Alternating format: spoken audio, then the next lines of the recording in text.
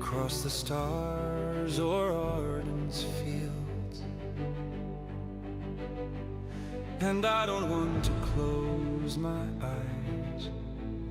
It might change how real this feels.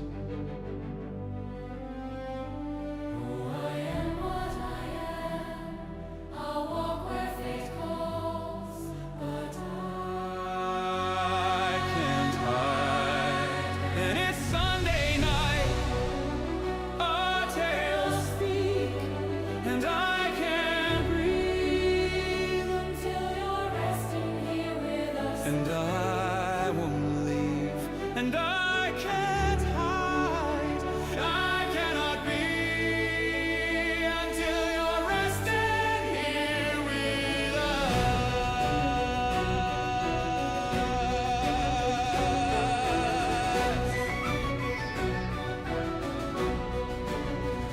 Don't wanna call my friends.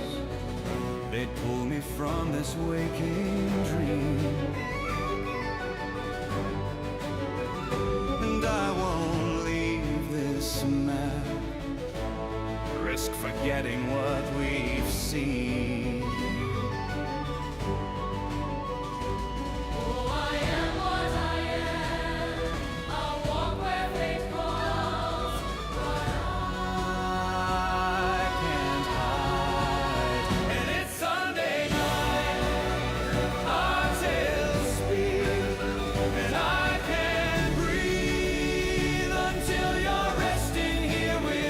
And I won't leave, and I can't hide.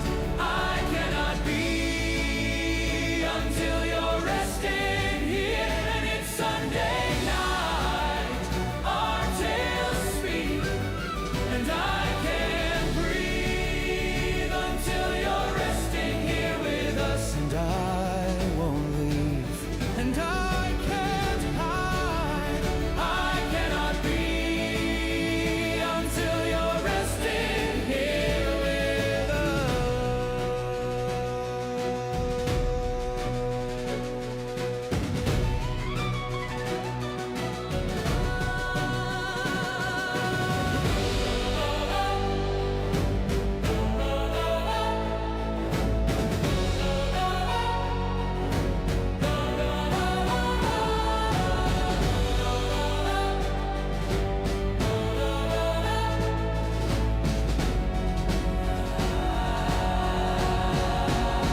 And when we meet, which I know we will, all that we were will be with us still. I'll let it pass and guard my tongue, and you will think that I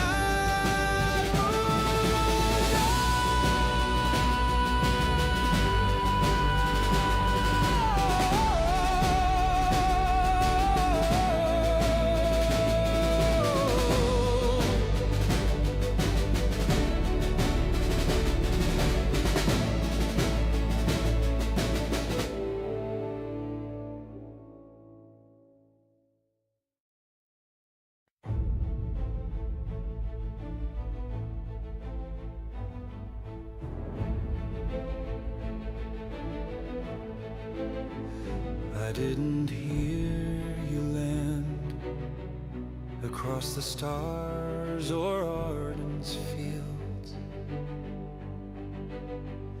And I don't want to close my eyes. It might change how real this feels.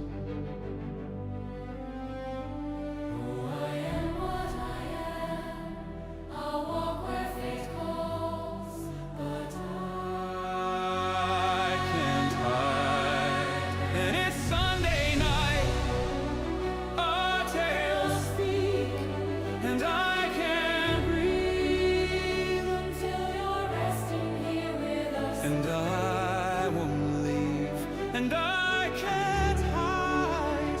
I cannot be until you're resting here with us.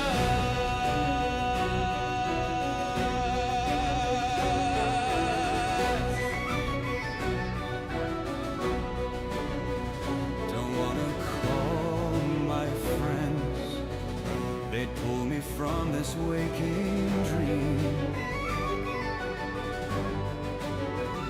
And I won't leave this map, risk forgetting what we've seen.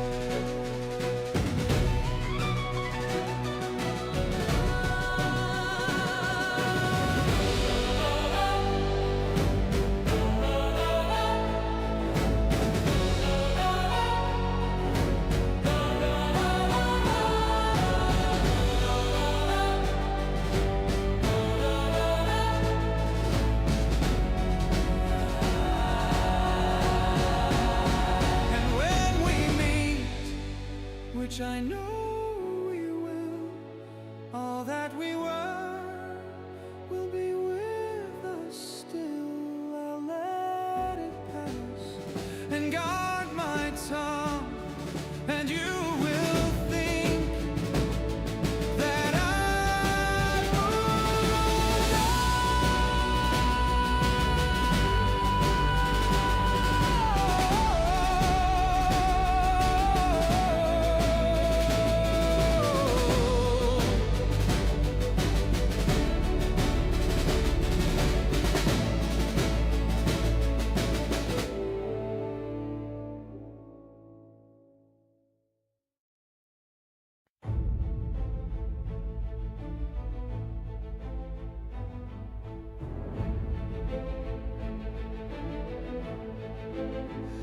I didn't hear you land across the stars or Arden's fields, and I don't want to close my eyes. It might change how real this feels.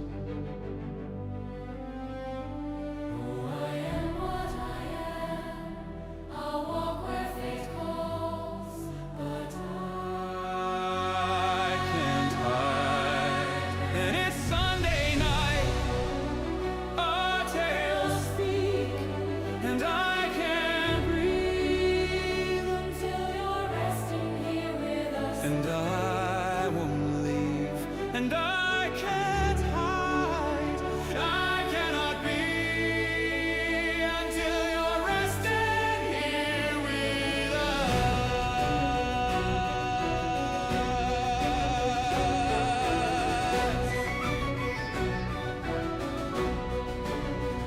Don't wanna call my friends, they'd pull me from this waking dream.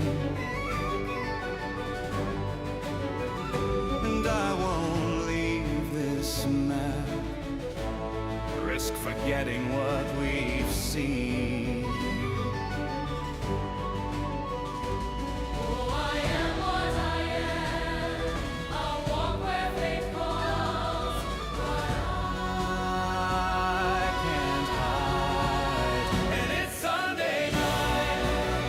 Our tales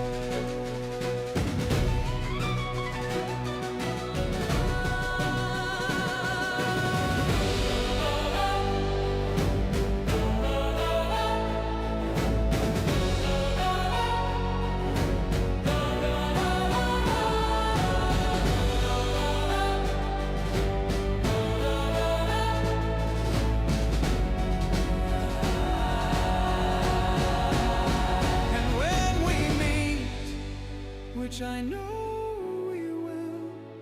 All that we were will be with us still. I'll let it pass and guard my tongue, and you will think that I moved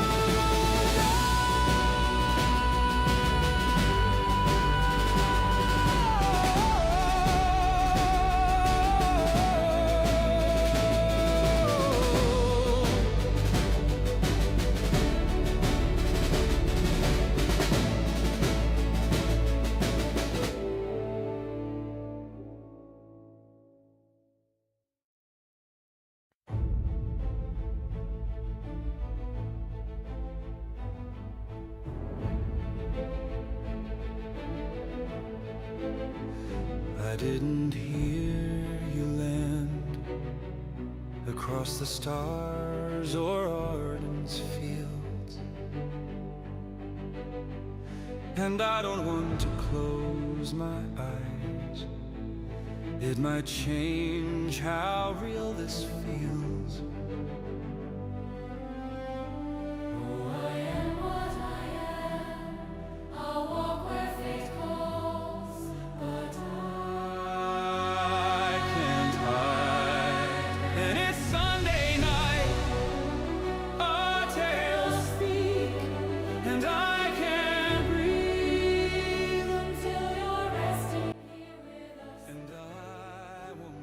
Here we go.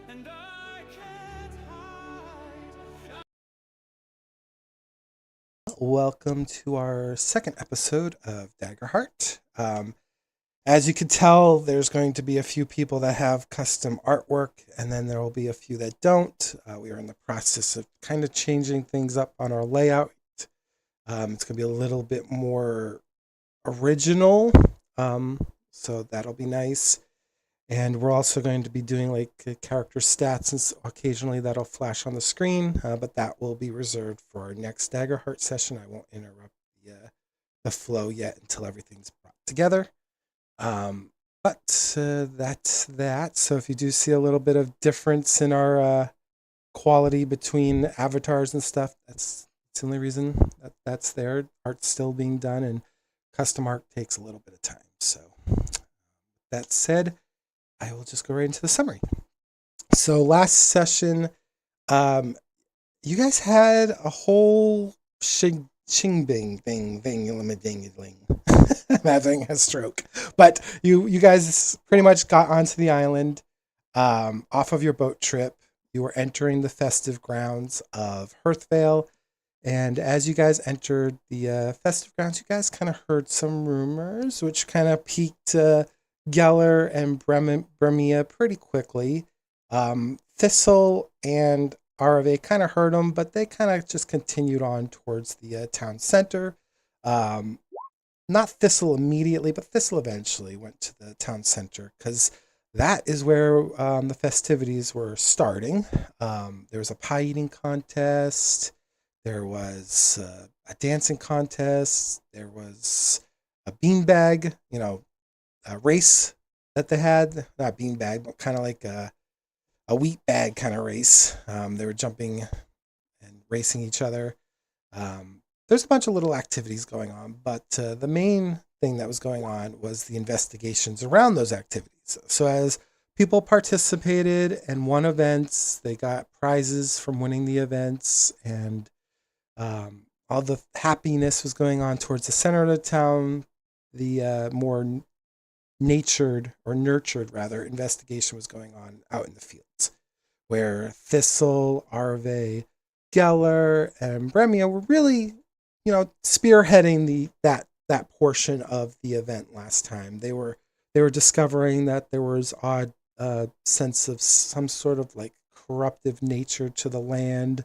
They were finding like soil that kind of turned into like almost a gelatinous type of like gray matter. They were finding that the animals were acting weird.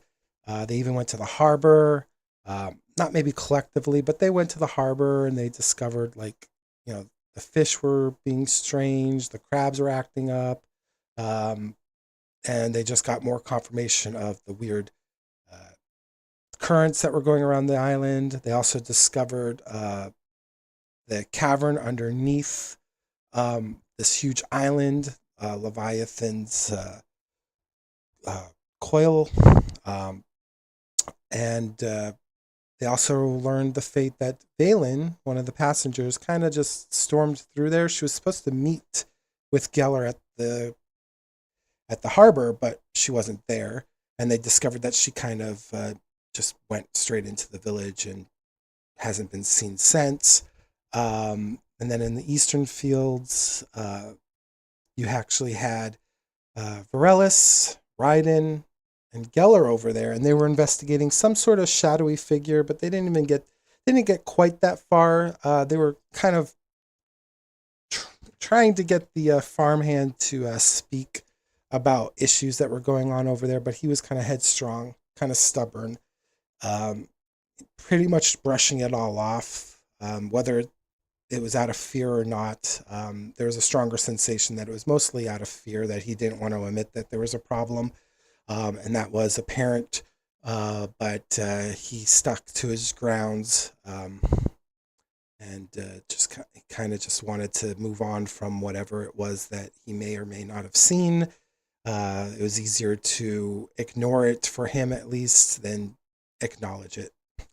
And then so those three started heading back towards the town center, and then the other three, Arave, Thistle, and Bremia, after dealing with that grouchy man at the harbor, they started heading back to the town center as well. They also realized during this session that they each got the same invitation to stay at the same tavern within the center of town. They don't know who it was that invited them. They just know that it was an unnamed compatriot, I suppose you could say, or someone who was a good Samaritan, and I'm putting those in air quotes, that decided to invite these six to this island to enjoy the festivities on them, basically, because they're getting free room and board. And that's actually where we'll pick up, is with you guys kind of converging together. You got Geller, Vaeryndel, and Raiden coming in from the east, so they're moving west towards the town center. And then you got the other three, Thistle, Arave, and Bremia, kind of moving from the southeast to the northwest into the town center. So they're kind of almost going to converge right at the point where the tavern that they're actually all been welcome to stay at is right at. Like, it's right there at that corner. Earlier in the day, Vaeryndel actually tried going into that tavern, but they weren't allowing anyone to go in due to the festivities. They just didn't have the stock, or maybe they were supplying the festivities. But most likely it's about open now, because the festivities around the town are starting to die down. So business is starting to go back to normal. And I'll let you guys decide who wants to take the spotlight here first, as you guys are all kind of converging in on this town square where people are kind of slowly dispersing. You have groups of people obviously talking to each other. And then other people are taking down, like, the dance poles, or the tents, or the breaking down the tables and chairs, and kind of like stacking them up onto carriages to get them out of the way.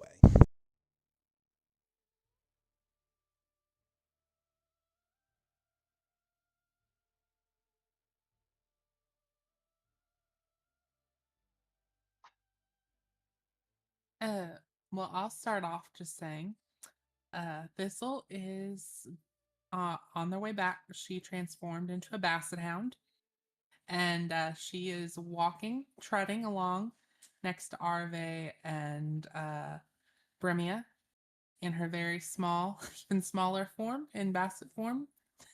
She's just going along.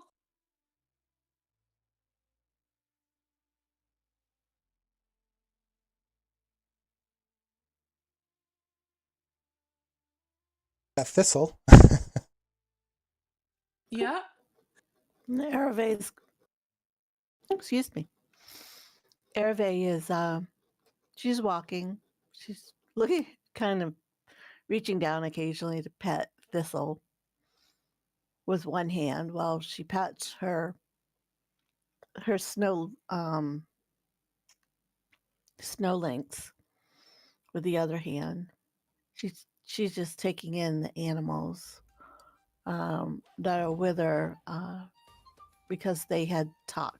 Hopefully, they had talked to some of the animals down by the beach.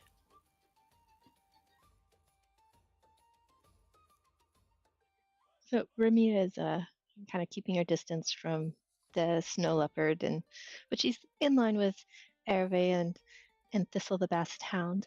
And she'll look over to Hervé and ask if Thistle and her had talked to any interesting animals down at the beach and if they learned anything. Would I roll perception or anything like that? Why would you like to roll perception? Well, not perception, but I think before the scene ended last, we indicated that Thistle and Arve would try to talk to some of the wildlife around the beach. Probably wasn't a lot of wildlife. Remember the harbor guy said that he hasn't seen the crabs in a while, making shores. There wasn't probably a lot of like visible sea life along the beach. You'd have to go underwater, but I think we discussed what would happen if you tried to talk underwater. Yeah, I don't think Thistle in her animal form can use her ability to speak to animals. so disappointedly, Hervé will shake her head to Bremia and say, unfortunately, we didn't come across anything that would give us much information.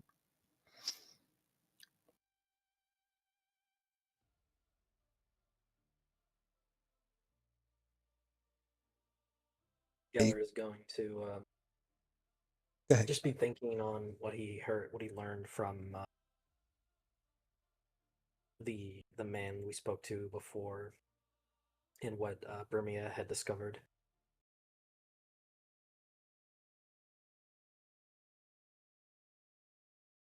And we're going currently to meet them in the square. Unintentionally, you guys were heading towards the square, then they decided that they were going to start heading towards the square as well after they attempted to try to speak with anything along the beach, but they didn't find anything, so they're kind of on their way. You guys are going to probably hear in like 2 seconds, kind of like, I guess, potentially almost run into each other. And they're basically packing up stuff from the festival already. Yeah, Still going on. yeah, you can see like maypoles being pulled down. You can see children still kind of playing and frolicking, but some of their parents are scolding them because they need to help, carry some boxes or some of the sacks full of food, or finish up any leftover pie because they can't store it, things like that. A lot of like, winding down, a lot of tearing things down or breaking it down rather, and then you see other people kind of scurrying and trying to manage like the crowd so they can get this settled before nightfall. Do I get the sense that the people who have some urgency about them are acting more like in fear, or just making sure everything gets packed up efficiently? Yeah, why don't you do a knowledge? You'll do our first roll for night. You'll do a knowledge roll for me. Just basic difficulty of 10. Not too hard.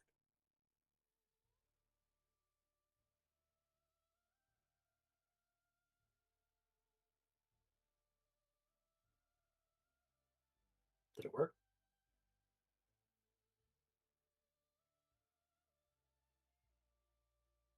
Oh, I didn't see it. Yeah. Then 9 with hope. Okay. Interesting. Yeah, did it pop up on your guys' No screen? roll. Nope. Yeah, I don't see it. With hope, you said? Okay. Yeah. Let me exit it and go back.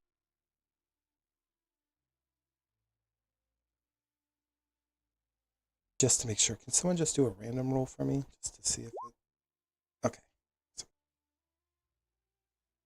9 there. Is that what you rolled off of the website, Geller? 9, yeah.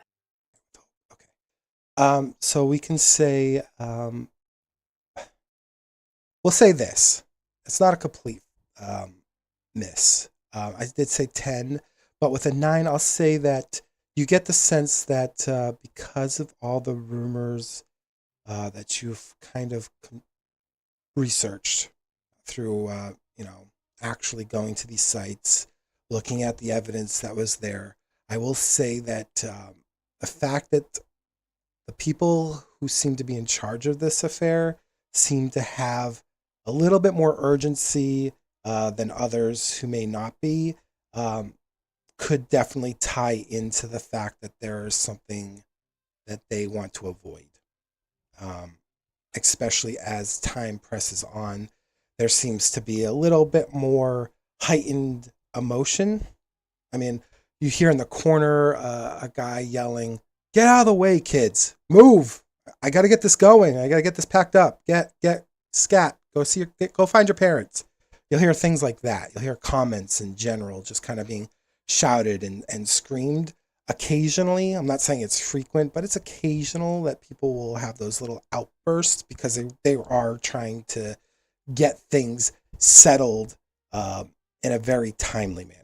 It's not something that, in other festive grounds, there might be some that try to hurry, but I mean, you've traveled a lot. You've seen probably your fair share of, fairs and festivities. And this is one of those times where it's like, okay, yeah, these people are definitely rushing, and that's not normal. Sure, people tear things down all the time at other festivals, and some are hurried, but not everybody. And it seems like these shopkeeps and stuff are almost in unison with their pace. Uniformed pace of we need to hurry and get this taken down. I don't know about you two, but I have a bad feeling about all of this. Russ is gonna go look for food and drink. Any Whatever food feelings or you drink? have, they will be there still. Looking for any food or drink? Like an actual dinner. Eaten or not eaten? Say again? Partially eaten or not eaten? No, full meal. My meal that Okay. no one else has put their fingers in. Okay. I would never want wash scraps. Gross. I had to ask, you're at a fairground. That's gonna be a very big mama bird feeding that baby bird. That's yeah. Well, Yeah, you Ryden- just right. Ryden will be moving along with his large friend, knowing to usually stay in his wake instead of staying in front of him if he's on the prowl for food and drink. Fair. Yeah, in the one of the corners, you see a guy, he's still tearing down things, but he had it's the same place you got the beer and the meat prior. He's got still a few sets of meat still there. He's probably got he's still got a keg set up and a couple mugs left, but most of his shop is already taken down, and he seems to be the only one that maybe has food openly available. Everyone else seems to have put their food away before tearing down their areas. that'll work. I'll go to him and ask him for a meat and a mead. And if he needs help, we can help him as well. Why are you hitting him with the great staff? I was testing a roll. You hit him? No, I'm joking. Oh yeah, he looks over to you while he's kind of throwing in some sheets and blankets and stuff that he had laid down on the ground level, where he would have stood for the day, and he's just kind of shoving them in there. They're just junky stuff. And he looks up from that work and he goes, "You could just have them. I was gonna just throw them away anyways because meat that's been out all day. It's probably not good to try to store that afterwards. So it's on the house. As far as helping, Excellent. I got this. You all should probably find a place to stay for the night if you haven't already. You don't want to be out here in nightfall. That was the next. Can you point me to the rooms or the inn? He stands up. He has a kind of frustrated face because it's not necessarily at you, but obviously in this moment, it definitely looks like it's at you. And he's like, "Yeah, it's right over there." And he kind of like points towards the southeast of his direction because he's kind of directly at the center of this plaza. And he's like, "It's right there. You can't miss it." Um, call. It's called the Embered Fox. You can't miss it. It's got a little fox symbol on the top. Uh, great, great owner. Um, good keep. They'll treat you well. Excellent. And Geller, Ryan, come over, eat. Make sure they get their fill, and I'll grab the rest. Not sure how you have such an appetite after eating all those pies. I shorted the pies. I could have eaten many, many more. There's one thing I've seen from this fella is he's never not hungry. Got to keep high protein in. He'll flex really hard. Ryden will just shake his head. We'll grab our stuff and head to the inn. Yeah, as you guys are kind of like doing this, Bremia and Arve and Thistle actually would probably see you guys too. I mean, no offense to you, Varellis, but I think you kind of stand out. Yes, and the more that I read about my race, the more I stand out. There's a slight aura.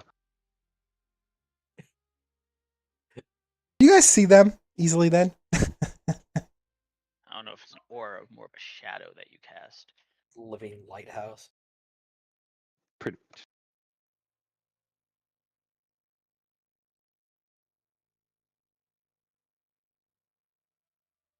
You guys, are the other three doing anything while they're kind of like getting ready to go towards the inn?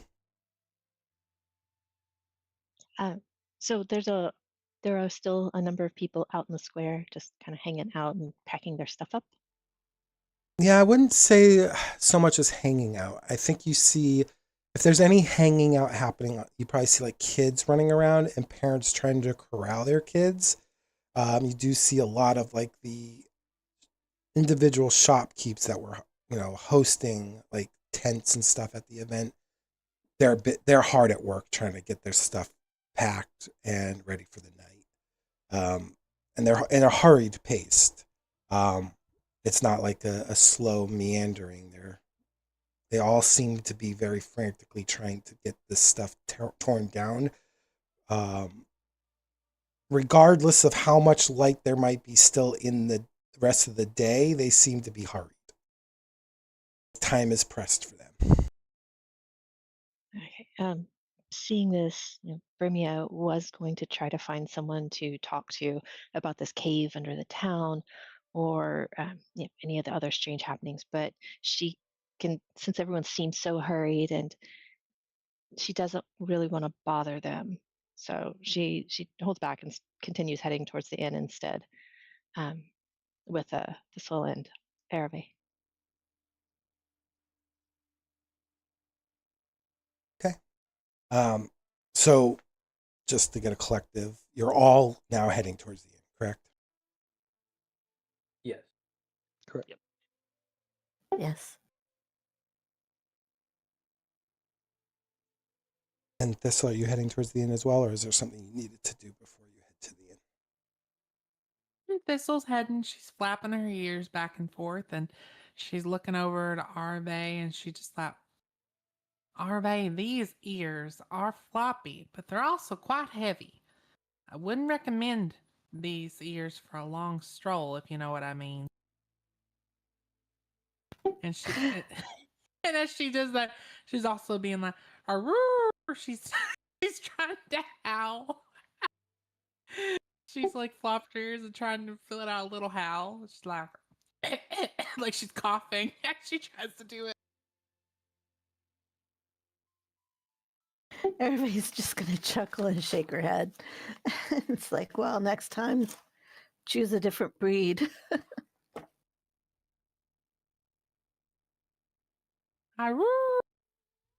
Varellus's group gets to the tavern first. Thistle and Bremy and Arve, you guys get, you follow probably not too long after they walk in, and it's actually fairly empty in here. Perhaps the festival was like mostly townsfolk. I mean, you do see like one or two individuals. They were probably the individuals that you met off the boat. For example, you see the captain. You see Captain Yorin. You see his first mate. They're kind of in a corner of this establishment. They're kind of just enjoying a small, simple meal. You also see that merchant that you saw on the ship. He's kind of off in the corner, just reading a book. His feet are kind of propped up on a chair. He's in the opposite corner. And then you see, that young girl that kind of went over to the railings to look at the dolphins. She's kind of just looking around. She's about to head upstairs, though, to her room. It's very apparent that she just wants to go to bed. And then the only person that you don't see here is Valen. And that was the individual that spoke in great depth to Geller and a little bit to Bremia, but she's not present. But the rest of the people on the boat seem to be making home here. There's not anyone else beyond that. It seems like whoever came on the boat is here. And the rest of the town must have made up the rest of the population of the festivities, which makes sense. At the tavern, at the bar, the counter where you would go to sign in, there's a young gentleman, kind of got like a dust-colored hair, and he looks over to your collective group, and he goes, "Oh, hello there. Welcome to the Embered Fox. How can I help you all today? Are you here for a room board?"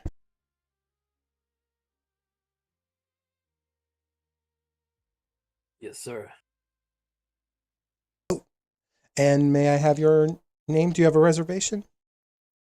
I probably should have asked that first. Do you have a reservation? We How would- probably do. How would you reserve a room in this situation? Well, there are people Carrier pigeon. who have been given. Well, he shows you. It's like he shows you like a piece of parchment. There's been a finest gentleman or lady, I'm not sure who, but they gave us a great deal of coin to make sure that we reserve rooms for a specific group of clientele. And that's why I'm asking if you happen to have a reservation, because maybe you were one of the lucky few. Arve pulls out of her pocket. She pulls the invitation. Okay, he takes a moment and he reaches under the counter, and he pulls out these little bifocals, and he takes the paper and he looks at it really close and then pulls it really far. He's like, "Yep, that looks legit. And I'm guessing your name obviously must be Arve." Yes, sir. And then he takes bifocals off and he looks at you for a moment, and his face has that like confused look on his face, like, what am I looking at? He's like, "I don't mean to be rude, but is a bed gonna work for you?" A bed will be fine. I will figure out the rest of it. Thank you very much, though. Okay, because I mean, I do have a back plot that you could probably root yourself in. I don't know how that works for your people, but Oh, no, don't worry. I'll be fine with a bed. And Thistle's gonna be. oh, get that dog out of here! There's no dogs in this establishment. And Thistle's like, "I'm no dog, sir. My name is Thistle Bramblefoot." Geller's gonna audibly chuckle. Looks over the counter at the dogs, like, "I don't care if you're a talking dog or a walking cat that juggles balloons. I don't care. I get out of here. You're no dogs allowed. Oh my God. Thistle's gonna kind of growl lowly and then transform back. So she's gonna like brush herself off and she's gonna wrinkle her nose at the guy and said, I'm Thistle Bramblefoot. Thank you very much. He He looks is an at ankle biter, though. you, Geller, and he looks back at this. He's like, oh, I got that sense when she happened to take the form of a dog. Weird bunch. Okay, well, here's your room. He gives you a key, Arve. He's like, go upstairs. You're going to be at the end of the hallway there. This'll, I mean, not this'll, Ereve pats her thigh for her cat to follow since he didn't say anything. Oh, about he that. stops you the She moment he moves. sees the cat. It's like, no animals. Do you have some place where I can let her sleep for the night then? Yeah, out back in the pen. Ereve looks sad at her cat. And then she says, okay, well, I'll be right back in. All right, well, you got the key. When you're ready, go on upstairs. Who's next? And Thistle steps up and she pulls out her little invitation. Okay, he takes your paper. He looks really close. He's like, yeah, you definitely are a thistle. I do have one rule. He gives you the paper back and he gives you a key. You're going to be on the room next to your friend there, but my one rule is please stay in your current form. We do not want to clean up after any animals that may or may not want to use our rooms as a bathroom. Thistle puts her hands on her hips and she says, well, sir, I don't know why you think I'm so undignified. I mean, you did walk into my establishment like a dog, and I mean that in a not an offensive way. And I didn't pee on your floors once. And then she just wrinkles her nose and she actually turns back to go follow Arve. Okay. Next. Yeller steps up. I'm assuming you have paper. I do. You go. Takes it. Looks really close. He's like, well, Geller, it's a pleasure to meet you. You seem to be a normal individual. He gives you a key. Your room is closest to the stairs, but don't be too skeptical. It's actually very quiet there. It's actually pushed up a little bit away from the door, so you kind of have a private like walkway. So that'll be nice. Please enjoy the room. How do you feel about magical familiars? I mean, I guess they're fine. They don't need to do anything that we need to clean up after them, right? They do not. And that's fine. See, as font of rain, my little fish water familiar comes out from under my coat and flies around a little bit. That's a neat trick. Thank you for your help. Anytime. See, walks. Oh, and Mr. Geller, would you like room service in the morning? I wouldn't mind. Yes. All right. We'll send up Helda first thing. Understood. Next. When Arve pulled out her invitation, Brimia got this look of panic, and she started like patting all her pockets and clearly concerned that she'd lost her invitation. By the time Geller hands his over, she's found it. It's crumpled, and she has to smooth it out and everything. But she does, like in her hands, and then she walks up and hands it to the gentleman. Okay, so let me see. Takes it, looks really close, like, Brebmia. Hmm. How do you say your last name? He's like looking really close to the paper. Applebrook?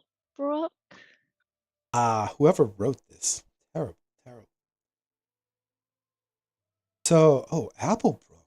Well, I heard a charming individual, one of our local, I guess, theater goers, was hawking and dreaming over a Princess Applebrook.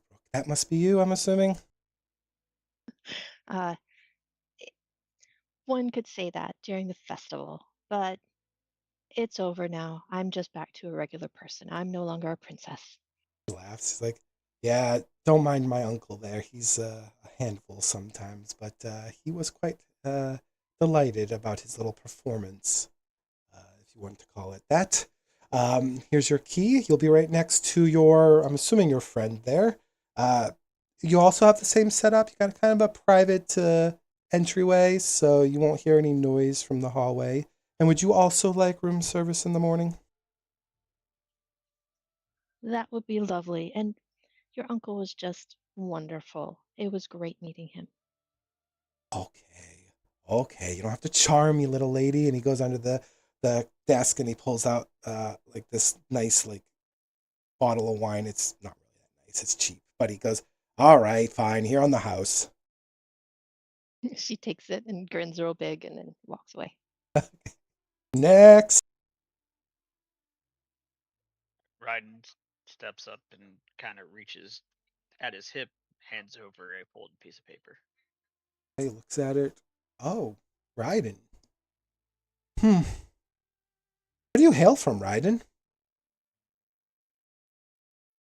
Is that of consequence? Yes, a little bit. Why is that? Just color me curious. A land not far from here. Oh, mysterious type, I see. Very well. He looks at you in your armor for a moment, then he says, okay, well, here you go, Ryden, person from a land not too far from here. Here's your key. You will be right next to the young lady that I just gave the wine to. Would you also like room service? No, no, thank you. And I do apologize if you hear pots and pans. Unfortunately, that room has a thinner wall. If it bothers you too much, let us know during the middle of the night. We'll send up something for you to clog your ears with. That'll be great. Excellent. Well, enjoy your evening, Ryden, and have a splendid time here at the Embered Fox. Nods curtly and then walks off. Next. This menagerie needs to be much smaller and quicker. He'll walk up and slap the piece of paper down. Yeah, that's me. He picks up the paper and looks closely, and he's like, Vaeryndel. And he looks up at you. You're a big one. Give me a second. He rummages through, and he's like, well, this should work. Here you go, Mr. Vaeryndel. Don't quite have a room big enough for you. However, this, and he gives you the key, is a key to our attic. The attic should suffice. It does have a bed and place to sleep, but it's probably the biggest room I can give you. That's fine. I need the cardio anyway. He's kind of Just hold intimidated the by your stand out. stance. You need the cardio. He's looking at your physique and everything's like, jeez. Well, I think if you need the cardio, we all need the cardio, good sir. Indeed. And just holds out his hand. He gives you the key. Burles takes all of his stuff upstairs, takes it off, and returns with like a little nightshirt, essentially. Very little clothing. Oh, you're going downstairs again? Absolutely. I need second dinner. That's funny. So while you guys all have your keys, I know what Vaeryndel is doing. What are the rest of you guys doing to settle in for, I guess, the evening? Harvey's had to go out back to take her cat out back and get it food, get it settled before she could return to go back in. And she'd go up to her room and try to figure out how she was going to lay on the bed. She ends up laying on the bed, kind of crooked after she takes her armor off. Thistle would kind of help join her outside when she put her pet in the pen, and then after she went up to her room, Thistle would go in her room.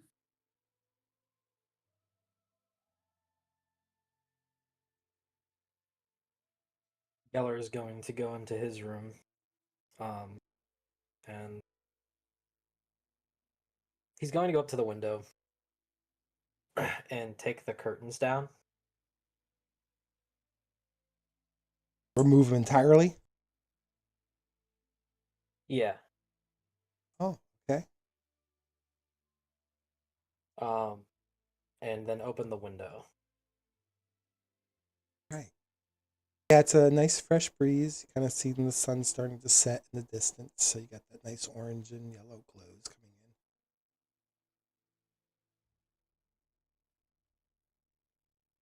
in. And then he's going to take. Is there like a chair in the room, like a wooden chair? Oh yeah, there's a little desk and everything. Okay. So he takes the wooden chair and drags it over to about, 5 feet away from the window, and then take a seat. Okay, that's great. Brimia stuffed the key in one of her pockets and kind of lift the bottle of wine and look around and make her way over to where the captain and first mate are sitting and eating and offer them some wine and ask if she can join them. Oh, of course. Join us, Brimia. I believe that's what's your name, right? We're on our ship. That's correct. I'm surprised you remembered me. Thank you. And she'll call for some 3 glasses from the tavern person.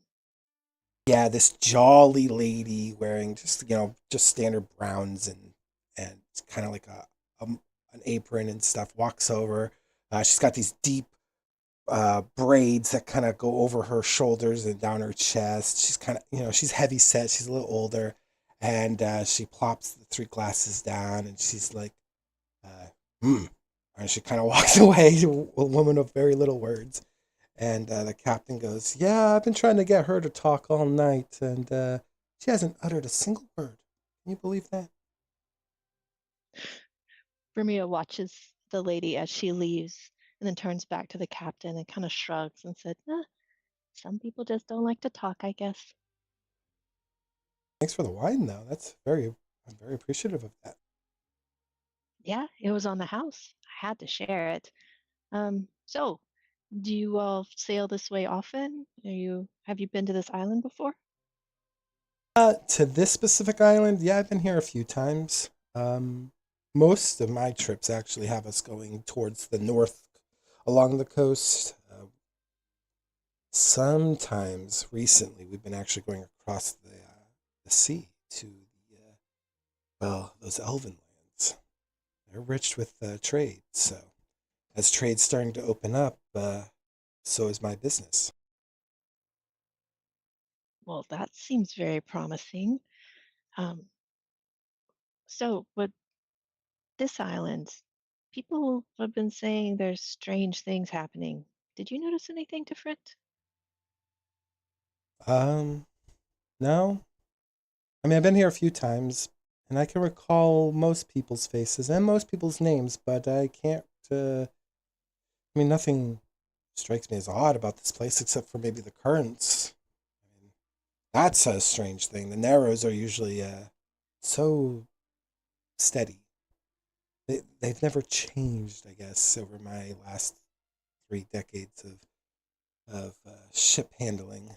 But I mean, I guess that's the only thing that I would strike as odd. Yeah, that is so odd. You know, I didn't think currents were supposed to do that. Nope, they're not. I mean, I guess unless you're in a bathtub and I don't know, making some tooting noises underwater. The Narrows is a pretty big bathtub, though. I wouldn't want to run into the person whose bathtub that is. Right? Some like godforsaken deity or something would have to be bathing in that. Yeah, let's hope not. But I mean, Your friend there, why? the Huh? Varellis, might be a big enough bathtub for him. Yeah, yeah, but even him, I don't know if he could make the currents change. No, but it would make a great tale. Indeed.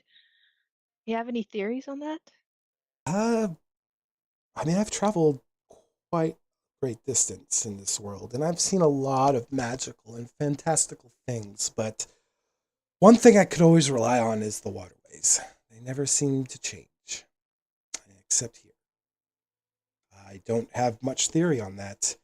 I mean, magic might be afoot. I mean, that's something that's crossed my mind. Magic can do a lot of things that I cannot comprehend. I'm a very simple man. I follow the winds and I read the weather, and that's it.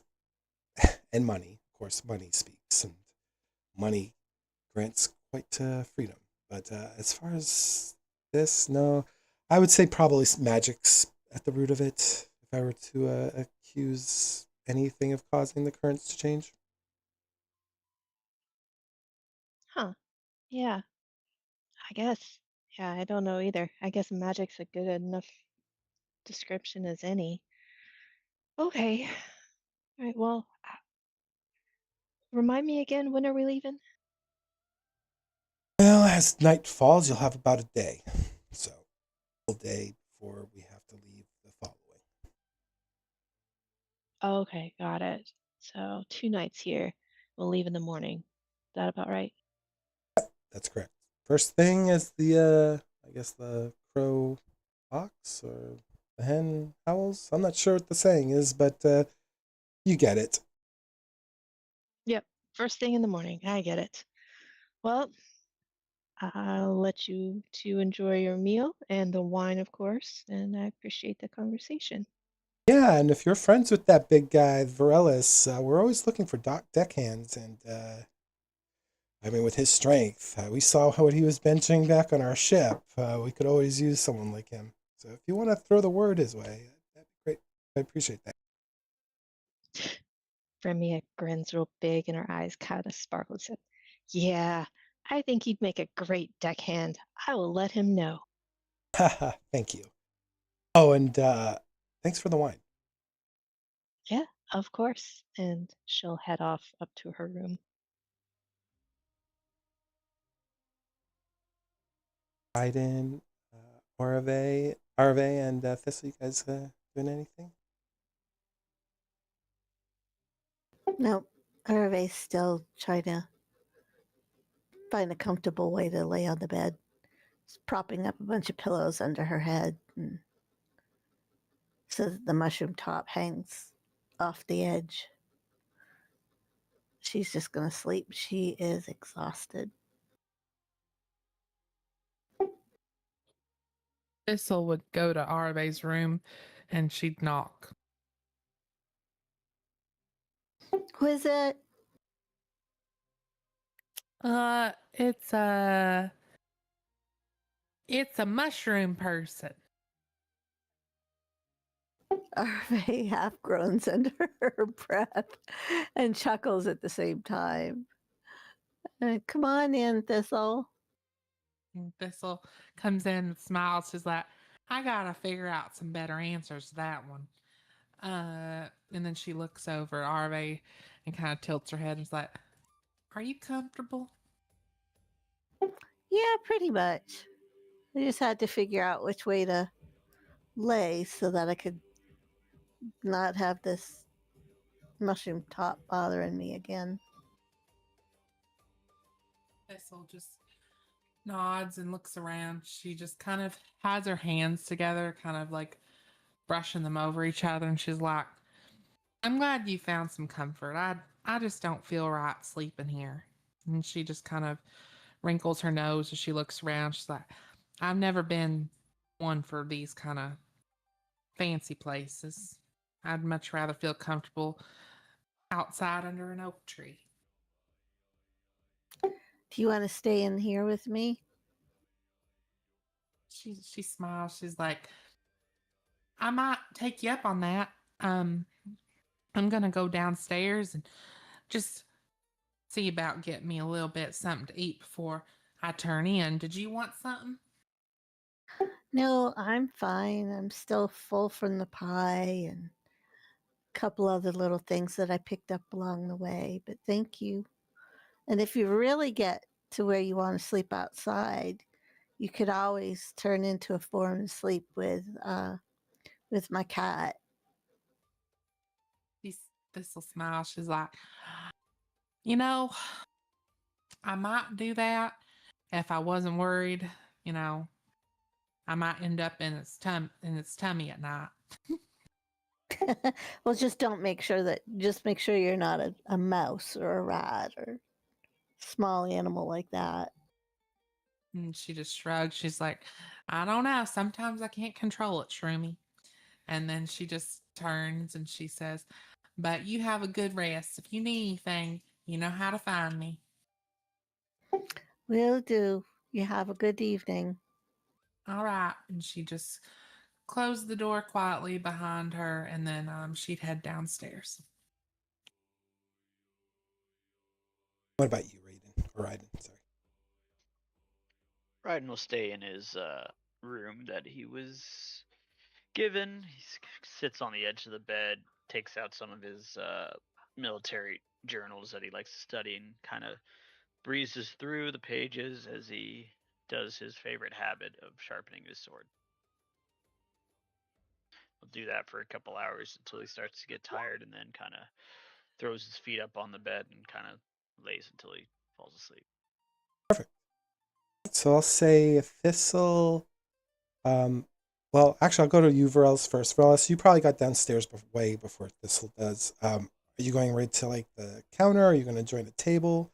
What's your goal? I'll sit at a table because it probably has more leg room. Okay. And this large lady comes over to you. She goes, kind of indicating like, what do you want? Mead and food. She walks away. Comes back and she brings a large pint of mead. It's like a honeyed mead.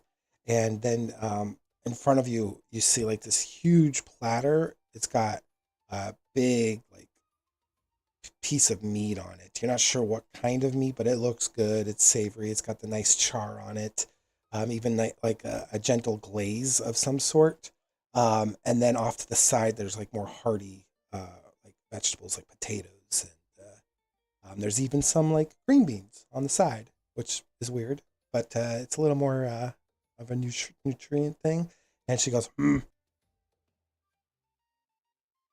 just grunt back and start eating. Yeah. No, she didn't ask for any money. So the barkeep looks over to you and just gives you a nod and goes back to his work. And joining you actually would be the deckhand. He walks over to you and goes, oh, do you mind if I sit for a second? Have that. He pulls out the chair. He sits down. He's obviously on the younger side. He's like, hey, my captain asked one of your friends to ask you this, but hey, I figure, I'll get into good graces with my boss. Would you like to work for us? Sadly, I would not. I don't see myself as a lasher. Oh, really? We could use someone with your strength, and with our second ship already in operations going over the deeper seas, I mean, we have a lot more positions. Let me just stop you there. You can't put this on a boat. He looks at you. He's like, maybe on our other boat, But our other boat's No, big. no, I don't think you understand. I go through towns and see people. You can't put a museum piece on a boat. Just saying it. Oh, he looks at you like, you know that expression when someone's like too much into themselves. It's that kind of a expression. He's looking at you like, oh, okay. Well, change your mind and think Thanks for the offer. place I with us appreciate it. lesser people. You're welcome to join this. Not lesser, just remote. Right. Well, have a good meal. Just continue eating. Yeah, he meanders off. It's this time Thistle actually sees you at the table as she kind of gets down the stairs. Thistle goes over to where Varellis is and takes a big plop next to him and just gives him a smile and a wink and then waves over to the bar and says, I'll have what he's having. Okay, so the barkeep looks at Helda and Helda goes, walks over with a big plate and she plops it down in front of you. This plate, mind you, to Varellis' size, it looks normal. But in front of you, Thistle, it looks like a super meal. Like a super meal from big, like McDonald's, but in medieval times. It's like massive in size compared to you. And Her eyes just get big and sparkle as it's in front of her. the mug's like the size of your head. Huge, like this. And she goes, Thistle's just like there, and she just like eyes wide and like, well, this is gonna make a mighty fine dinner if I say so myself. And then she looks over to Varellis. How's it tasting, my friend? It'll do. It'll do. Wow. Yeah, let me just have a bite here. And she just reach into the plate and pull something out. like I said, there's meat that's got a nice little glaze on it. There's potatoes and green beans. Okay, so she'd get a piece of the meat, start gnawing on that, and she'd be like, her mouth is getting kind of full, and she's like, this is, more than a little good, they don't got this around just everywhere, and she's eating. Food is for nutrient, not for enjoying. There you say, sir. This is real good. And she finishes gnawing on the meat, and then she looks to the mead, and she says, well, this might take me out. And then she takes both her hands and tries to lift the mug to take a drink. Since Helda didn't move away, she lifts it for you and puts it to your mouth and goes, And so as she lifts, she's like, oh, thank you, ma'am. And then she looks like, gulp, gulp, gulp, gulp. Oh, there's a lot of liquid in there. Do you want to drink it all? Nope. She's gonna take a fair swig of it, and then she's gonna like tap with her hand to be like, okay. All right. That was good. That's good. I gotta take a breather now. Catch my stomach before it comes up through my throat, And she walks away.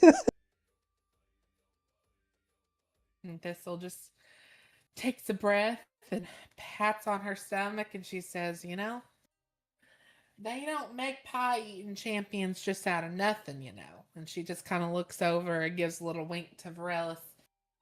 I might, just be very impressive in this mighty fine establishment. He just grunts over bite.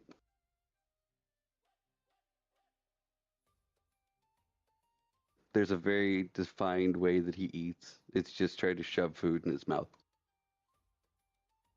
Does he chew with his mouth closed or open? Closed, but near open. Okay. It's literally shoving food down so that we can move to the next thing. He is a machine. He's a muscle machine. Thistle watches him as he eats, and she's like, if only you had that same technique when you were eating that pie. Maybe you wouldn't have come in second to last. And then she keeps eating.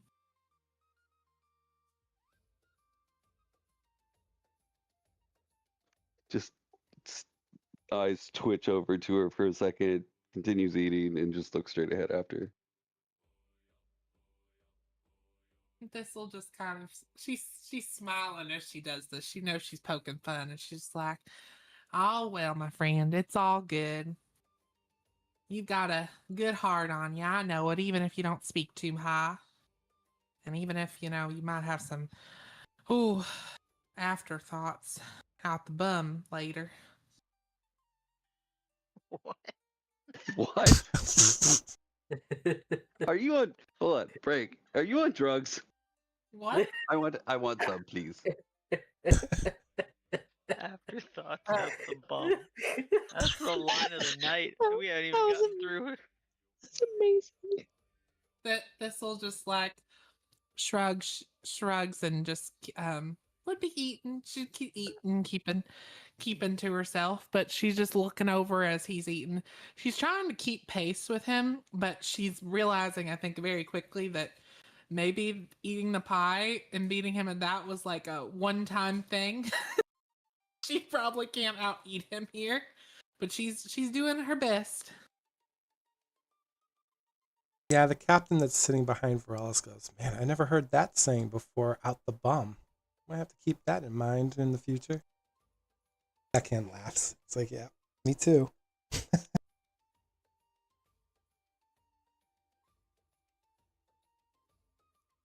So, anyone else doing anything while they're like finishing their meals? Brimia upstairs in her room. She's gone over to the window and kind of looked outside to see, kind of where the sun is, if it's set yet, what the people are doing, if everyone's still out or if people are around at all.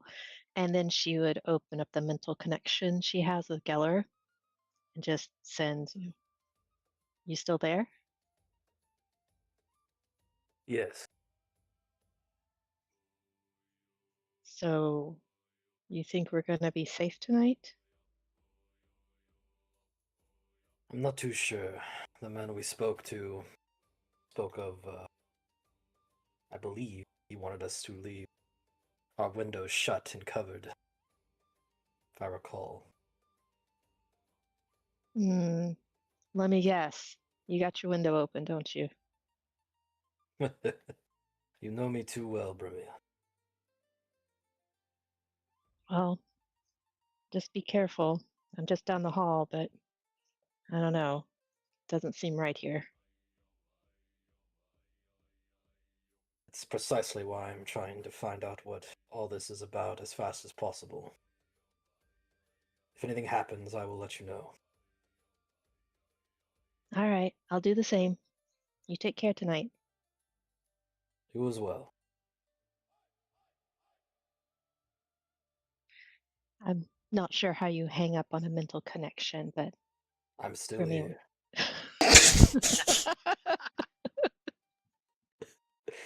I can break the connection, but it would require me to cast the spell once more if we were to warn each other. No, leave it open. We might need it. Anyway, I'm going to try to get some sleep. Have a That's not wonderful creepy night. at all. Just an open mental line to each other. I try not to think about it too much.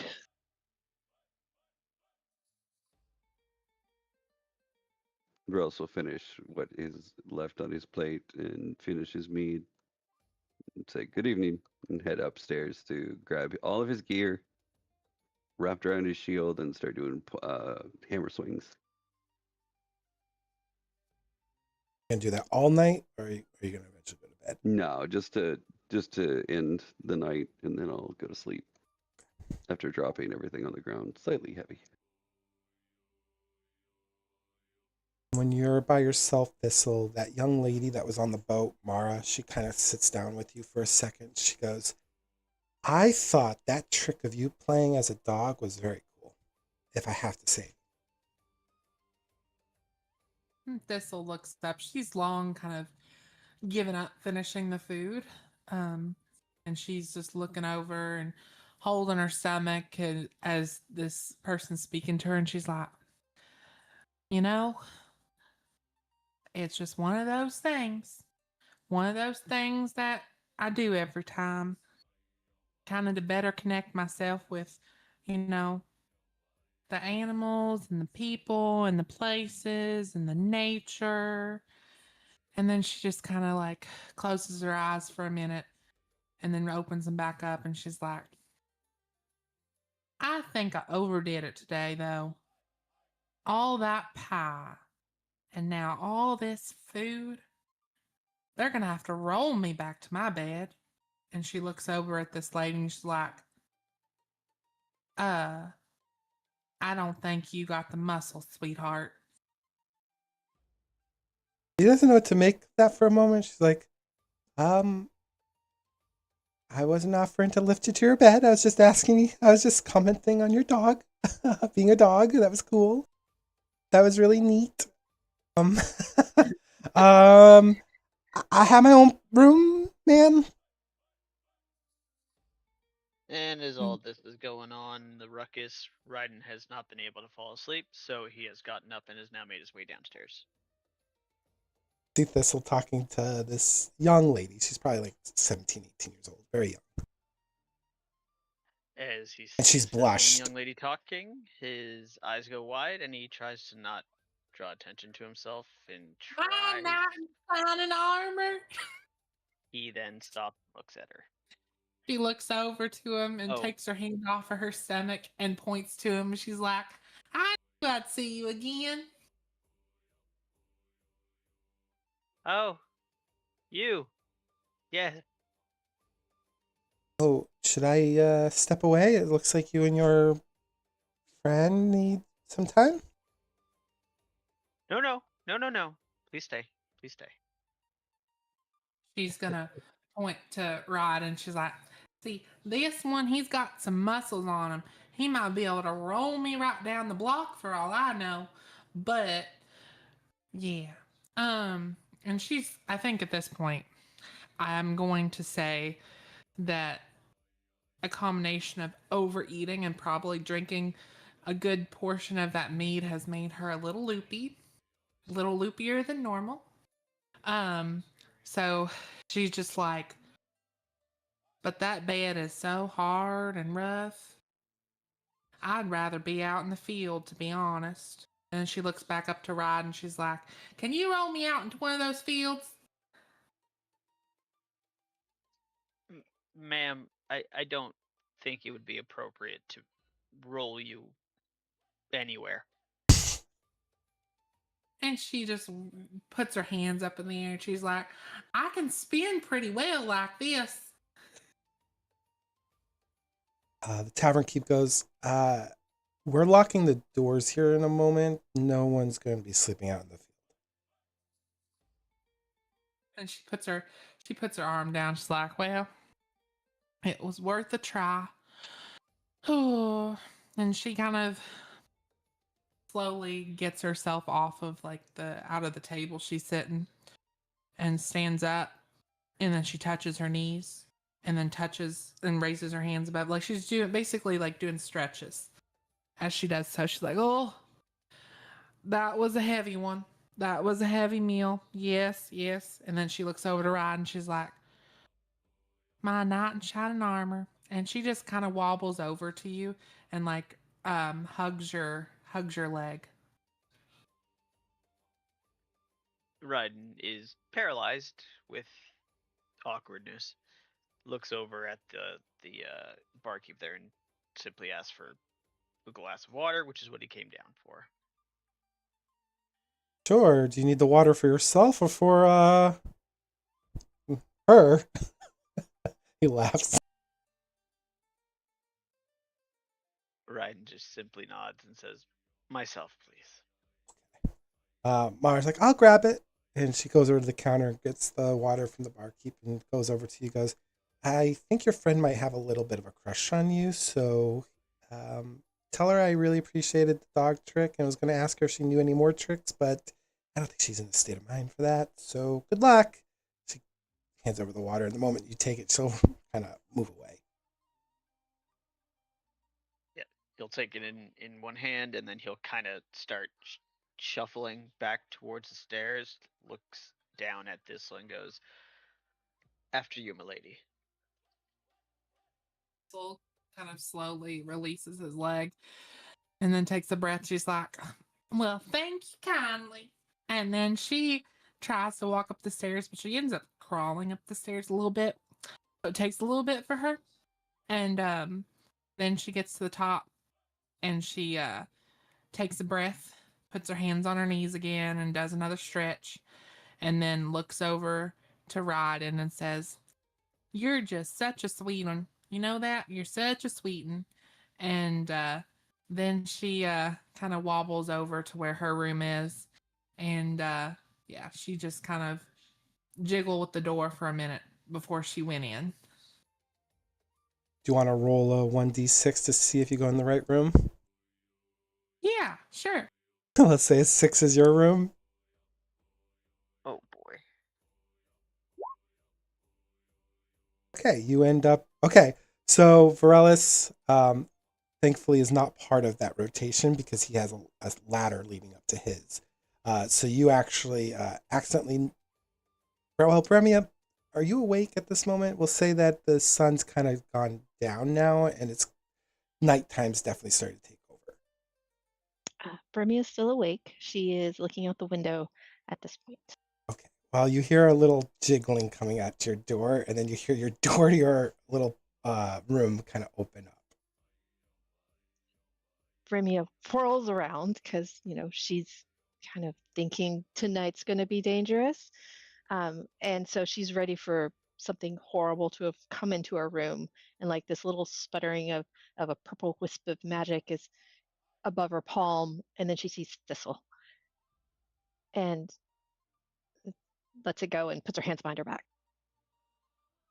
Thistle goes into the room and wipes her eyes and looks around for a minute. And then she sees Brimmy and she's like, huh? I could swear we didn't have roommates. Could I be wrong? I'm so sorry, Bramia, if we're roommates. I really didn't pull you a good spread. Brimia walks over to Thistle and kind of takes her arm because she seems unsteady and said, no, I think you just got the wrong room. Let's go find your room, okay? Thistle just nods and she's like, thank you kindly. Yeah, I must be turned around. It must have been all that food and then oh, yeah, that. Oh, yeah, let's go find my room.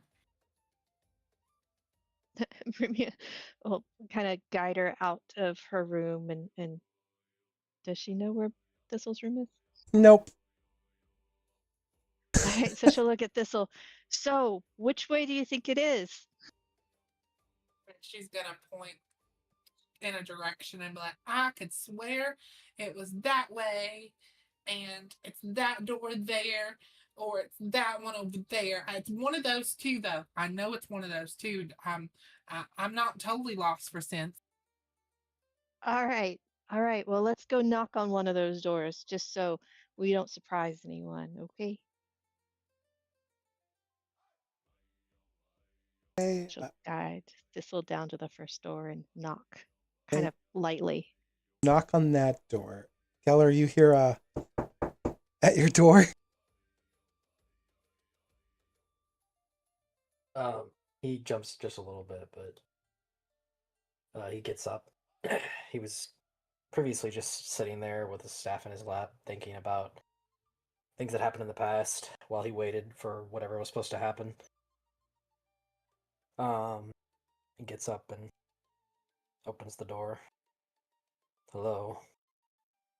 And then Thistle grabs her stomach. She's like, oh no, yeah, we gotta go. I'm gonna vomit if I stay here. I shut the door. Correct action. Brimia just sends Geller a message. sorry about that. Moves on to the next door and knocks on that door. Arve, you hear this? She stirs a little bit and sits up. Says, Thistle, is that you again? And Thistle's gonna say, sorry, Shroomy. Just got turned around. Go back to bed. And then she holds her stomach. She's like, oh, I gotta really get to my room or to a hole in the ground soon. Romeo, look at this. Your room's next to Arave's, right? And she nods. She's like, yeah, it's gotta be next to him. All right. Romeo will lead her to the next room, knock quickly. The door actually just opens. It's like it wasn't fully shut, or maybe the hinge is broken. Either or, when you knock on it, it opens a little bit. No response. Romeo looks around, sees if anyone's in the room. And Thistle opens her eyes wide again and she just nods. She says, thank you, Miss Brimia. That was kind of you and all. Hope you sleep well. And then she just like goes to the bed and just like passes out. Romeo will look around her room to see if there's some sort of pot or something she can put next to the bed near Thistle. There's like a chamber pot in there for sure. Okay, and I'm assuming it's empty at the moment. Put that over near her. Yes, yes. Okay, and after she does that, she'll look around again and then leave Thistle's room, close the door, try to make sure it latches, and then go back to her room. Perfect. Right. So we'll say most of you go to sleep except for Geller. Yep. Anyone else staying up past the normal sleeping hours? Nope. Ryden heads back up. And heads back to bed. All right. Geller, as the night kind of wanes on and the rest of the party is kind of, getting their normal sleep pattern in, the first thing that you notice with the nighttime is the stillness. But that's normal. Nighttime usually brings a quietness to the air, and because you're in such a rural place, that shouldn't be a surprise. What is a surprise for you is the chill, the sudden drop of temperature. It was about maybe low 60s Fahrenheit during most of the festival, and now it's like 31 degrees Fahrenheit. It's cold, like your breath is starting to like form in front of your mouth. Also start to see coming from, because your room faces towards the like the back end of the so if you look at it, the entrance to the tavern was towards the center of the town. Your room is on the second floor, and so your window is facing the back side of the tavern, so it's facing towards like the ocean. And when you're looking out towards the ocean, you can see coming not from the ocean, which is strange, but it coming from almost behind, or at least the front of the tavern, is like this heavy like fog, and it kind of rolls over your view from the top of your window and down, and it's like this thick fog that you would normally see coming off of like a coastline and stuff, but on the other side of this island there's those sheer like almost mountainous like cliffs that kind of like jag up, acting like almost a natural shield to this island. But the fact that this is reaching over that doesn't seem natural in its state. Typically it would go around it and not, it wouldn't make this far in from that direction. And it's a heavy fog. You could probably see maybe like 6 feet beyond the window at the moment, but there's still silence. Geller, his chair slides slightly across the wood. He stands up, preparing to cast a spell if necessary. As you're kind of prepping yourself there, you notice, because your window's open now, you notice the glass is starting to like, it's like almost like that Harry Potter scene with the train. Like the glass is starting to like freeze over with a thin layer of ice. Um, it's rapid too. It's not like this like general slow procedure. It seems like the moment the fog like hits the glass, it just a sheen of ice kind of like just grows from the corner of one of the window glass panes to the next. And it's kind of like a wooden T frame in it that supports four individual frames. It's kind of like those kind of windows. And you just see this ice just sheen right over.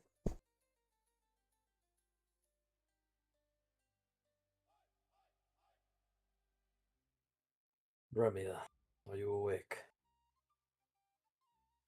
Vermia she wasn't, but this wakes her up, and so she mumbles back, What? Who? Is there frost pouring into your window currently?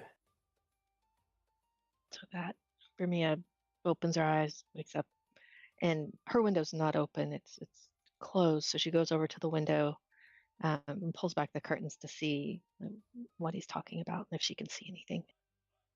When you look out the window, well, you can't look out the window. There's heavy fog, and you do notice that there seems to be a layer of like frost on the outside of the window, and a little bit because it's not like a tightly sealed window.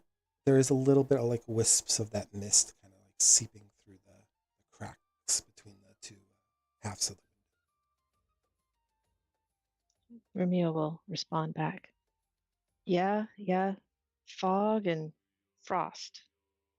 It got really cold, I guess.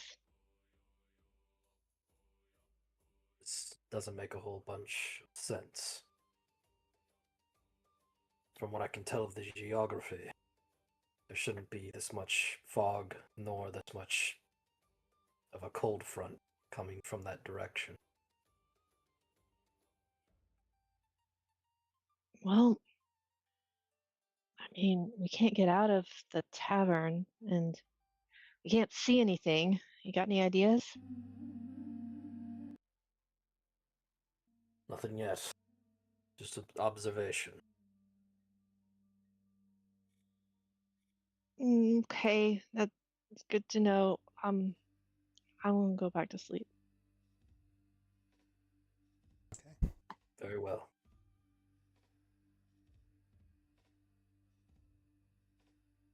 Does anything else occur? Does the frost start to grow into the room? Oh, well, how long are you gonna stay up? Are you staying up for an hour longer? 2 hours? All night? I'll probably wait an hour to see if anything else happens. I'll say within an hour, the frost does extend maybe a little bit into the room, past the hinges where the window, swings from. It does creep in, but well, you probably have like a candle, I'm assuming, burning. Or no?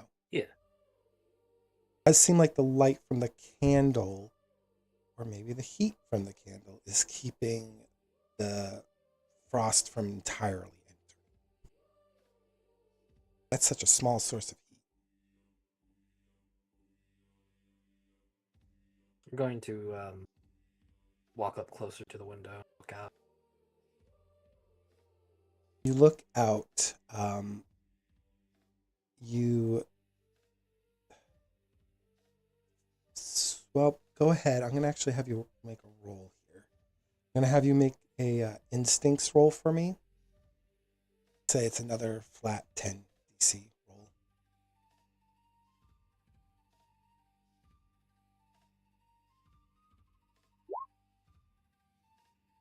Six with hope. Okay.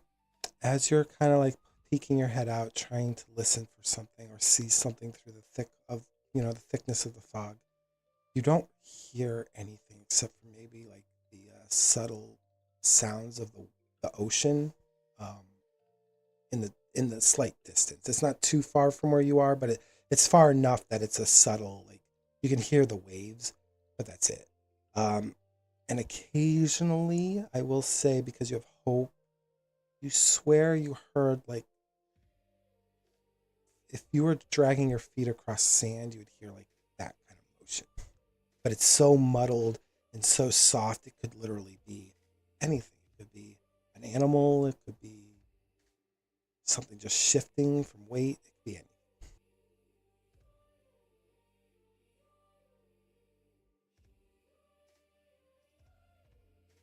Guess I'll take the window and close it.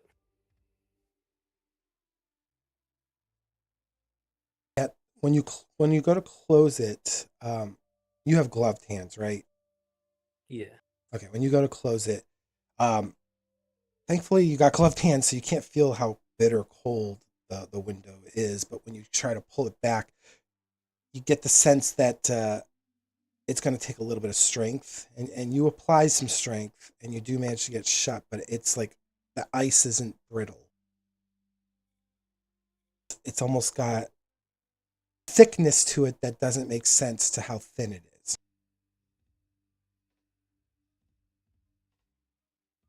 You do manage to work the window shut. We'll say it probably takes you about 5 minutes of like making sure you don't break the windows to get them closed.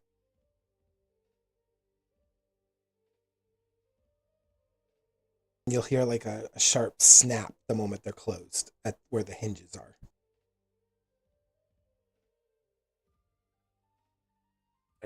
I take the table with the candle on it and put it next to the window. Try to keep it warm closer to it. Far enough from the curtains, though, I'm assuming, because that would be bad. Took them down. Oh, that's right, you did. You did. Awesome. Probably around, we'll say, like 1 o'clock in the morning right now for you. Going to exit my room. Ooh, okay. The room. Thankfully, the interior of the tavern / inn is warm. There's actually a nice glow coming from the lower floor, presumably by a fireplace. I'm gonna go down to see if there's anybody down on the first floor this late. There isn't, but go ahead, kind of walking downstairs. Roll another instinct roll for me. Another 10 DC. General perception. Perfect. Ooh, with fear. Crit. A crit. So actually, it's not with fear. So you actually, if you had any strain or anything, you can remove that, but I don't think you did. And you do get a hope as well from that. So. Okay. When you look downstairs, you don't see anybody down there. The tavern owner's not there. The waitress Helga is not there. No one's there. Just empty tables, but a fireplace that's well kept. There's some logs there. The fire's getting a little lower, but honestly, that doesn't catch your eye. What catches your eye is the windows. When you look out those windows on this level of the floor, you notice that the fog isn't as heavy on this side of the tavern. In fact, you swear, because with a critical, you're getting a little bit better perception in this moment. Maybe it's because of your keen focus on the upstairs, or maybe because your adrenaline is making everything heightened. But when you look out that window, you swear to the heavens that you see some sort of silhouette standing at the center of the town.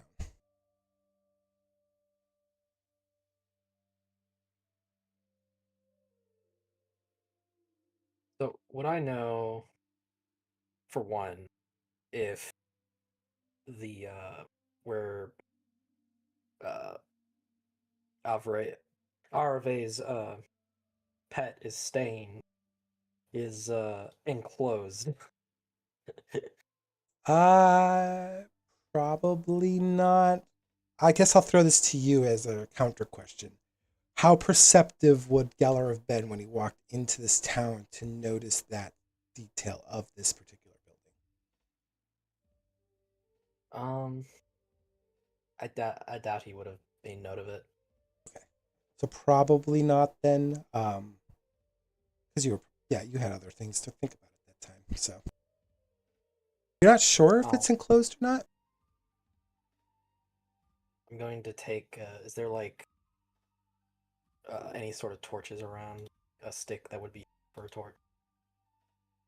And there's like mounted like candles on the walls, with like little like makeshift glass hoods to them.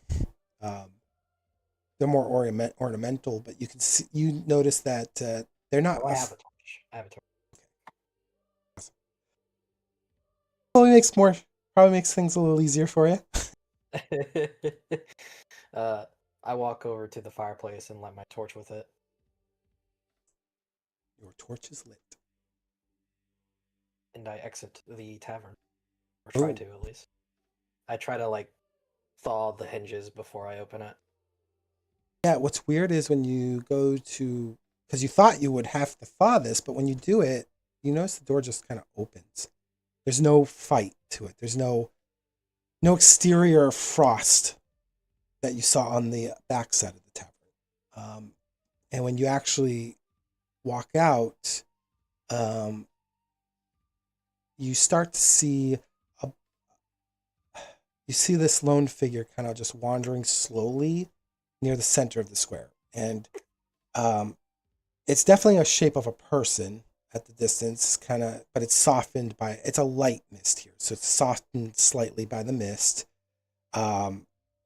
They're kind of like pacing, and not in a hurried way, but in more of an unhurried way, almost like as if they were in thought, kind of trying to maybe clear their mind or something. But whoever it is, it definitely looks like a more masculine form. Are they visibly walking, or Yes. could they be... Okay. Like pacing back and forth in front of like this very central point of this plaza. Okay. So when I exit, I imagine it feels extremely cold. Oddly enough, in this space, it does not feel as cold as it did in your room. It feels about maybe 50 degrees. It feels warmer, actually.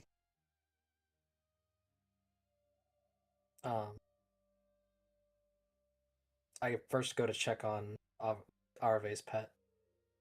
Okay, the silhouette doesn't shift because you're casting this light, but you notice it's not paying you heed at the moment, as you kind of go to the side of the building and to the back.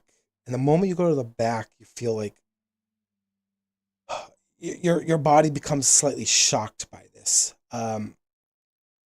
because it's suddenly you're dropping 20 degrees in temperature. So we're going to have you kind of take a moment here, and I'm going to have you roll. Guess we'll have you roll a finesse. Something like a strength, finesse or strength. In the moment, your body's trying to compose itself from not going into like a shock. It's like you're jumping into cold water on a hot summer day. It's kind of like that kind of shock to your system.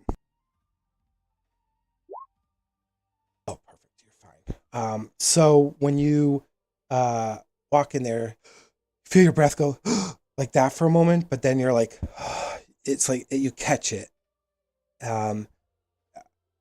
You probably were a little expectant of it, but you didn't realize it was going to be like instant like that. As if you were crossing like a threshold. And when you look around, you notice her pet's not there. It's gone. Maybe out of instinct, maybe someone took it. You're not sure, but it's not in the pen. And the pen was open to this like cold air that was sweeping in.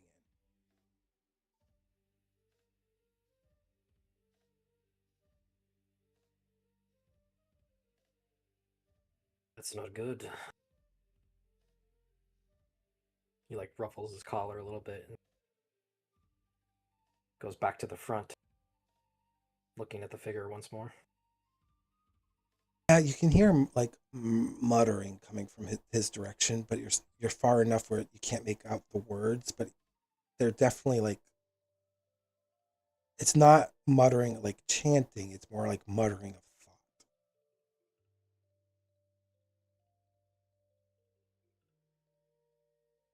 Hello. Uh, uh, uh, don't startle me like that. He realizes that you're awake and up, and how he missed your torchlight is beyond you. But he looks in your direction. He goes, "You should get inside." Well, if I should, shouldn't you? I have a duty. I am the elder. I'm Elder Harnwell. This is my sacred duty to keep watch of the town, and uh, I need to be here in this moment. I have to. You need to go back inside and close your windows and go to sleep. If there's any trouble, I can help. No trouble at all. Um, um, and it's actually at that moment you start hearing more sounds coming from outside of like the center of the town.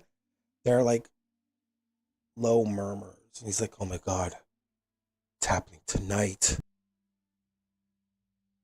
Okay, you want to help me? I might have a task for you. I'm listening. Do you mind going to the outskirts of our town here, knocking on the doors and getting everyone to meet me in the town hall? Uh, I can't believe it's happening tonight. I wasn't prepared for this. Um, okay. One thing first. Yeah, if you could do that, that would be great. I can explain everything once everyone's safe, but oh, and the murmuring's getting louder, and you can tell it is towards the outskirts of the town. He's like, uh, there's just not enough time. I have to go get prepared, and he kind of runs off towards like the biggest building in this town center, and you notice it's like maybe two floors in height, but it's a large building. It definitely looks like a meeting hall, more or less.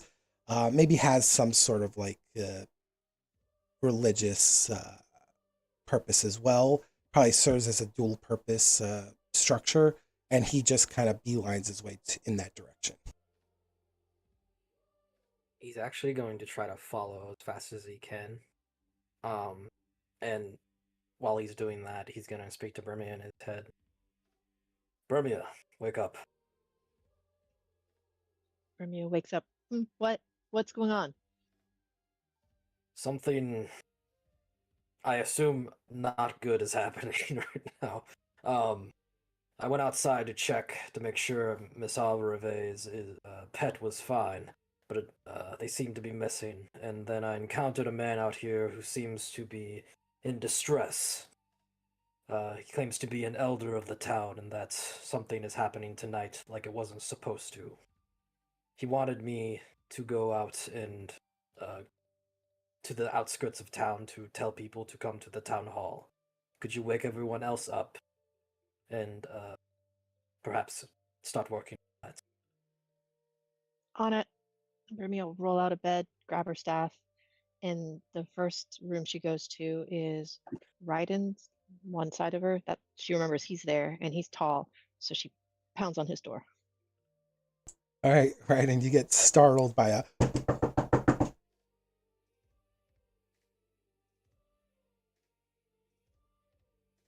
bunch of knocking, heavy knocking. He sits up immediately and then goes to the door without even asking who it is and opens it. Hey, get your tall friend from upstairs. Go wake up everyone else outside on the townspeople. Knock on the doors. Town hall. Something's happening. And then she'll rush off to Arabe's door. He'll pause for a second, obviously just waking up to comprehend everything that was just said, and then kind of gathers himself again. He'll go get dressed quickly, gets back his armor, and then makes his way towards the ladder to Varel's chamber. Okay, Brimia pounds on Arve's door and immediately goes and pounds on Thistle's door right next door. You both hear as Bermia kind of stretches between the two rooms and knocks on both of them. Arve and Thistle. Arve's gonna roll over and what now, Thistle? Wake up! Something's happening! Get up! Oh, Bremia. Okay. And she'll roll out of bed. Open the door. It's like, what's happening? Brimia at this point is about to open Thistle's door. Like, I don't know, but it doesn't sound good. Meet downstairs. The tall guys will be there too. And she'll go into Thistle's room. Taylor will also Okay. warn Brimia about how cold it is. All right. Mm.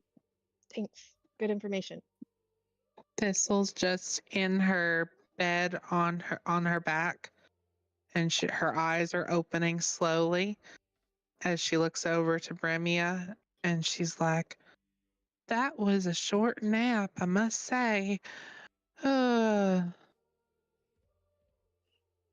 Brimia goes over and kind of kneels down beside Thistle and says quietly, Arve's pet is missing. Something's happening. We've got to go. And when that's mentioned, she immediately like gets up. She like jolts up and she's like, "Understood, ma'am. I'm on the case." And she gets up and she immediately kind of just starts moving toward Arve's room and after Arve. And Ryden, how do you want to wake up Varellis, the biggest party member in the group? Is it a normal sized door?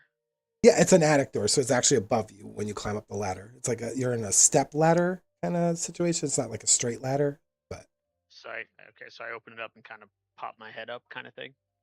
yeah, because it's the only room they actually had that like a full eyes for him. So then yeah, he'll pop his head up and go, "Hey, oi! Something's afoot. Well- Let's go." All right, get up and start donning the armor. As soon as I Slide finish that, back I'll head down the down. ladder, pulling the door shut, and then make my way downstairs. So what you guys are all kind of like gathering and getting ready to kind of meet downstairs in the tavern. Geller, you follow the elder and you see him. He actually does go to the large building and you see him like fumbling with like a ring of keys and he finally gets the right key, he unlocks it and he opens it and you see him instantly like taking flint and lock and like just lighting all the torches that he can within the building and he's just so focused on his task, his individual task that he's trying to prepare for something that obviously he didn't think he'd have to prepare for tonight. It's like frantic nature. It's not a steadied hand thing. It's not a practice thing. It's definitely frantic. I'm going to walk into the building after him. Okay.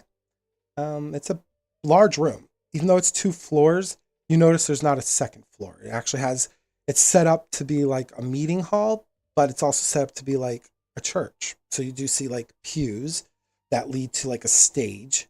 And there's like a little podium on the stage, but there's no like religious iconographic symbols or anything like that. They may be put away at the moment. Maybe they're only brought out at a certain time, but you definitely get the sense that this place has a dual purpose because of there's stained glass windows that depict like some sort of divine being, or maybe some sort of divine like symbolic gesture. Because there's no like figure within the stained glass, but there's like an elemental quality to them. There's like reds and blues and browns. And it seems to be very indicative to more of a commonality with the mainland, perhaps. but there's something here that screams that this is a dual functioning space.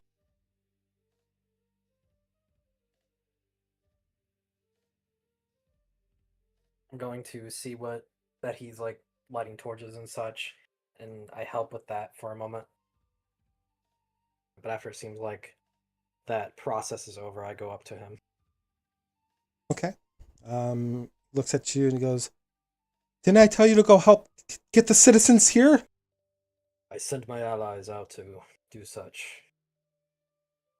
I followed you because I need to know more information about what is coming.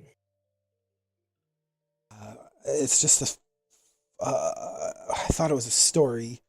Um, you know, land corrupting, farmland souring, animals acting Calm weird. down. Take a seat. I can't I still have things to prepare, and like if you want to help. I'll explain everything when everyone gets here. You watch him go up Very well.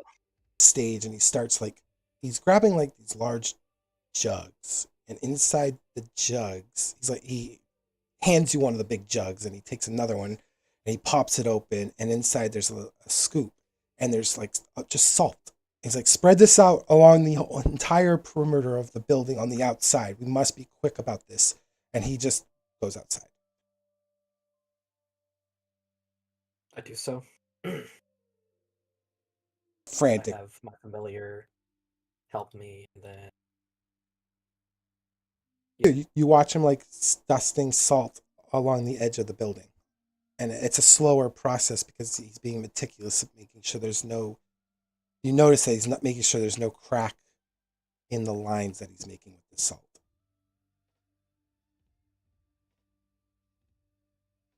Particular about it. The opposite would I have direction. any idea that such a precaution would be related to that of dealing with spirits? Yeah. Why don't you do a knowledge and just see if you can recall maybe something that you read.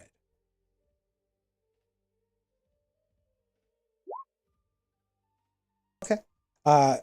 With that, you know that salt can be used to ward off a lot of things, like curses and sometimes black or darker, sinister like magics, because for some reason, the nature of salt is there's something about salt that repels it. Know that it's usually used in ritualistic formats. Salt alone probably can't protect things, but if utilized by someone who's a practitioner of magic, they can utilize salt to create like minor protection spells because it's not a very rare component. So you know that this could probably create like a minor like barrier from something that could have malice content. There's a couple types of magics out there that can do that, like curses. It can protect or ward off curses. It can ward off evil. It can ward off even some hostile spells that involve witchery, but maybe not elemental based. More stronger magics it probably couldn't, ward off. But basic, magics. It certainly is an added defense, sure. All right. I'm gonna keep thinking on that while I help. You're helping them. You guys all kind of get together, and you're now in the first floor of the tavern. All right. So Rumi will come downstairs and tell everyone. Geller said, get all the townsfolk to the town hall. Start at the outskirts, wake everyone up, bring them all. And then she'll also be looking around because there were some other people in the tavern. So she's wondering where they are and if she can wake them up too to take them for help. Yes. Arvie's yawning and stretching and trying to wake up, and she's nodding her head. She gets ready to go outside. And she starts slapping her thigh, calling Calanthea, come on. Nothing, Arve. Vermia notices Arve calling for her pet, and she rushes over to her and like grabs her forearm and said, "Geller said your pet wasn't in the pen. I don't know where they are, um, but yeah, they're not outside where you left her. I don't know where they are." Mm. Hervé, her face drops for a moment. She's not happy at all, but she figures that the cat will find her if she needs to, and she'll start heading towards the outskirts to try to get to rouse people, get them to the town center. Oh, she's still yawning. That sounds like you're yawning. She's yawning. Are you heading towards the eastern side, the western, or towards the harbor? Arve.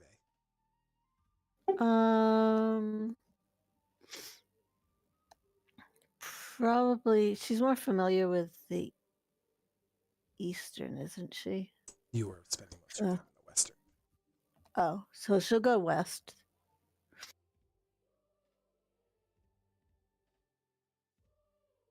Okay, and then Varela will go to the town center. you're leaving the tavern, right? Varela then. Yeah, I'm going for the town center from the tavern. Okay. I mean, you do manage to get at least the people that you saw in the tavern. You wake them up. They were on the very first floor, down like a little corridor that's extended off of the tavern. Kind of like hugged the pen area, basically. You wake up all those people, and they look at you very confusingly, like, "What's going on?" To the town center now, and just like booming, authoritative voice. Ellen, let's see.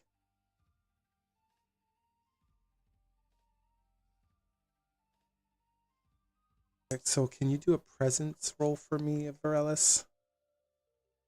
Can I use a command instead? Kind of command. To get them out into the main town hall? Do you want to Town do center? like a almost like a threatening kind of command? No, I'm just being command. I'm giving a command. I mean, you still gotta project your voice out, right? So you'd still have to do some sort of. Yes. Okay. I want to roll command. It's a skill. It's a skill. Okay, then yeah. If you have a skill, then absolutely. Sorry, I didn't understand what you were because I don't see your sheets. So. Oh, sorry. Yeah, I've got the ability to roll advantage on command or persuade. So in this situation, I want to use command. Okay, go for it. Then a presence roll. Yeah. I think. Yeah, it's presence. It's like your state. Yes. Okay. Yeah. 12 I mean, with hope. so you do definitely. You're loud. And actually, as you yell, people do start to like clamor out of the immediate buildings around you at the town center. There are not a lot of people actually in the town center because there's mostly shops and stuff, but the people that live in their shops are the ones making their way out. And they look around and they don't need to be told what to do. They seem to know instinctively as you watch them head towards the town hall.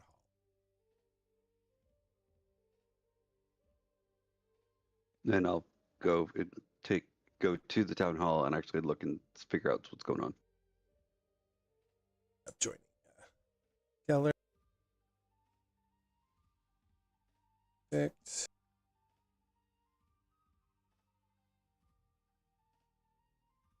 Remia? Have all these people. Remia. already. So tell all the people in the tavern to go to the town hall, see Arve moving towards the western farms, and I'll head towards the harbor. Ooh.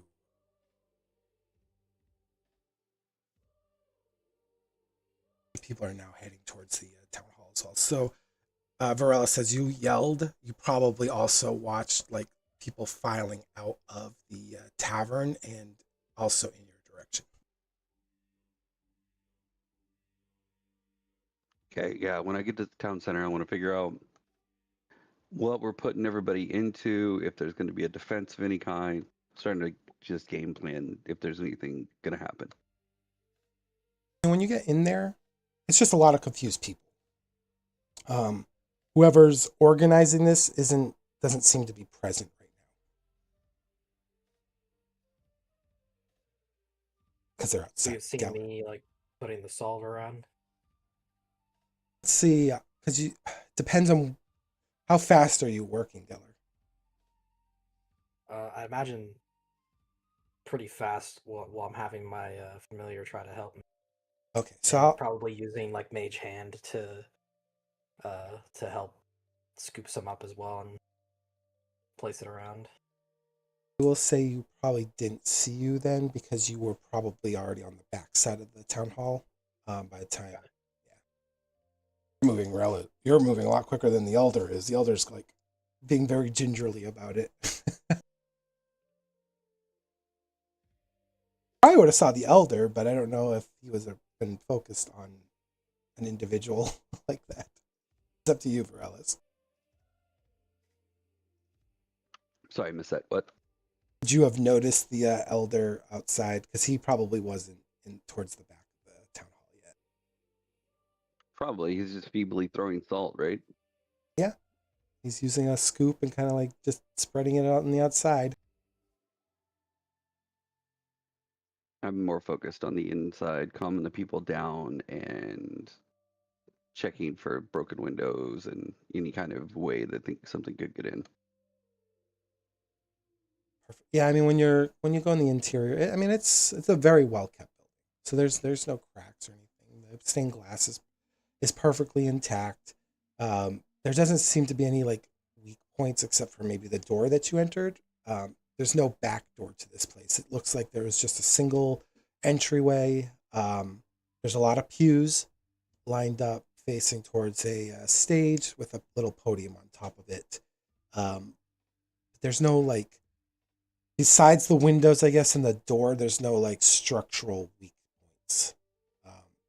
Other than, you know, those areas are certainly going to be not as structurally sound because of their functions. And then I'll place myself at the front door, and as everybody enters, I'm trying to just calm them down. Tell them to go sit down and be quiet. We'll be with them in a second. Do you want to do that command thing again?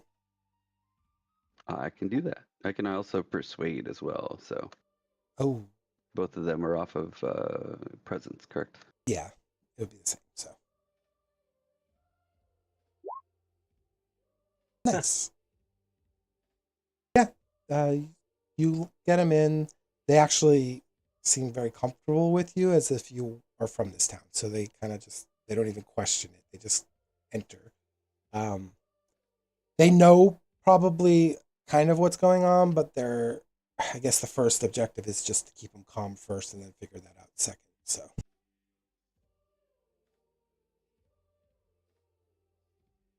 Thistle, what are you doing? I don't think we've gotten to you. Or Ryden, what are you two doing?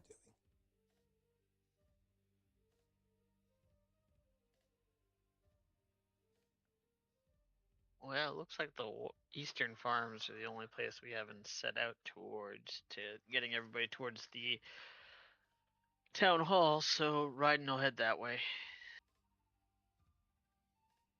All right, you head to the east. And Thistle's gonna follow with Ryden. Interesting. Okay. Your knight in shining armor. Is it? She's more or less. I imagine her going to the eastern farms is not because she isn't going to help Arve. It's because she feels if they spread out, they'll have better chances trying to find like her pet and stuff. So that's how she's seeing it at that point. So I think because I'll say this, Geller, and you're almost done the salt. You and the elder almost complete that circle during this time. And Varelis, almost all the citizens are almost filed. So while that's kind of concluding, I'll go to like Arve here. And Arve, when you enter these fields, you spent enough time here that I'm not going to have you roll for this. You notice that there is a sudden change here. The animals in their pens are no longer alive. They are dead on the ground, motionless. Actually, if you were even to examine their corpses from even standing afar, you would notice that there is a heavy frost covering their entire body. It's like they got flash frozen. Even the air here is a lot colder. Thankfully, it wasn't an instant snap that Geller had experienced, but it's enough that your breath feels shallow for a moment because now you see it lingering in front of your face. I'm going to have you roll an instincts roll for me, please. We'll say DC is going to be 10.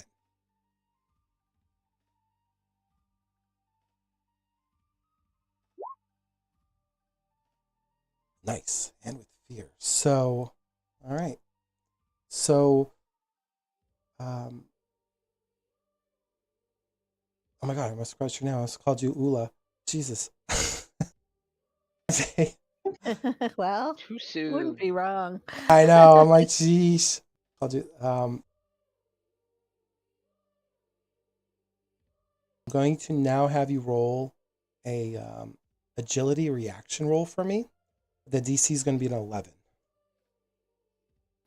Okay, okay, it's With agility. advantage because you beat your perception there. There should be a little advantage button that you roll or click on. Wow, nice. Okay, so as you enter this western fields, you hear the sound of like breaking ground underfoot, and it's quick. You just watch the ground being broken up like as if it was paper being ripped in half, and this large, like leathery, flesh-like vine extends upwards and attempts to like wrap around your waist. You jump out of time as this thing just snaps the air, and for a brief moment you look at it and you can see like a crimson glow coming from within this like tendril like appendage of the ground, and then it kind of settles flat and it doesn't seem to be moving any further. And then extending from that, you can start seeing that the ground is turning like brittle and blackened, as if it was like torched by flame, even though you're right now surrounded by bitter coldness.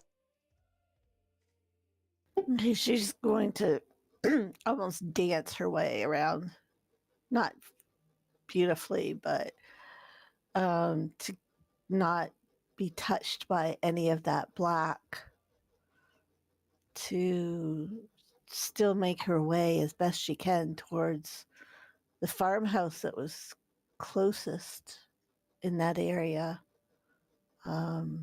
She's really concerned about what's going on, but she's not going to take the time to worry about that yet. She needs to get the people to safety. There's about 4 farmhouses here in the Western Farms.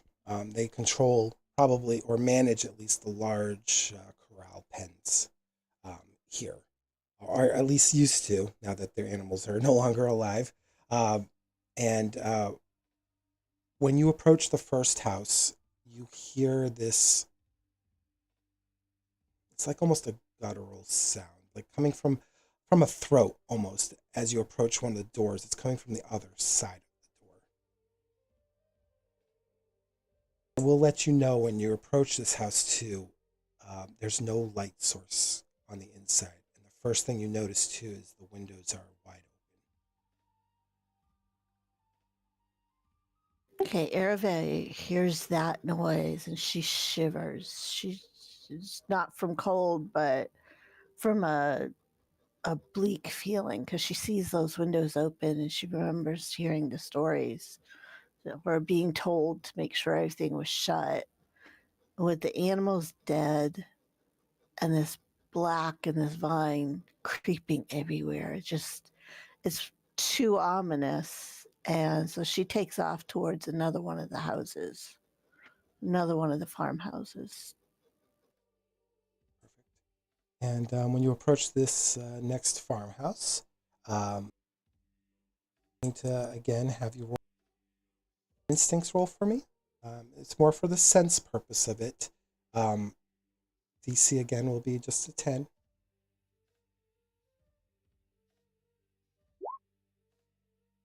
Okay, you just got it. So as you approach the second house, you realize that the door is already open. There's no light going on inside, and you don't hear a sound coming from within that building. She is going to at least go to the door. It's just the door that's opened, right? Not all the windows.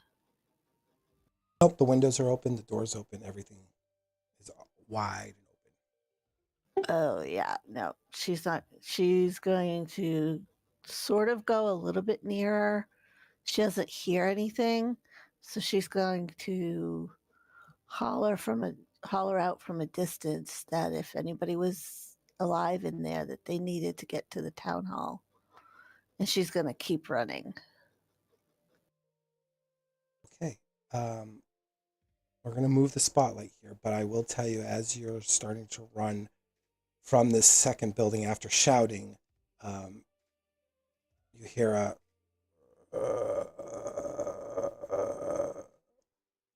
kind of groaning from the interior of that building. And as you're getting just far enough, we'll say far distance from that house, if you did look behind you, you would see a silhouette coming out of that building. Lumbering silhouette.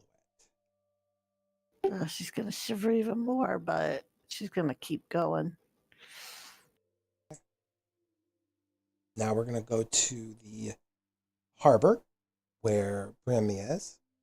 Bremia, you are in very thick fog.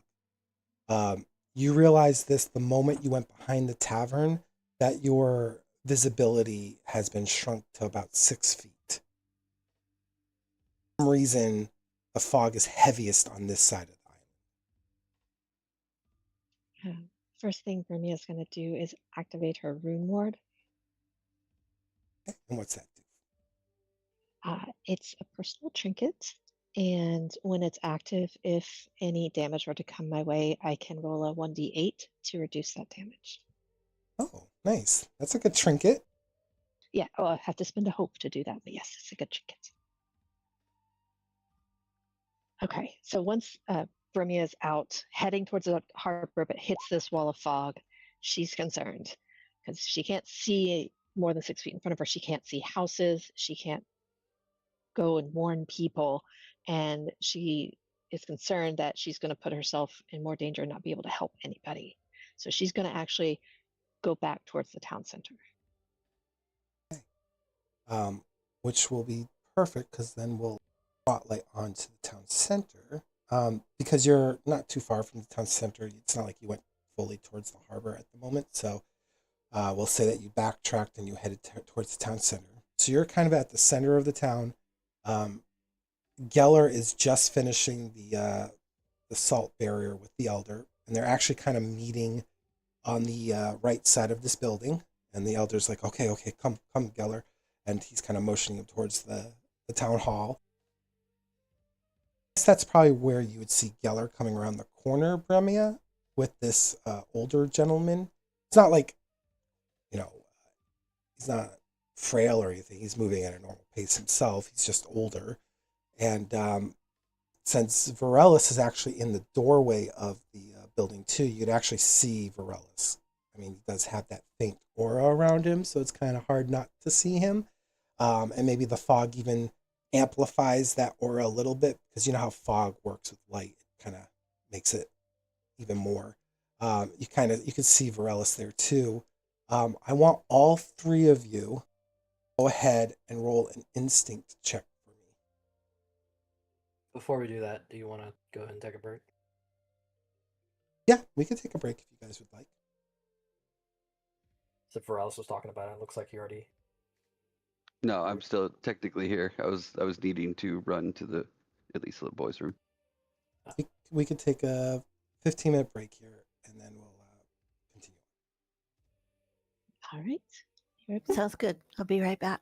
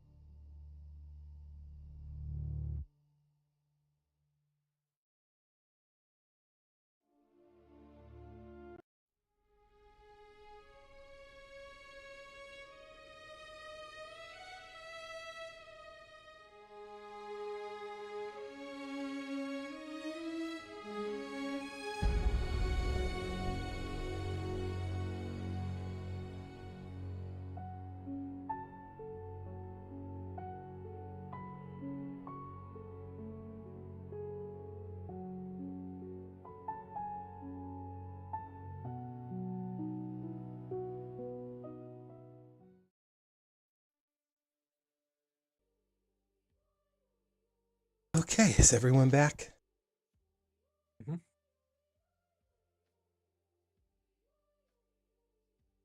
I know Geller, Varelis, and Arve are back. Back. Yep. Mic test, Bremia. Oh, sorry. I'm back. Oh, okay. I saw you lighting up. I was like, uh-oh. Must be having a me moment, because that usually happens to me. So. Yep, my mic was on my head.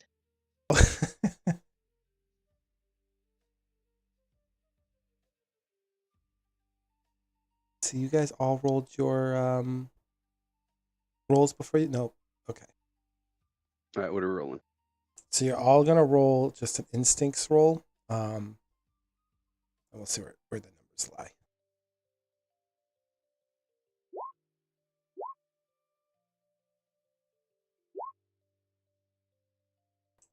Okay. So actually, well, not all of you. Sorry, just the 3 in the town center. Oh, sorry. You're fine. Claire, You were awesome. y'all were giving him fear anyway. Right? Oh, I already have Max. I haven't used fear quite yet. Bremia, you're good. Geller, and then Russ. Awesome. So I will say maybe it's something between Bremia and Geller, but you two begin to see kind of like silhouettes coming from the direction that Bremia came from. So Bremia, as you're kind of like settling yourself into the town center, you kind of hear the sound of like feet dragging across the ground. And maybe that's what makes you turn around in that moment, and you just see like these dark silhouettes of like multiple figures kind of making their way towards your direction. Geller, as he's finishing his like complete circuit around the building, his eyes would have already been in that direction, and he instantly clocks in on that, as the elder also does. But the elder, instead of stopping, he already is making his way towards where Varelis is. And Varelis, I will say with your 7, you might not have saw the silhouettes, but that might have been because of the distraction of the elder coming into view. And he's like, oh, excuse me, I need to get inside immediately. I'm not in the way of the door. Oh, thank you. And he walks in.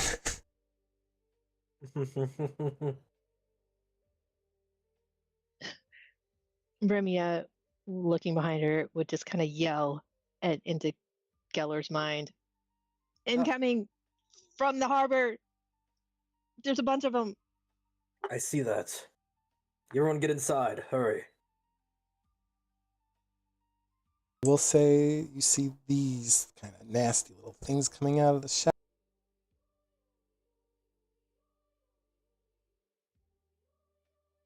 You put your freezer zombies back up.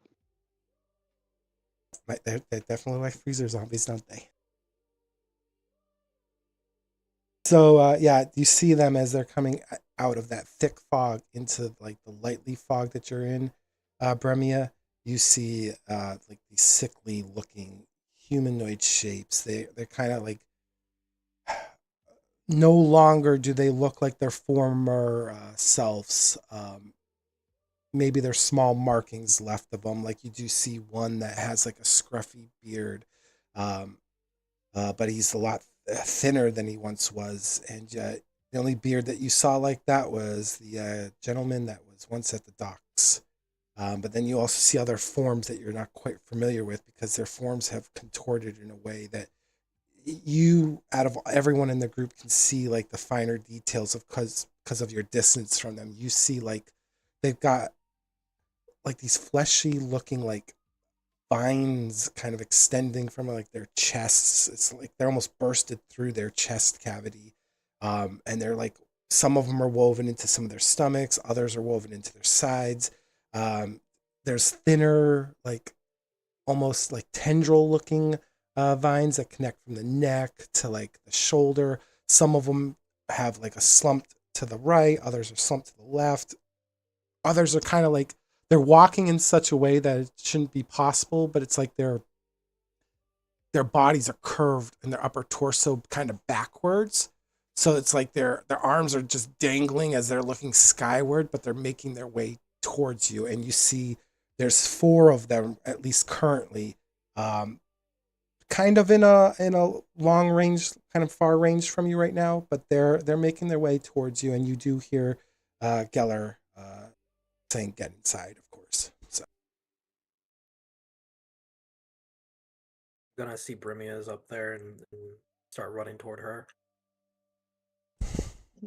Brimia is running as quickly as she can towards the town hall, away from these zombie things. the question here is, Geller, would you stop where she would run, or would you go past her?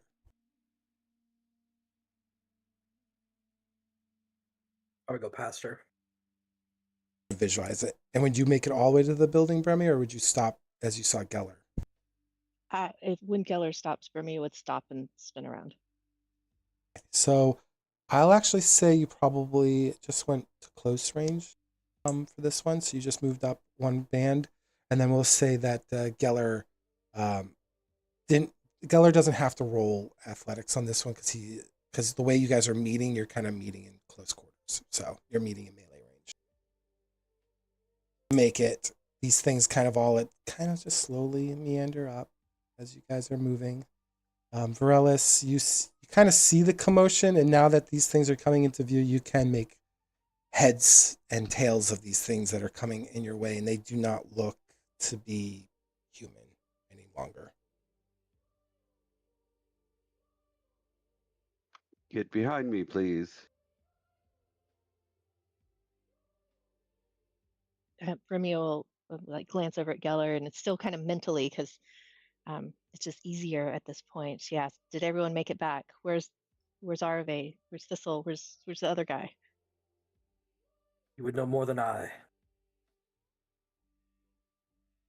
I didn't see him. Arve went to the Western Farms. I don't know about the other 2. Seems they haven't arrived here yet then. Well, I guess we gotta attack these things.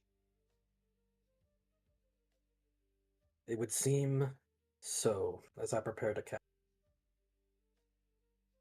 Spotlight's in your guys' court, the 3 of you. So you know who's going to go first, and we'll go from there.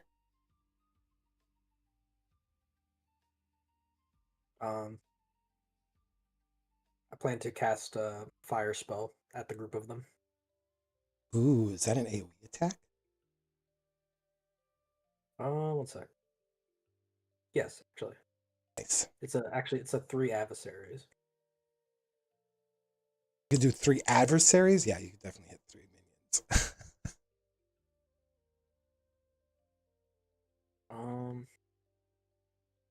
Shoot, they need to be in melee.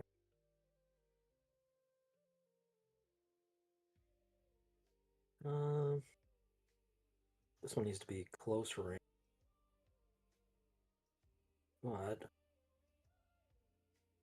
I guess I'm gonna go ahead and try to get within melee range. Yeah, technically you're in close at the moment. Right, let's see. So this is melee, very close. No, you're in far range right now. So. Okay. Moving forward to do your ability, or are you just gonna? Yeah, I'm gonna run forward. Brandish my staff and get ready to cast my spell. Go for it. Spotlight's on you. As I rush forward, I start to use an incantation under my breath as fire begins to grow at the end of my staff. And I do sort of like a rune in the air using the trail of fire. As I use Wild Flame to make a spellcast roll against 3 adversaries within melee range. Oh, you're gonna run all the way to melee, right? Is that what you said? Yeah. Okay, so first make an athletics checks. Because when you're running from far to melee, you do an athletics roll. We'll say it's a DC 10. Okay. So strength. No, it's just athletics. It's based off your athletics.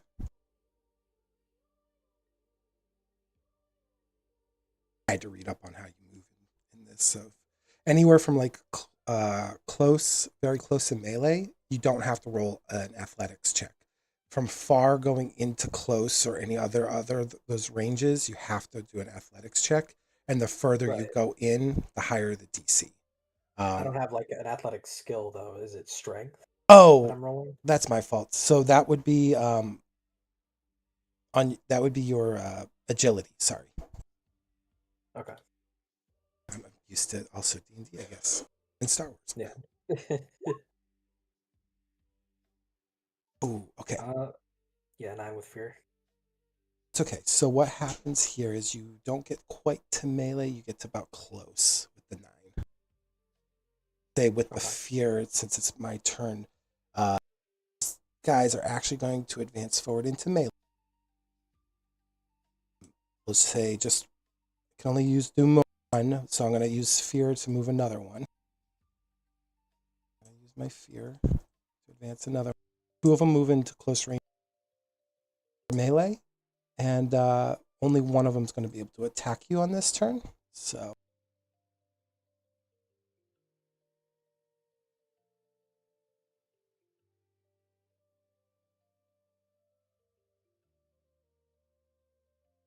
you ready? I am. 13. Does that hit your evasion? It does.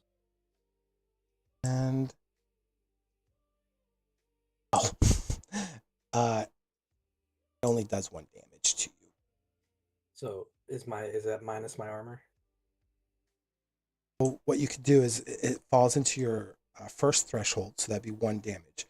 However, if you use an armor, you can negate the damage. Okay. I think I'll go ahead and use an armor. Because what the armor does is it lowers the threshold. So say I dealt enough to hit your second threshold. If you use the armor, it would reduce it down to that first threshold. But since it's only hitting your first threshold, you take 0 damage. So Okay. So it goes to bite me, but I sort of bring my staff up and like block his bite with my staff, so he bites down on it. that's cool. Spotlight will shift to either Bremia or Varelis. So watching Geller run up, I like, what is he doing? So I'm gonna pull out my staff and start casting an Unleash Chaos spell, which Oh. is far range. So I should be able to hit any of them. Yeah, far range. Yep. It's not an AoE, is It isn't. Okay, so I'm gonna spend 2 tokens. And then I have to roll to see if I hit them. Is it an AoE or It's a single target, but I have a subclass option to mark a stress to hit an additional target. Oh, okay. It's not necessarily an AoE. So I guess you're safe there, Geller. Eh, Unless you choose as that target. I guess you could choose Geller. I'm not. Oh, I'm not going to attack Geller. So I need to roll to see if I hit one of these zombie things. What does it say? The spell. Oh, make a spellcast roll against a target with far range. Spend any number of tokens to channel raw energy from within yourself to unleash against them. On a success, roll a number of d10s equal to the tokens you spent. So I'm spending 2 tokens. So I use a spellcast roll to see if I hit them first. Yep, go ahead, go for it. Is a spellcast roll considered an action roll, or is that only for damage? Yep. Anytime you use any of your like abilities, that's an action roll. Okay, so I have a community ability to add +1 to any action roll with Know the Tide. So I'm going to add +1. Okay. We'll say because you are familiar with this kind of like environment, you're comfortable in this, and that's why you're getting that bonus Okay. Yes. there. Yeah, and how much damage does that do? So I rolled 2d10s because I spent 2 tokens to attack one target, and I can hit an additional target by marking a stress. So this will be against 2 targets. The 2 closest within melee. No, the one right in front of me and the one right behind that one. Perfect. All right. Go ahead and make your little attack damage roll.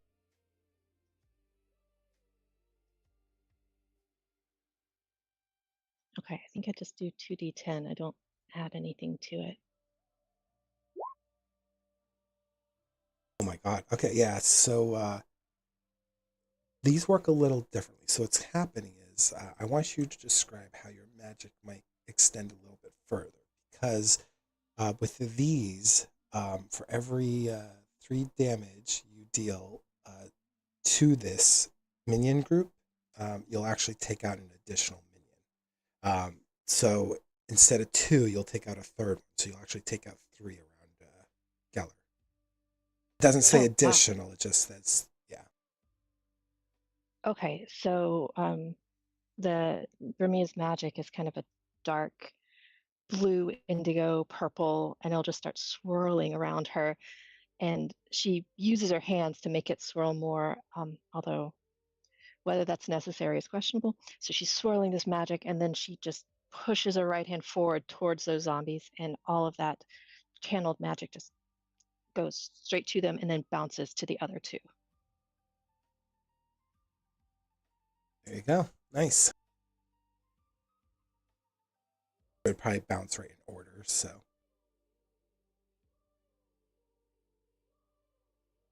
You rolled with fear, right? Yes. Yeah.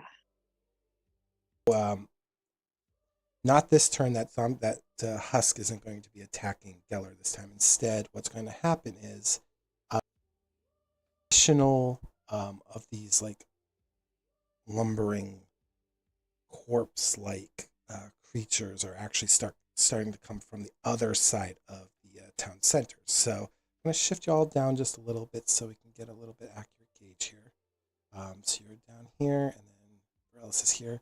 So Varellis probably can hear the sound of banging coming from the other side of the town hall as 3 more of these like husk-like creatures are now approaching. Expect fear to do the additional 2. So go. Perfect. And now it's your turn, Varellis, as the spotlight shifts. I'll go and engage with the 3, I guess, on the backside, making sure not to step over or scuff the salt. Kind of going outside and around and Yeah, engaging. I'll go that way. Unless you want to crash through the stained glass windows. That's up to you. No. I will maintain foliage. Am I able to be within melee range of them? Yeah, I mean, you weren't even in. You were. Let's see. You were in close, so yeah, you can definitely get there easily. Yeah, we'll put you right there. These guys over, so you're not like being hugged by them. There you go. Surrounded by these Alright. husks. Excellent. Just like I like it. I'm going to use a whirlwind attack. All right. And I'm going to spin a hope and use to attack every other target within very close range. Okay. Awesome. Go for it. Everybody the additional people take half damage. I can tell you that probably will still be enough. That's what I was thinking too. Kind of frail.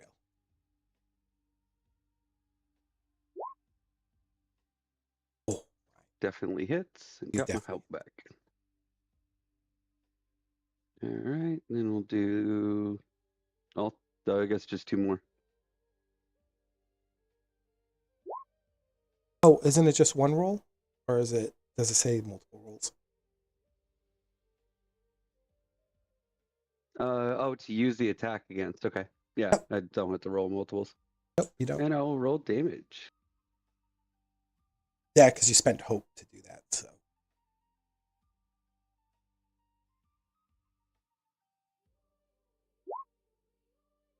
it's halved for the others. Yeah, Wow. How do you want to describe like heaving through these three? Because they're all going to go down. I'm gonna take the side of the mace and put it against the right one's head and push it through the middle and left one, taking all 3 heads and ending them at the end. Oh, wow. Okay, that's Off my nice and club. brutal.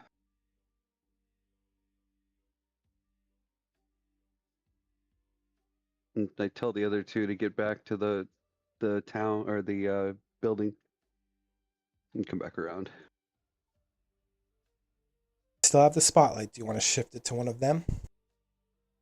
I would need to shift it to Geller. Eller, your turn.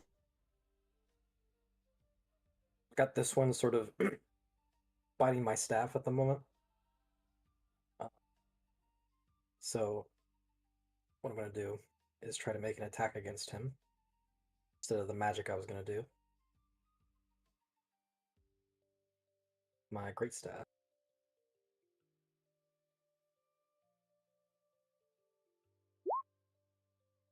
Oh, okay. Yeah, you definitely get him.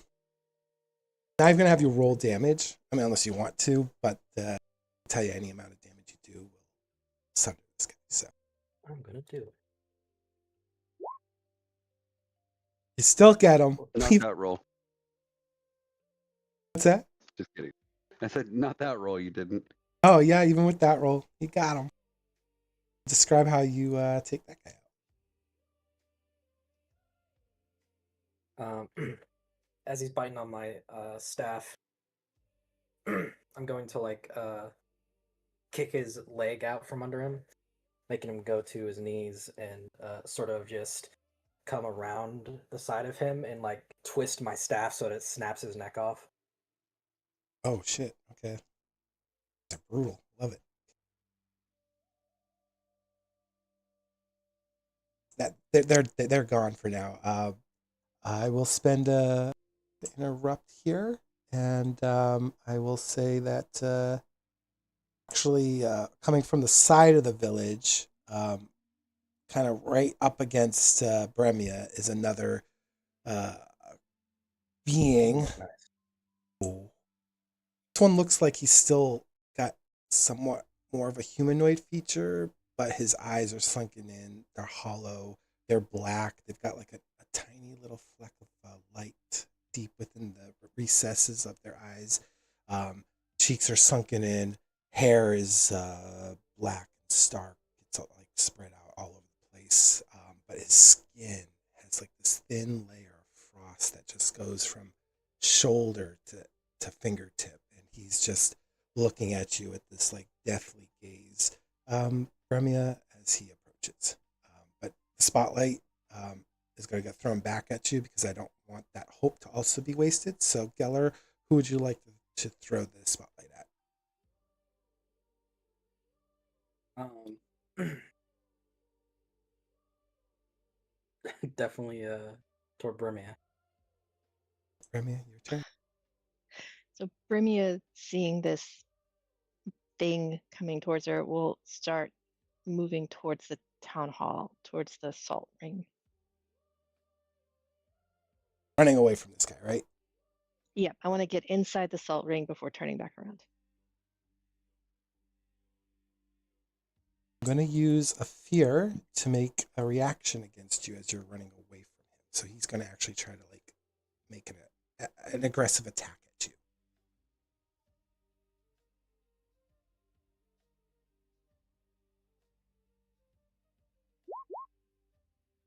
That hits.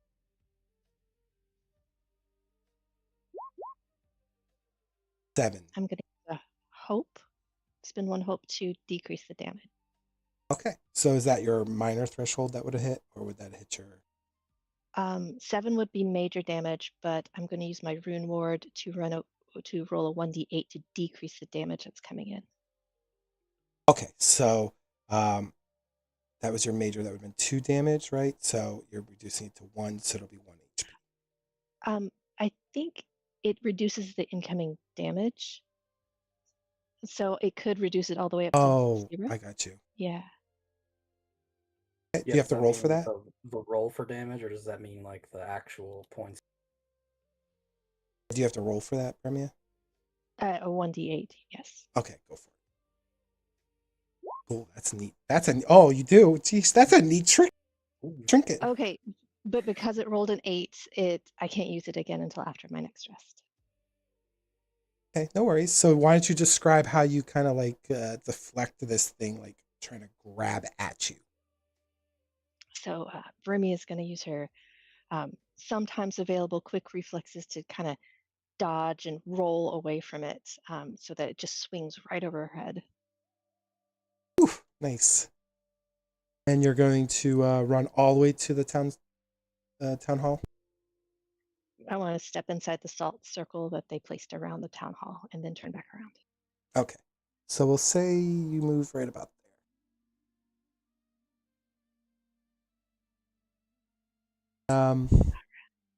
So we'll shift this. Well, did you get hope? Did you get hope on that? I didn't have to roll That's because I right. was just You did. moving. That's right. So yeah, we'll say Varelis, and we'll throw the spotlight at you since you haven't had a turn yet.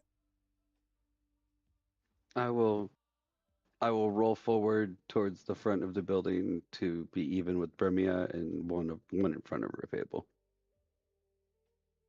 Go from melee very close. So you want to go to far range. So you'll just do a quick agility check for me. It's not a very hard environment. You're on cobblestone, so it'll just be a 10 DC to see if you can get all the way there. Nope, short.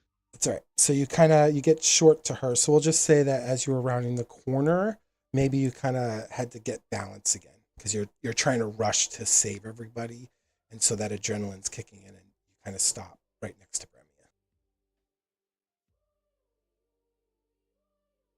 Perfect. With fear. Okay, so let me add my fear again.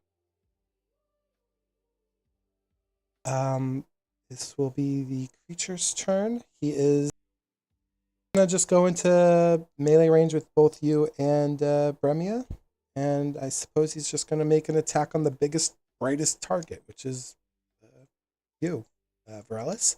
But he's gonna roll at disadvantage for some reason. So you could probably assume why, but he's rolling at disadvantage.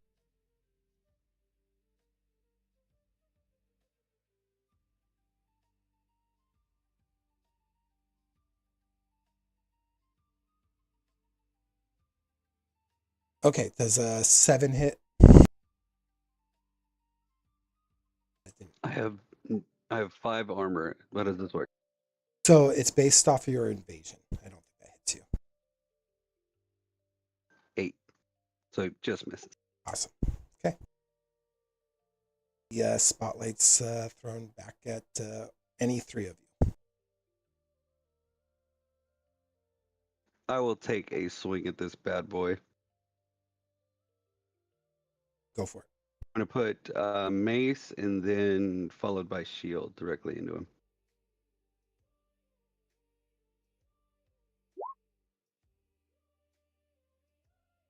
Ten just hits. 18 with a crit. Oh, nice. Crit, you do an additional. So that would be 4, and his threshold is. Oh, yeah, he's going to pull 3. Okay. That was the mace, and now with the shield and crit. I'm forgetting the rules.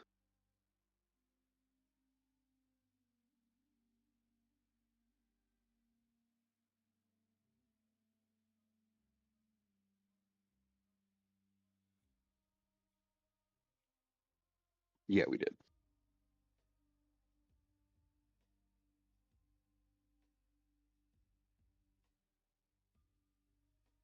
Interesting. Let's see if we can find that quick. So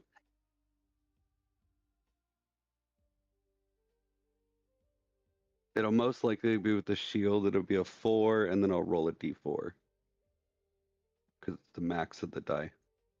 Can only attack with either your primary or secondary, not with both. So narratively, the character is slicing it up with 2 weapons, and mechanically, they still get a bonus to damage. To clarify, if you attack with a primary weapon, with a secondary weapon with the paired feature. Oh, do you have the paired feature? I don't, most likely. You'd use the damage of the primary weapon and add 2 for the secondary weapon. Okay. So it looks like there has to be like a paired feature to the weapon. So if it's like 2 scimitars or something. That's fine. It's good damage. With him, but mace. A crit too, didn't you? That was the shield, sadly. Okay. You rolled attack twice then, right? Yeah, that's what I ended up doing. Okay. That's right. 6 is good. 2 damage on him. That's awesome. You hit him, he gets pushed back by the impact, the concussive impact of it. He shambles back, but for a foe like half your size, he's surprisingly durable, and he kind of like shambles like to balance himself again.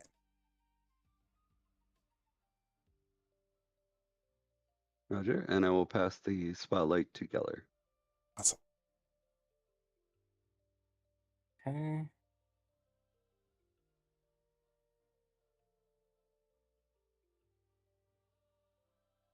Oh, my staff has a range of very far. Didn't know that.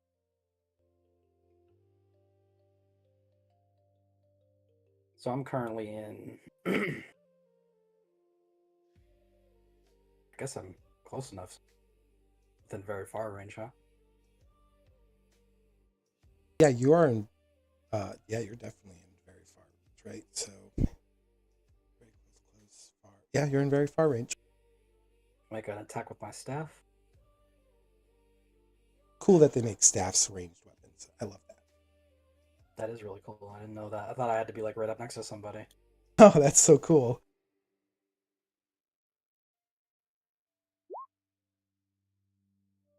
$17 with hope. Yeah, that will hit.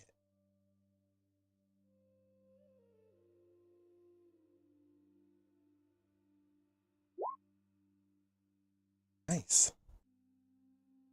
6 damage as I sort of fire a small bolt of fire at him.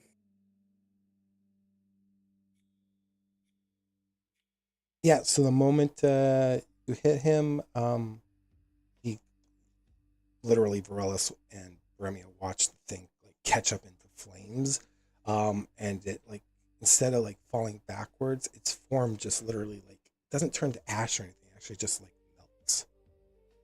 The entire form just melts into not like water or anything, but it's more like a gooey substance of like flesh and ice and bone. And it's just, for some reason, whatever magical properties kept this thing alive, it just emulsified it, basically.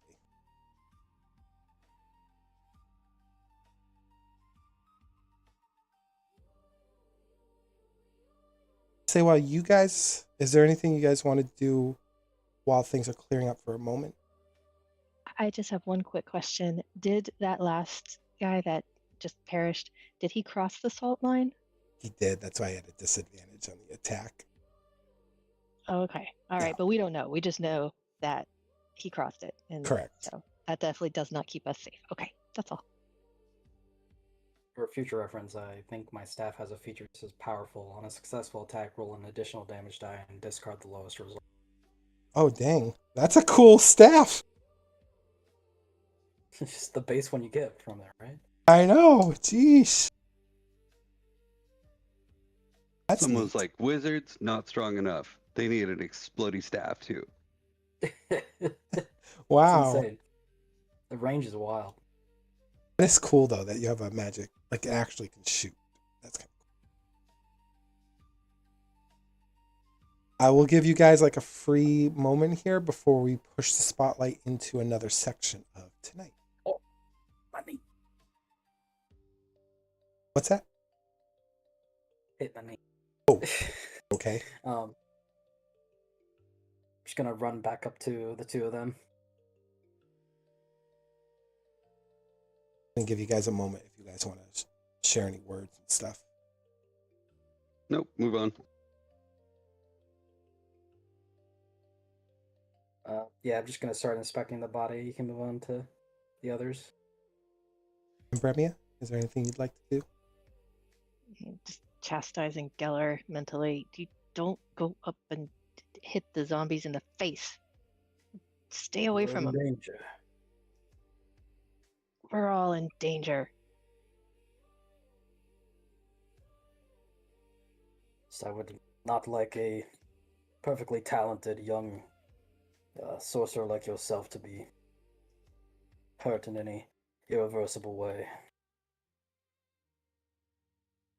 She just mentally rolls her eyes and looks around for everyone else trying to see if they're coming back to the town. Feel this sensation of like, ugh, in your head, Geller, as she mentally rolls her eyes. Mentally roll.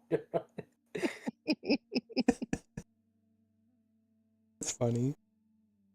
I mentally shrug.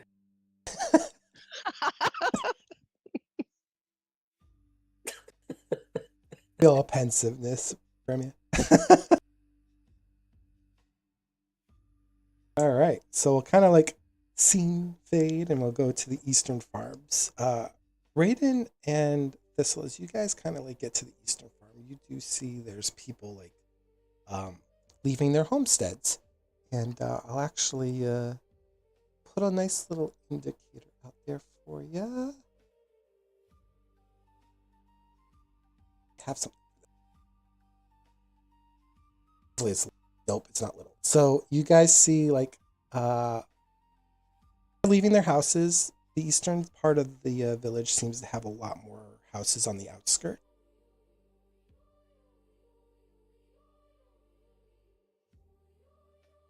You see like a bunch of villagers kind of coming out, and they're looking a little lost, as you guys can hear in the distance towards the town. You can hear like perhaps the beginnings of what was transpiring at the town center. Like you can hear the sound of like yelling. It's murmured. You can't make out what they're yelling, but you could hear a little more chaotic chaos going on in the center of town because of how quiet it's been this evening. And these villagers come out, and they all look a little panic stricken. And since you two are kind of standing there, and Raiden has armor on, they're kind of looking towards you guys, almost for guidance in this moment. Raiden will look down at Thistle and then say, "Might be best if you do the talking, my lady." Thistle just looks up to Raiden and gives him like a tilted head look and says, "I mean, if you say so. Sometimes my talking gets me in trouble, though." And then she looks over her shoulder back toward the town, and she says, "But it don't sound so good back there. It's going to be hard to convince people to head that way." And she just kind of struts along, though, after that. All the while she's looking around, she's trying to see if she can spot Arve's leopard. She's really concerned in the back of her head about where that leopard went, so she's keeping her eyes peeled for that specifically. Okay. Raiden will fall into her flank, kind of looking around, keeping an eye on the surroundings, and it's got his hand on the hilt of his sword, ready to unsheath it if need be. All right, so why don't you both roll instincts rolls for me, but for different reasons.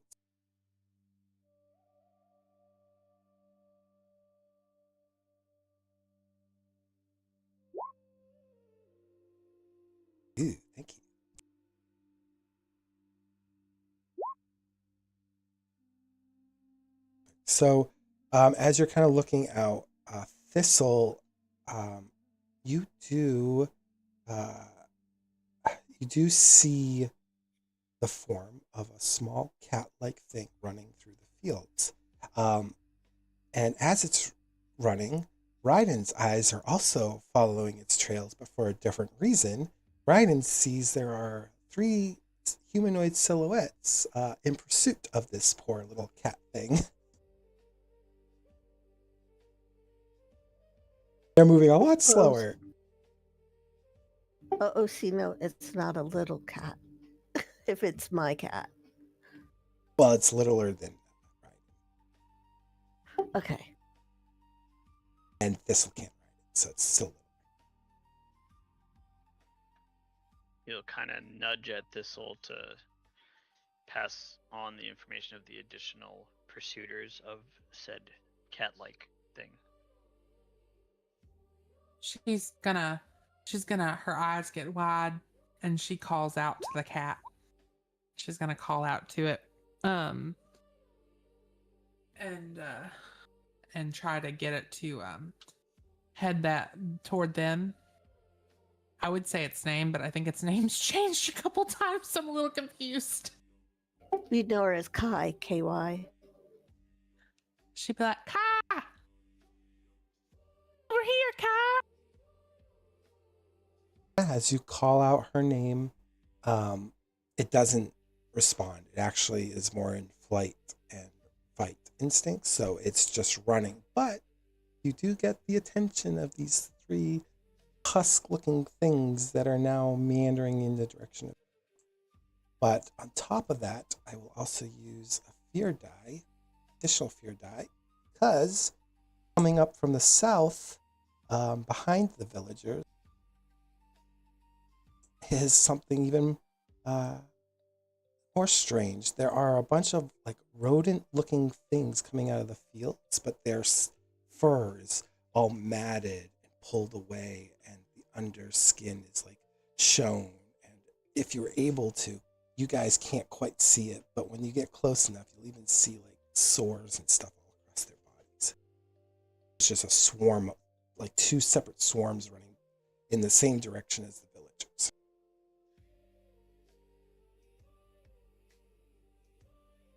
Spotlight's on you guys now.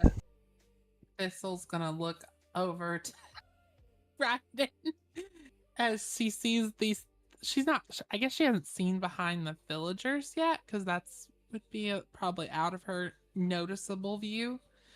But she sees the I'm gonna call them ghouls.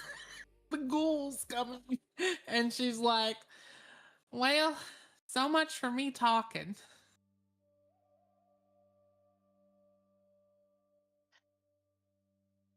Raiden will just not really respond to it, but instinctively then pull out his sword and just kind of keep a defensive stance, holding his ground. And Thistle's got her short staff next to her, and yeah, she's going to kind of just hold her ground for a minute. Okay. So as you guys hold your these swarm begin to slowly circle around the villagers. Okay? So they're moving to their sides, and then the husk-looking things directly in front of you guys advance forward. They can't quite reach you because you guys are technically in far range from them, but they do advance forward, and that will be their turn. I'd spend 2 fear, by the way.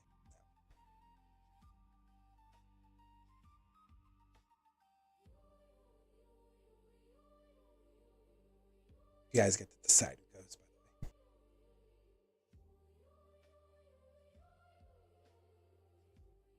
the way. You can go ahead. Raiden will kind of look over and say, we need to try to protect these villagers, but we're also surrounded, so he's not quite sure how to proceed, but the only thing he communicates is we need to try and protect the villagers.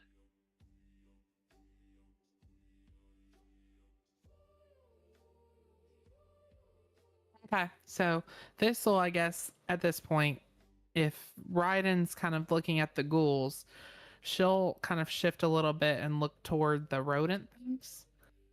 Yep, that's fine.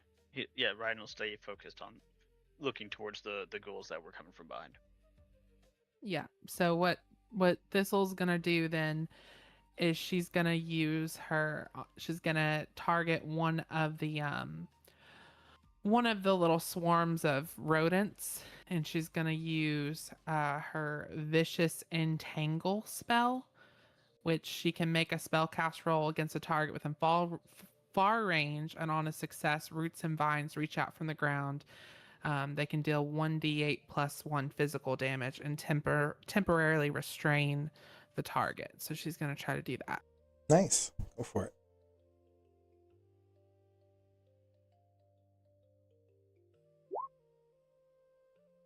Oh, wow. Yeah, you definitely hit one of the swarms. 100%. Why do we not see her rolls? I see him. I see it. I think I he see means the- whether she's got the hope result. or fear. She has fear. Yeah. We just don't see the dice. I think that's all. What do you mean? Well, that and if it's rolling fear, it's not going, or if it's rolling hope, it's not going gold. It's That's 9 fear. with fear. We're Yeah. not seeing the dice. Like Man. it normally it shows your hope and your fear dice under the roll result. Hers doesn't have that. Thankfully, I can see that.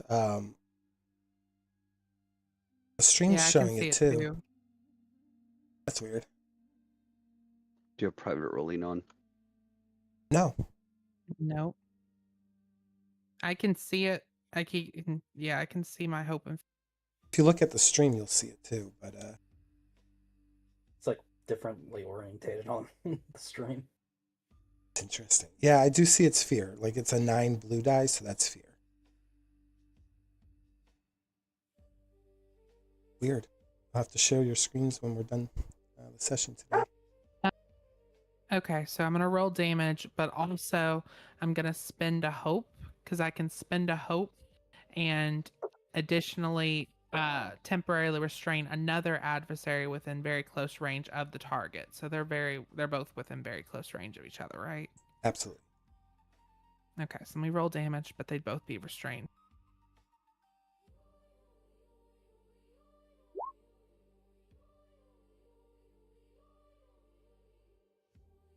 Perfect. Nice. All right. And they're both restrained.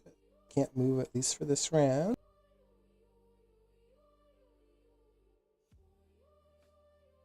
Perfect. And that was a fear, so we're gonna be the Husk's turn. So they're gonna move in on you guys now.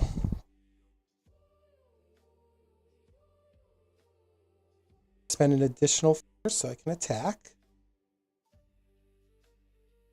One of them's going to attack Raiden.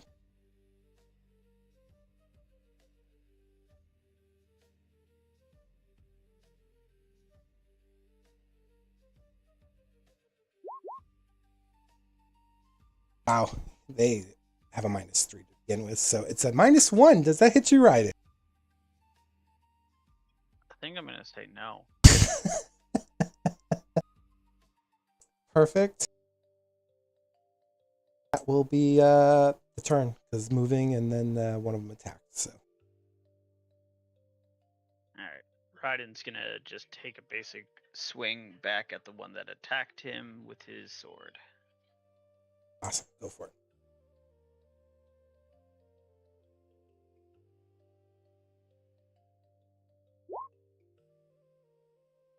Okay, 14 with hope. You definitely hit. Go ahead and roll damage.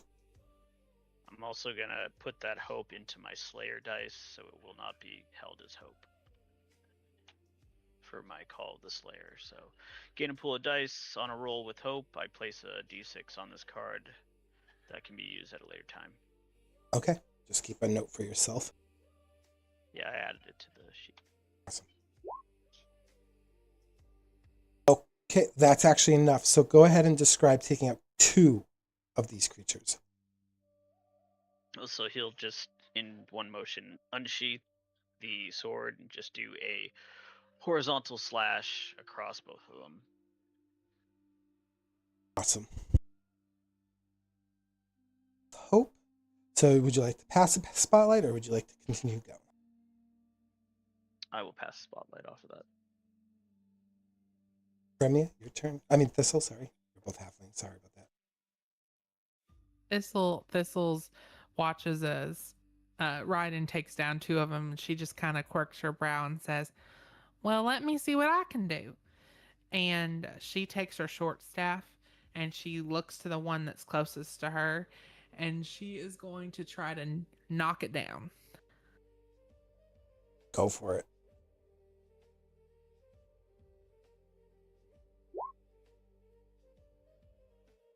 Go ahead and roll damage.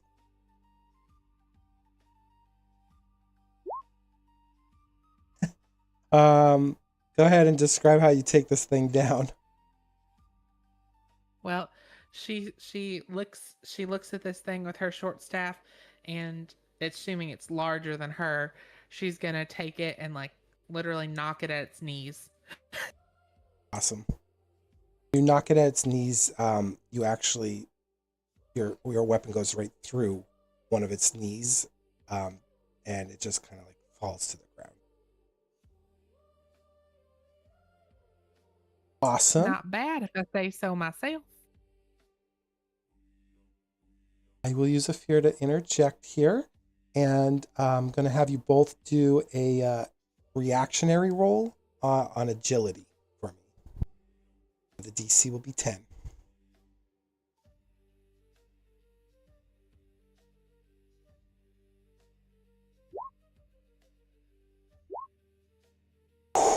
Rated. Ooh, very close, but you got it, so that's good.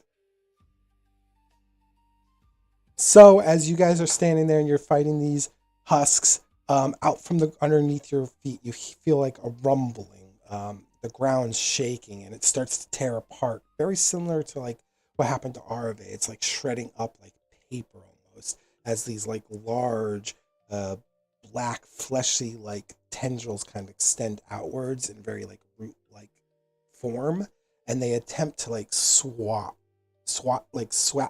you with the back of their motion, and you see like that crimson glow coming from the hearth of them, and they miss you both as they kind of do like a jump rope over them, I guess, and they kind of just fall flat on the ground, but you can see extending from the base of where they breached, darkness seems to be like creeping in from them, and it's like the ground is becoming brittle and soft and harsh, almost like shale.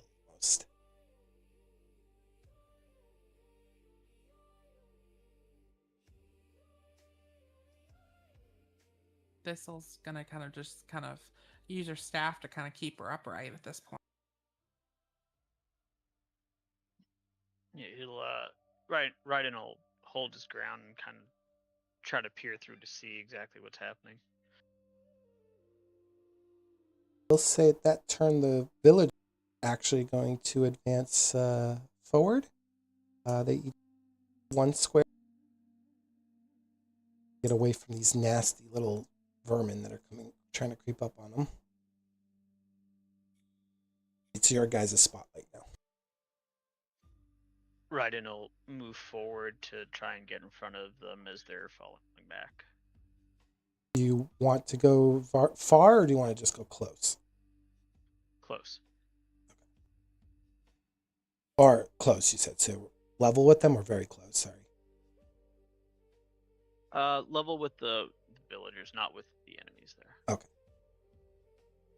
Pretty much just kind of keeping them in a close group, so as they get towards us, he'll just kind of get just behind their flanks. I understand. Perfect. Thistle, is there anything you'd like to do? You notice that these vermin are about to break free from their entrapping. She's gonna use her vicious entangle again. She's gonna use it on just one. Well, actually, no. She'll do exactly what she did before. She's gonna hit the one that she had hit before, And if she succeeds, she'll try to secure them both. But let me see if she succeeds first. Yup. Yeah, you definitely do. And now she'll roll her damage, which will hit the one she hit before. It's 2. So it would have been 8 damage total on that one. Okay.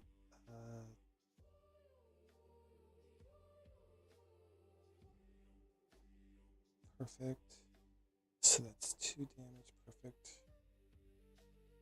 And then the other one that was she didn't hit necessarily for damage, it will still be restrained because she used I used a hope to restrain the additional one. Okay. They're both still restrained. So I'm actually, for the narrative purpose, I'm going to use fear to break one of their restraints, and it's going to move forward. How it's breaking through the restraint is that they're actually going to nibble their way through it, and they're going to just advance forward 1 square. I'm going to use 1 fear to cleanse that effect. One of them does advance forward, but the other one's still restrained.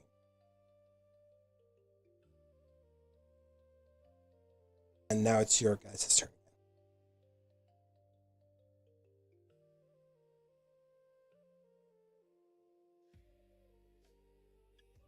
Raiden will move to intercept the one that broke free. All right. Like, I would like to get there and swing my sword at him. go for it.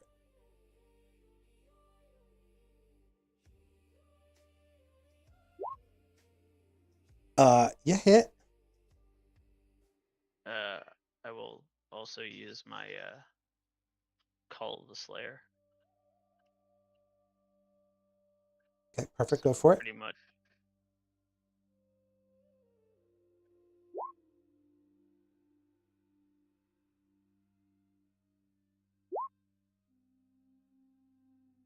So that's total of 7. Perfect. Yep. That hoards that. They keep track of their individual hit points here. So that one has 2 damage. Perfect. Okay, perfect. And then the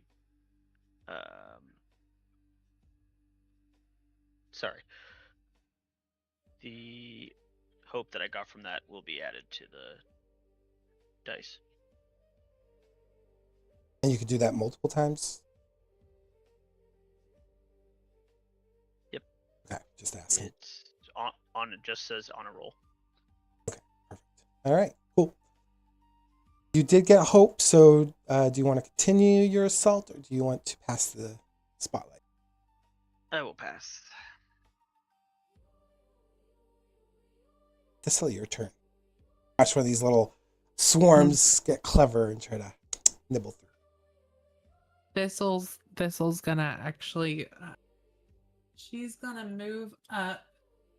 Let me see what range she's in right now. Right now she's in, I think, far range, right? From which target? The furthest one? Right.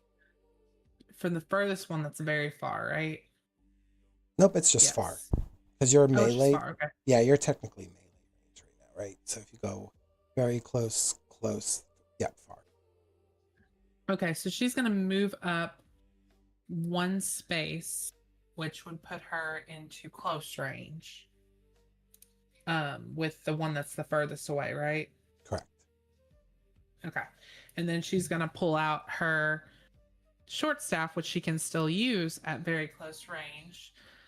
And she's gonna swivel it around a little bit and kind of just like I don't know how to say it. She's gonna swivel it around almost like it's a magic wand of some sort, and then she's gonna slam it on the ground.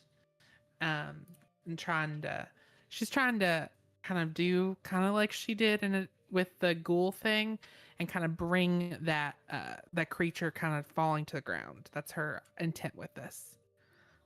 Kind of like sending a tremor through the ground almost. Yep. Go for it. You hit. Ooh, with fear. Nice. Let you guys know the rolls then if you guys can't see the hope and fear. We can do that for you guys until we figure We that can out. see the total, but we can't see the hope or the fear. That's all right. I'll let you guys know. It's on the stream too, but I'll let you know. Okay, 9 damage. Yeah. When you do that, the rats pretty much they look really worse for wear. Actually, they've thinned out a bit. There looks like there's maybe just a handful of them left. Still there. They're still present, but they're unable to move still because of those entangled vines that kind of wrap around their tiny little bodies. Okay, and she's just gonna look at them. And she's like, "Y'all really resilient little fellas, aren't you?" And then she looks over to Ryden and she's like, "These are the hardest to finish off." I will say with that fear, I'm just going to have an environmental effect happen here. This is going to play narratively with what your action was here, Thistle. With that tremor effect, I'm going to have you. I'm going to have Ryden roll an agility reaction roll.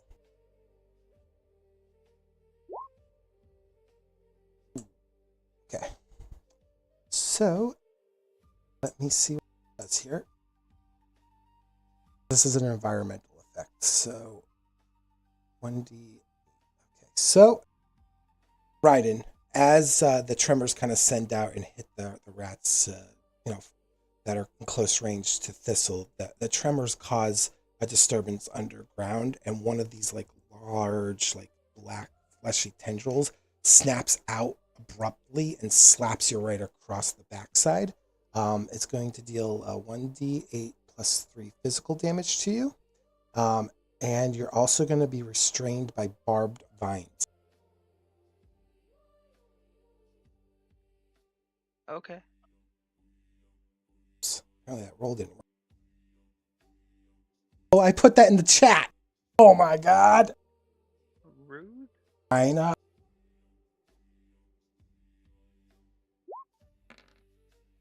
Okay, so that will deal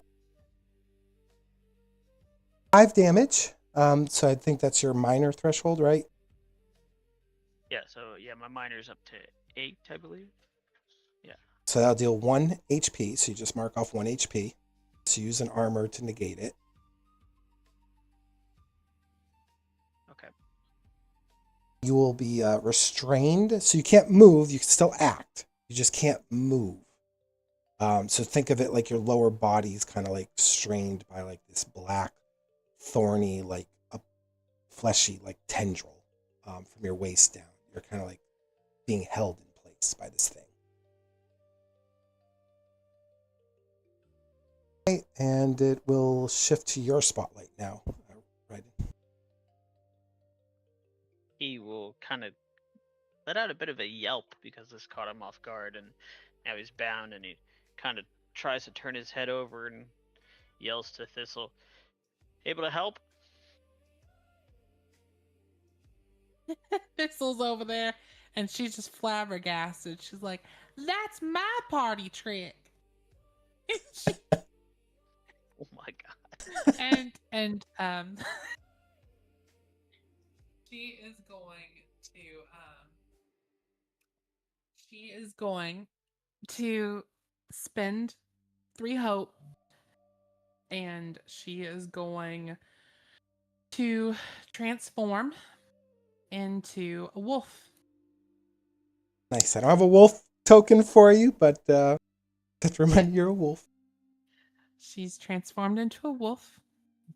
That gives her advantage on attack, sprint, and track. And I'm guessing that would be her action, and then she's gonna move. Let me look at the map. She's gonna move within melee range of the rats that are closest to Ryden. Kind of in that melee box with him then. Yeah. I should describe her though. When she transforms into animal, just so everyone visually can see, every animal she turns into has like a very reddish tint to them because she has red hair. So this wolf is almost like a red wolf. That's neat.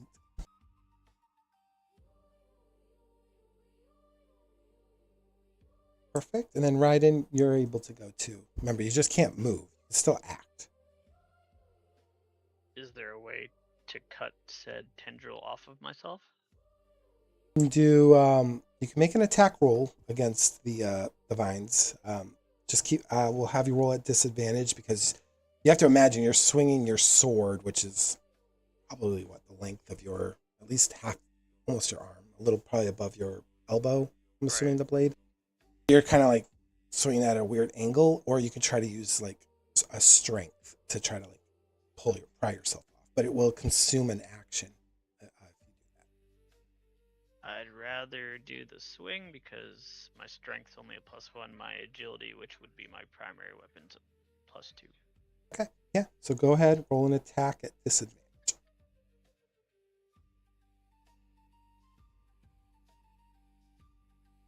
It's a weird angle that you're trying to roll at, or swing your sword at.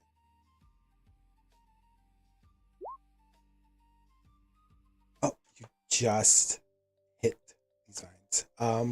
So go ahead, roll damage.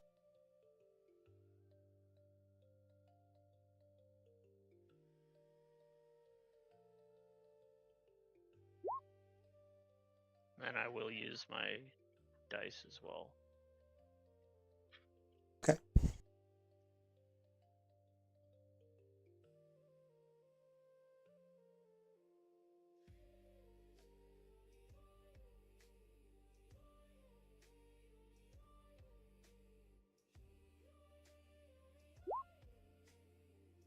Nice. Yeah, that's more than enough. So yeah, you slice through the vines and you feel the strength of it wane, and it just kind of slumps around your feet. You're kind of probably thankful that was off of you because it's kind of gross to feel something like that against you. So, and so I'm going to use a fear here to kind of interject your guys' momentum. I'm going to have the swarm attack you right in. As you're freeing yourself, they're like, oh, food. And they want to go nibble on you, I guess. Awesome. No, I'm sorry.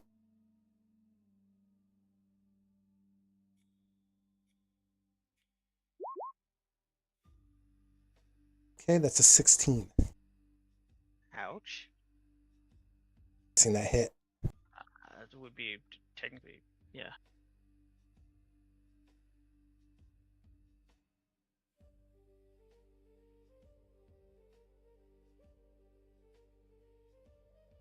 And that would be, okay, I have to roll this one manually because their damage is a little different.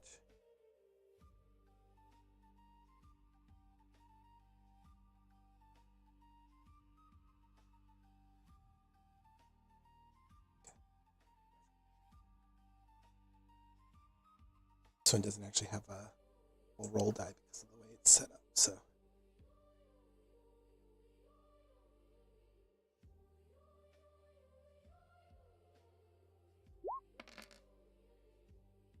Okay, 6, so I'm assuming that's another minor. Yep. That'll be one more damage. Yep. Check it. And verify you're putting it in your calculate damage button to make sure that you are actually taking that damage. Who, Raiden? Yeah, he's got armor and different things. Yeah, you're using your HP pool, right, Raiden? Yeah, I put 2 marks now into my HP marker there. So also, nope, I'm not going to use fear. So it's your turn, guys.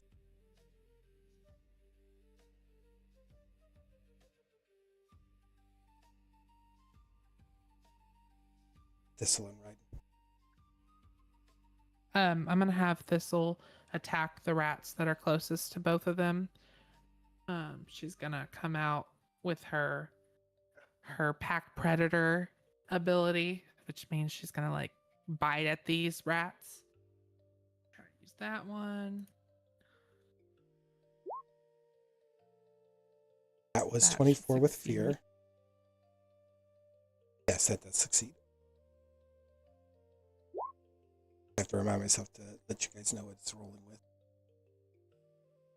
4 damage. Okay, excellent.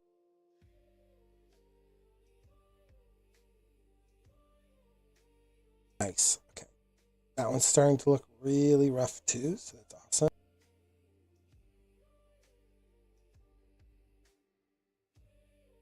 And since it's with fear, the rats that you had entangled are now free. They're going to advance forward and they are just going to nibble at you, their thistle, with their annoyed clattering because they've been held for so long.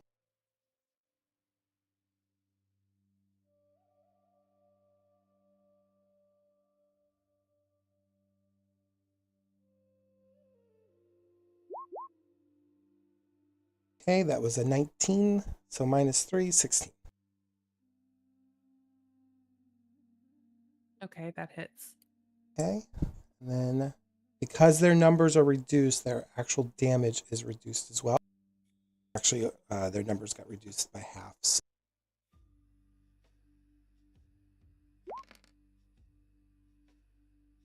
it would be 3 damage, so your minor threshold.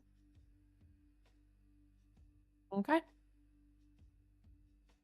Right, and then that'll be their turn. So it's the villagers. I will let you know they are pretty much out of the picture now. Saved them, as far as you know. Now they're actually heading towards the center of town. I don't know if they're safe yet or not. We'll also put them in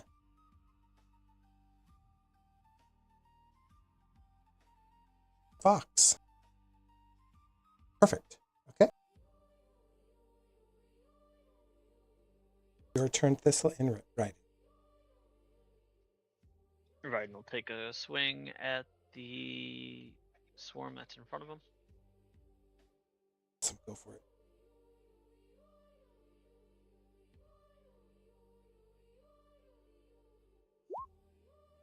That is 16 with hope. Awesome.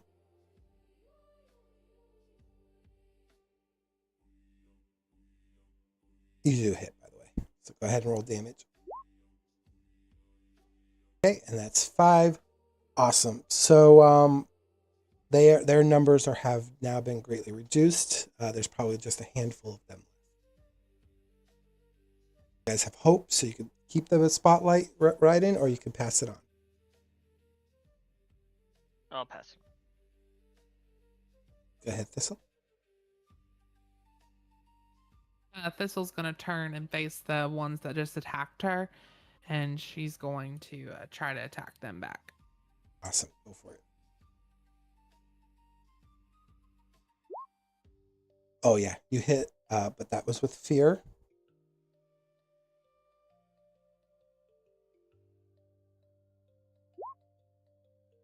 Awesome. How do you want to end that swarm's existence? Thistle's gonna sneer at them after they take a bite at her, and then she's just gonna go to town, chomping down and scratching out these rats until there's just a bloody spot on the ground.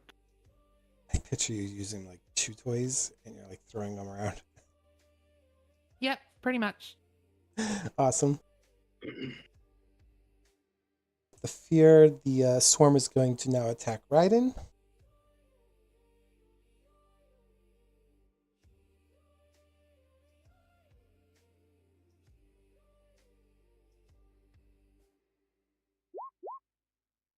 Okay, that is a 14. Does that hit? Yeah. My evasion's 11. Okay. Your numbers are reduced, so the damage is also reduced.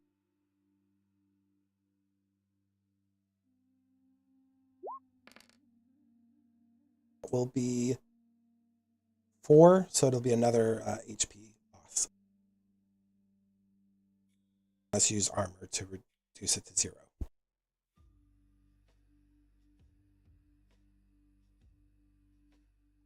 No, I'll let it hit. Wow. Okay. Beast. It's your turn, Raiden. Spotlight kind of shifts on you since you got attacked. Swinging back. Like goddamn rats, die. Bloody vermin. Okay, that's 11 with fear, and that does hit.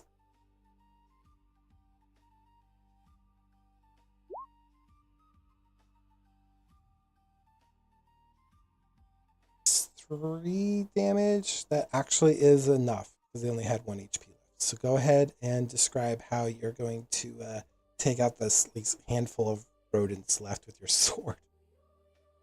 He's gonna put it on its pointy edge and just start stabbing downwards at them. Skewer.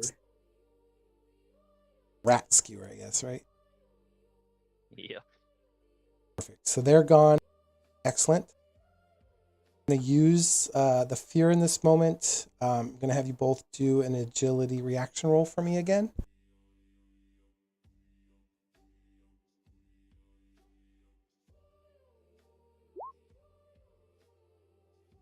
Nice. Nice. So both were with fear, but I don't get why I do.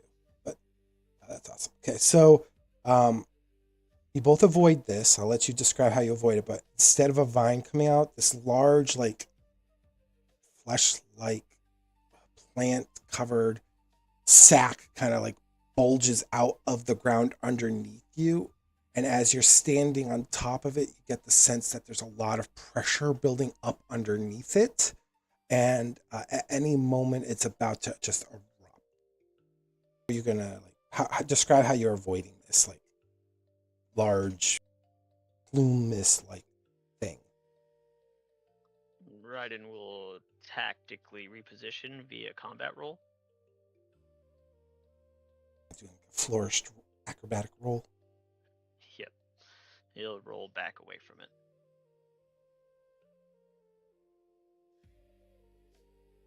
Miss Thistle. Thistle's gonna also flourish in her own special way as she's a wolf and just jump.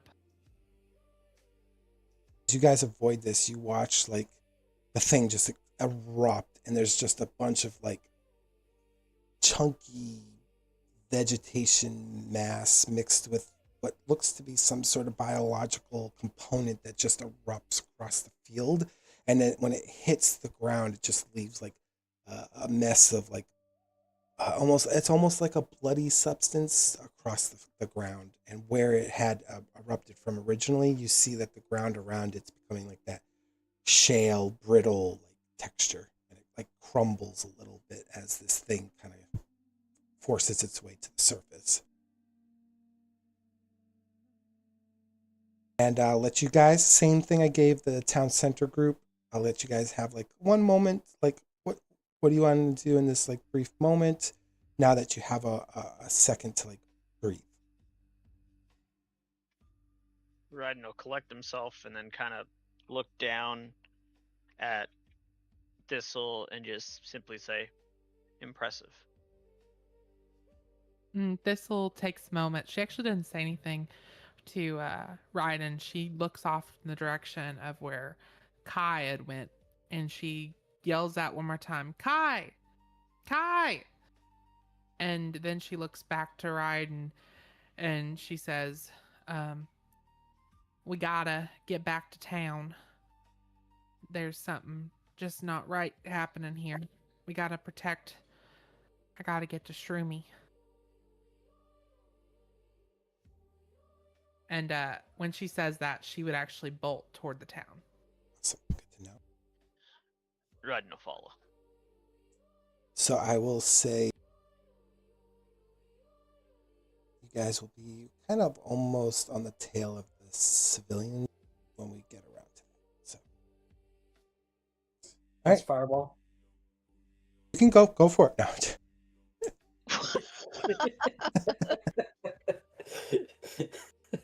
Oh There's no! more of them coming. That's true. Perfect. Scene shifts. Arve. As you're kind of like wandering the western farms by yourself, and you're going to the last house. Go ahead. As you're approaching that last house, go ahead and roll me a instincts again.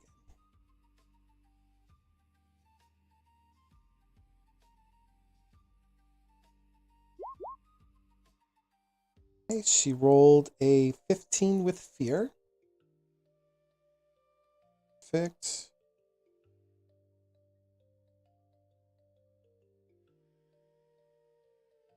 Excellent. So when you approach this house, Arve, the doors are still shut on here, and you do hear like whispering behind the doors. They're like, "I can't believe this is happening.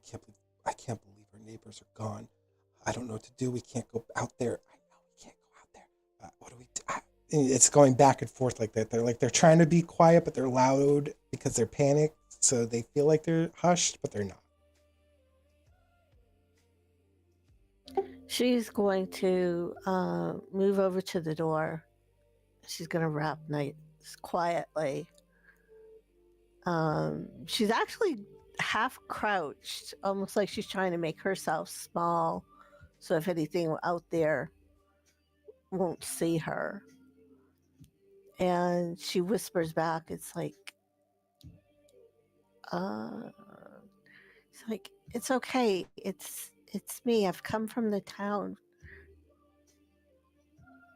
They're not here yet.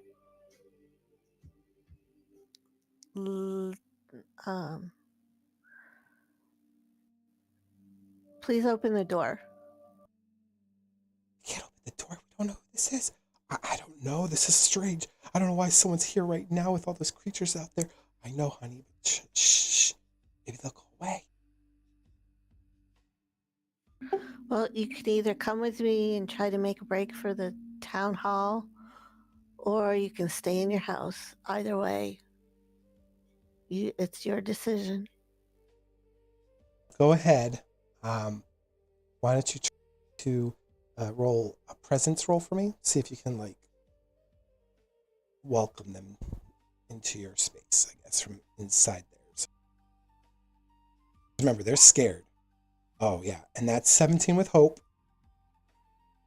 So go ahead, make sure you mark a hope if you have any hope available slots. But they respond to you and they go, "Okay, if you say so, honey. Be careful." Husband's like, "Don't worry." You hear something like loud being moved behind the door. "I'll be ready for them." And they open the door, and he's holding like the shovel, and he looks down at you. He's like, he makes a swing at you, Arve. Not for the reasons you think, but because of how you look, unfortunately. And he's making a swing to hit you. I knew this was gonna happen. Okie doke. Oh, he hits. 17, but he's only a minion class. He's only a civilian, so he deals 1 HP to you. This will be your minor threshold. Okay, I'll take that. It's right on the top of your mushroom cap. Ow! And just slapping a hand across her mouth so that she doesn't make a loud noise. She just rubs her head. It's like, you didn't have to do that. I know I look strange, but I'm not one of them. Oh dear! Come on, quickly. You hit her! I don't know. She was. Look at her! Oh, just shush. She's trying to help us. Okay, dear. I'm so sorry. Are you okay? He like moves over, drops the shovel, and he's like trying to reach for your top of your mushroom cap to make sure he didn't like bruise it too much. She's still rubbing it a little bit. She's like, come on. We've got to hurry if we're going to get out of here. Your neighbors are all gone. I don't know if they were turned or if they're just gone. But you're the only 2 people that I've seen out here. We've got to get to the town hall. Okay. The 2 civilians actually do leave their house. Add them to the board so you can at least visually see where they are with right there. I'm going to also now, while you've been talking and getting this, corralled, I'm going to have you do one more. I'm going to have you do 2 rolls actually here. I'm going to have you do first a finesse roll to see how quiet you managed to keep this scene. And this is going to be a disadvantage because the two civilians certainly were not trying to be stealthy, especially the guy that attacked you. So go ahead, roll finesse to see if you're able to keep this scene quiet enough to not draw attention to you. Can I use Wildborn? It's called Lightfoot. Says your movement is naturally silent. You have advantage on rolls to move without being heard. I will give that to you, sure. So we'll just negate your disadvantage. So you'll just roll flat then. And that was finesse. Yeah. So just roll a flat roll. If it says that you'd roll at advantage, since I was giving you a disadvantage, it's perfect. 7 with Critical. It is critical. Oh damn! I'm used to that still. It's awesome. Good job. Yay. Next, I'm gonna have you roll your instinct roll. Disadvantage, no advantage, just regular. Okay, perfect. So after getting hit on the head and managing not to scream bloody murder because this guy just assaulted you for trying to be friendly, you managed to keep the scene quiet. Your nature managed to make the other two realize, like, oh yeah, we probably should be quiet right now because a lot of bad stuff's happening. So they kind of follow your lead.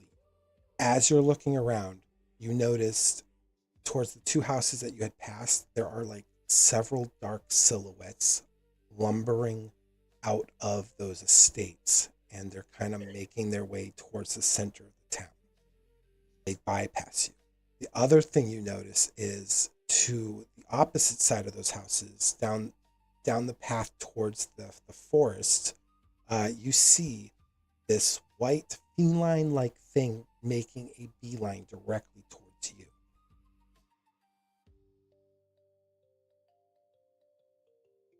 Very familiar form running into.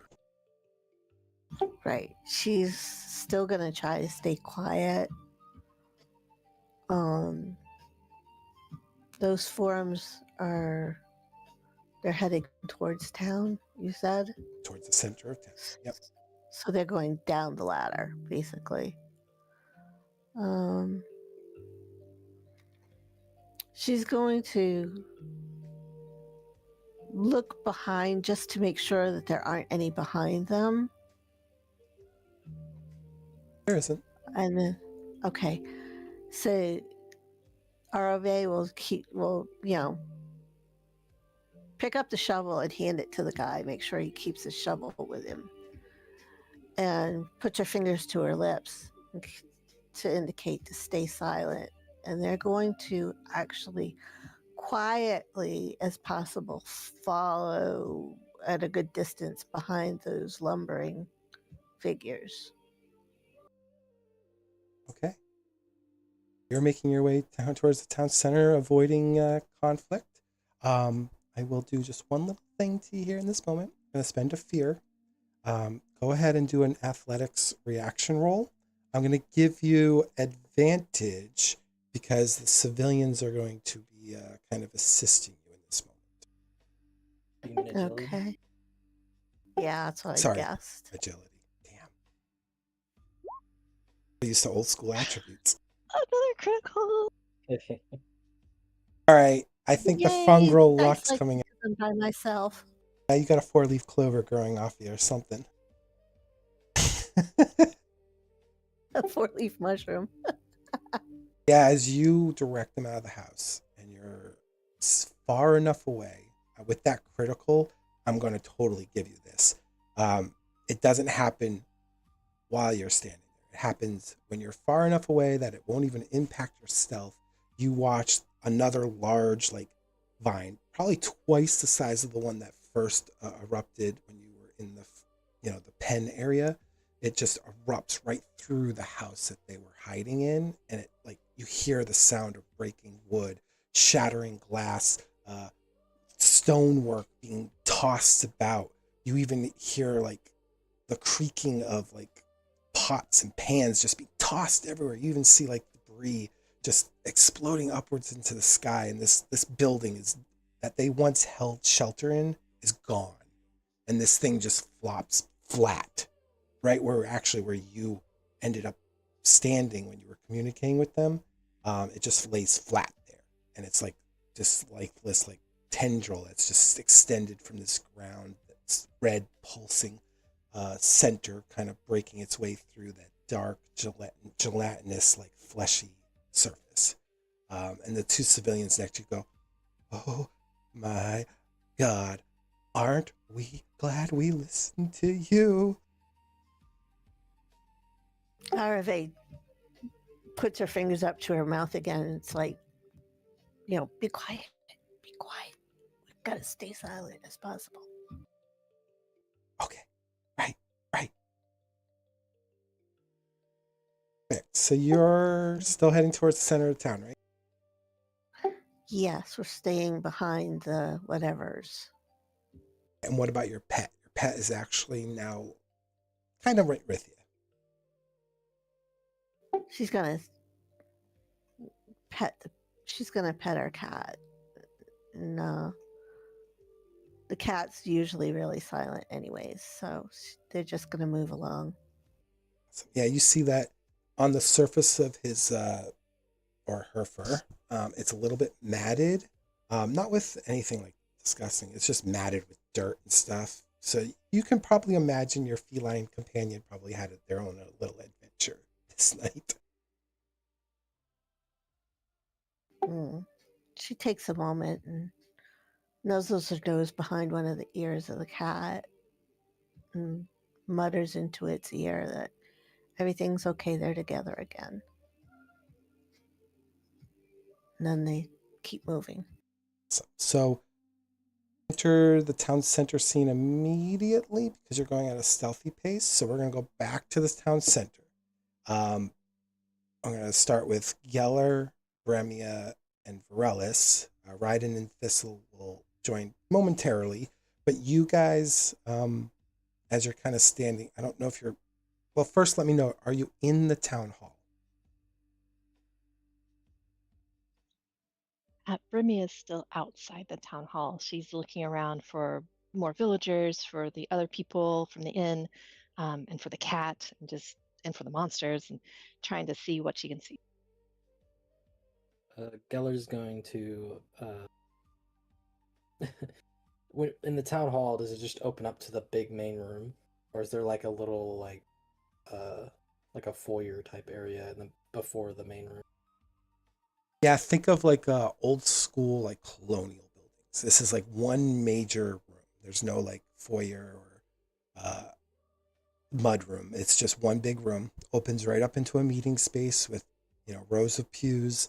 And then beyond those pews is the stage with like the podium. You guys are opposite of that stage. That's where the door is. So it goes the door, pews, stage. Okay. I guess I'll stay outside as well and just inspect this body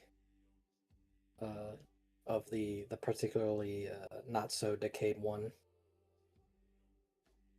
Awesome. So I'll have you roll knowledge. I'll have Bremia roll instinct, and then Vaeryndel, are you doing anything? Standing on the inside of the salt, looking around. I'll let you also roll instinct as well.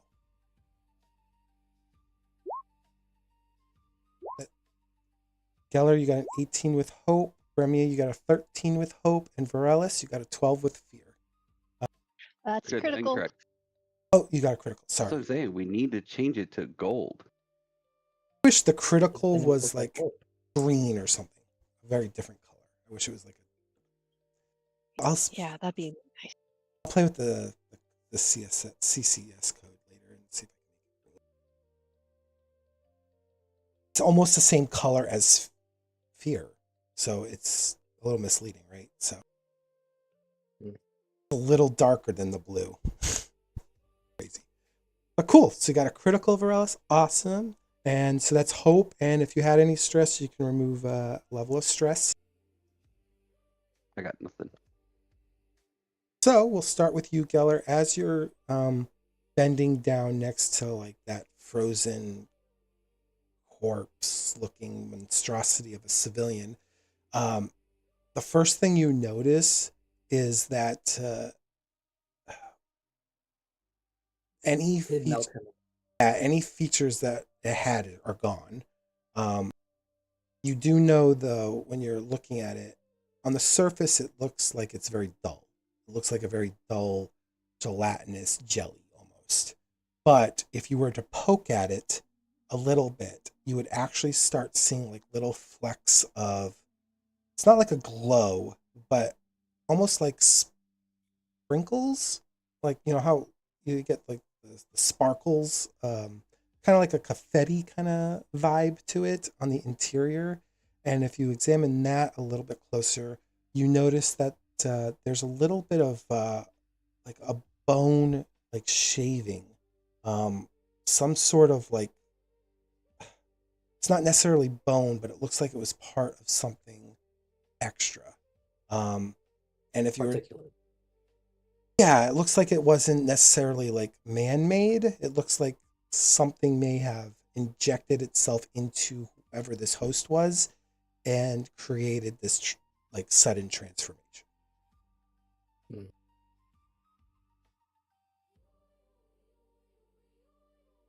It's just, it couldn't be dissolved, I guess, when you happen to take out this creature. This extra substance still remains. Let's see if I have some.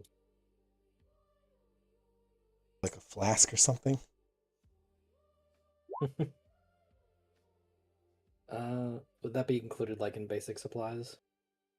Um, I would say for you, yes, because of your backstory. We can say that you probably carry some sort of like small, like on the go phylactery, I guess. You have little like vials and stuff. Kit. Oh yes, I'm gonna pull out my Lich's phylactery. Yeah. Um, no. I'm gonna fill a small flask with the particulates. Okay. And how are you doing? That's the big question. I'm not gonna touch it myself. Um, you said it's in liquid form, right? Or like a gelatin. Yeah, it's like gelatinous almost. Yeah. Okay. I'll take a stick if there's one on the ground and just sort of like push it into the flask from like off of his like shoulder or something. Yeah, so the moment you stick the stick through like this jelly substance, you watch all these like little particles kind of like, it's almost like they're drawn to the stick. And when they connect to the stick, you start watching the stick go black. And that black is slow. It's like not slowly, but it's actually like at a decent rate going up towards where your hand is. I try to get as much in there as I can before it reaches my hand, and then drop it. Yeah, do an agility roll for me. DC 15 to see if you can get that in quick enough before the black like reaches your hand.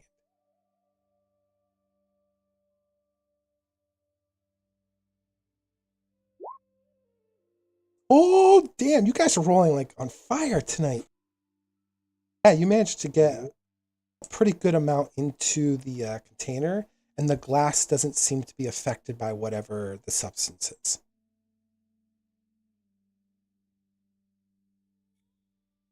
Okie dokie. You now have gelatinous Cork it. goo. Cork it and put it in my pack. Okay, and then Bremia, as you're looking out, you can see there are a bunch of civilians running in your direction from the eastern farms. And you can't quite see because they are they're kind of at like the very long distance. You see like silhouettes in pursuit of them. Okay, and I can't tell if those silhouettes are friendly or not. Correct. because they're too far, and because of the mist, it would be a little hard to see at that distance. Okay, I'm going to move forward like 2 squares. I think I can do that without agility. Absolutely. As long as you're melee very close and close, you can move freely within. So Okay, and I'm waving my arms as big as I can to hurry the villagers up to get into the town hall.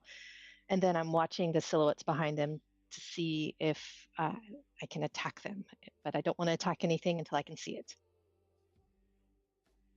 I will say, because of Thistle's size, which is probably her advantage at this moment, you can't quite make out Thistle.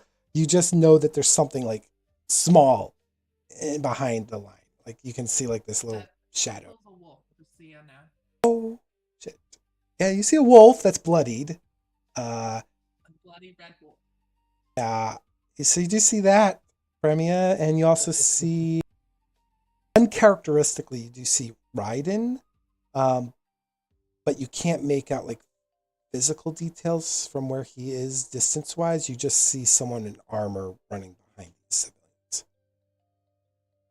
Okay, I'm going to hold. I'm not going to make any action towards these silhouettes because everyone's moving and running, and it doesn't look like the civilians are being attacked at this point. So I'm just going to wait and as they run closer and past me. Awesome. Varellis, you watch Bremia advance forward. With your critical, you were also keeping your eyes open. I will say with a critical, you can easily identify that it's at least Raiden behind those civilians from where you are because you are very familiar with his armor and his appearance. You could tell him from a needle in a haystack if you had to. As for Thistle, you do see the wolf. Can't make out quite the details because of the distance, but you do see that she's a red wolf. Kind of rare, but you see all the civilians too. And I'll motion them all towards the town center to get inside.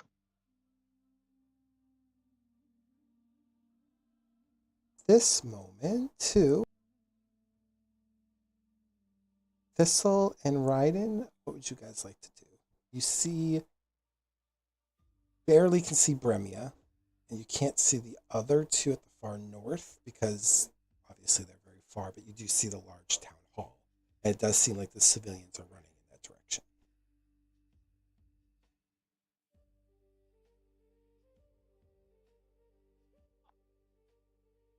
Raiden will keep going in the same direction with them. Thistle's gonna watch, but it's gonna be looking around because she's trying to see if she can find Arave.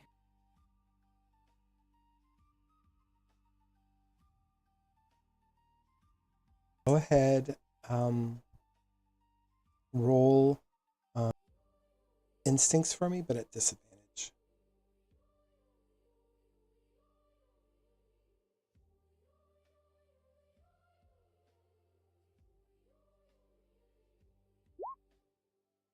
Okay, that's 15 with hope. Right now, you're not sure where Arave is. You are hoping she's safe. But with a 15, I will say that you at least can identify that the person that's running towards you and the civilians is Bremia. Okay.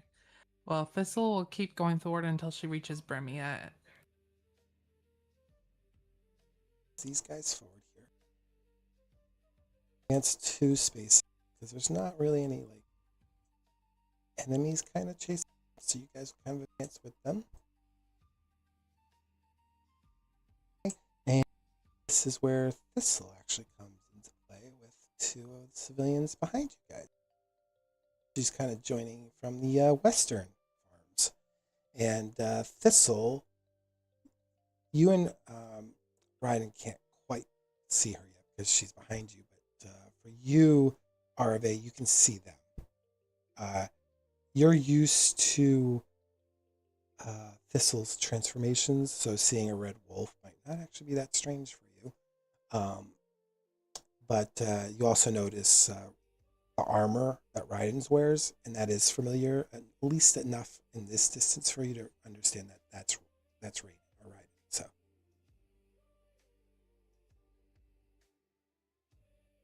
Okay, and where are the uglies that were between us? you don't know yet. Kind of Oh, that's wandered not into cool. the town, but that doesn't mean they necessarily went to the center of town. They could be stuck in like alleyways and stuff.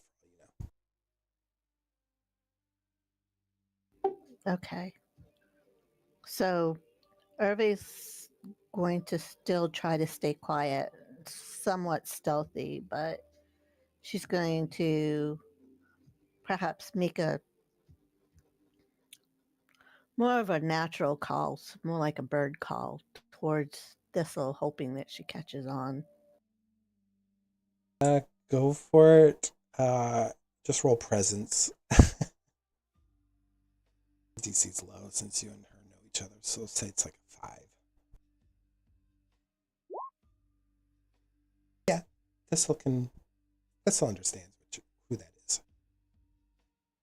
Yep. Thistle will do a little twirl and then turn around in her wolf form and see Arve and see Kai, and she'll like a dog almost like come on come on over, run over to Arve and kind of nuzzle her close and be like, "My friend, I was so worried about you." Hervé will pet her, but put a finger to her lips, like, shh. There's a lot of shadows around here. We need to stay quiet and get everybody to the town hall. Thistle, even in wolf form, seems to almost emote her facial expressions. This wolf, and she just like, "Psh, I know about that. Do you see this blood all over me? There's some mighty powerful rats running around here. You gotta watch your eyes for them."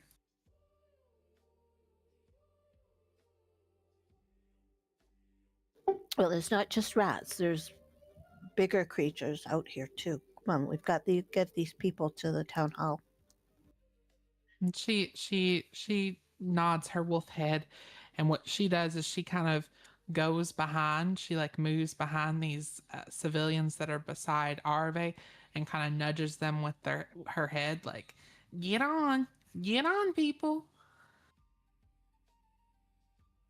Say that the civilians at the front all get into the town hall. So they run past you, Varelis and Geller. I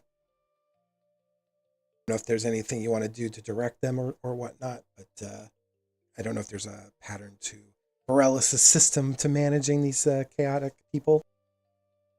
Nope. Just point towards the door. Get in the hole. And then try to use like a mage hand to move the body as far as it can away from the entrance, just so nobody like trips over it or anything. Oh, you talk about like that goo? Yeah. Yeah, go for it. No roll required. Just describe how like this magical hand's picking up this like goo, because it's not going to react with the goo either. The hand won't react with the hand. Right. Is the like body coming apart, or is it still like one thing? It's like one glop of fleshy goo. It's probably just like trying to roll it like dough like across. Yeah, it's like the that ground. slime stuff that you can buy in those tins. It's kind of like that. Yeah. Substance Just over to into it. like the bushes or something. What color's your mage hand? Probably just like a soft orange. Very warm. So does it have a shimmer to it? Yeah, it's got like a little glow shimmer to it, magical sparkles. Does it like just embers, kind of. Yeah, your hand picks up this like fleshy goo slime. And even though it's a disgusting substance, your hand looks quite beautiful in this like dark, mist-ridden place. And it literally just tosses the goo away into like some nearby bushes. Just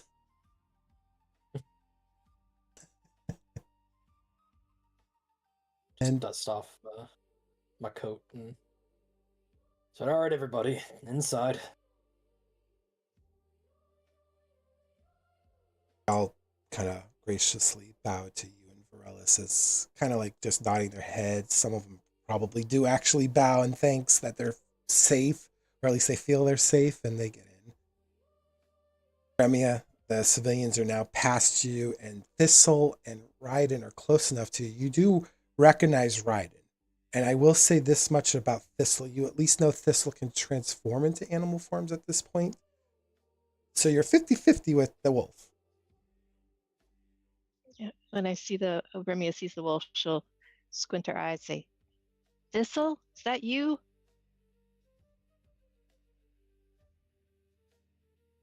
Arve, not Arve, sorry. I'm just taking over Arve's character.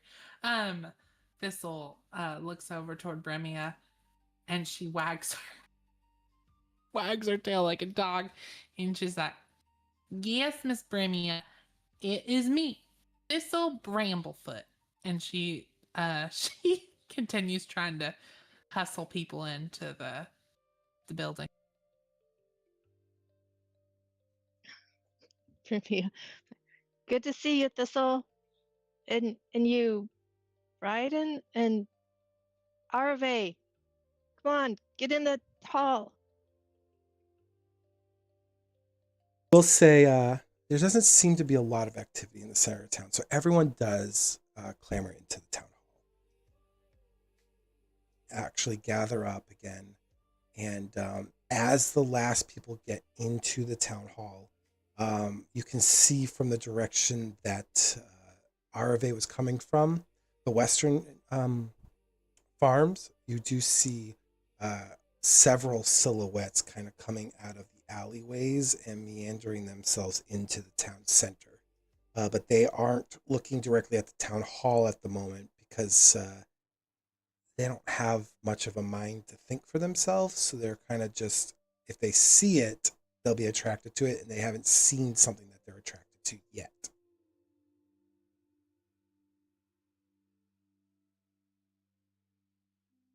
Assuming the town hall doors are still open at the moment. Until we get everybody in, yes. You guys are in. You're all in. Managing. Okay. Thistle.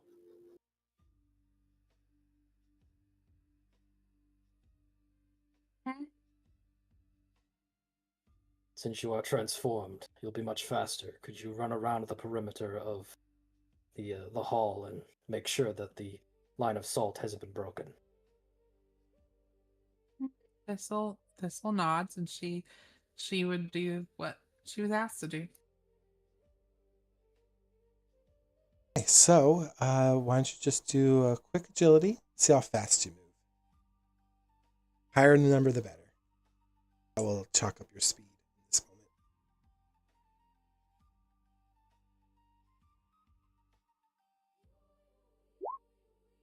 moment. Okay. Yeah, you start, you go out of the town hall and you're dashing around the building.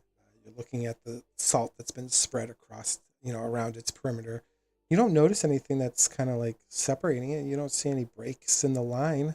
And as you're getting towards the opposite side of it, making your first loop, go ahead and quickly roll an instinct check for me.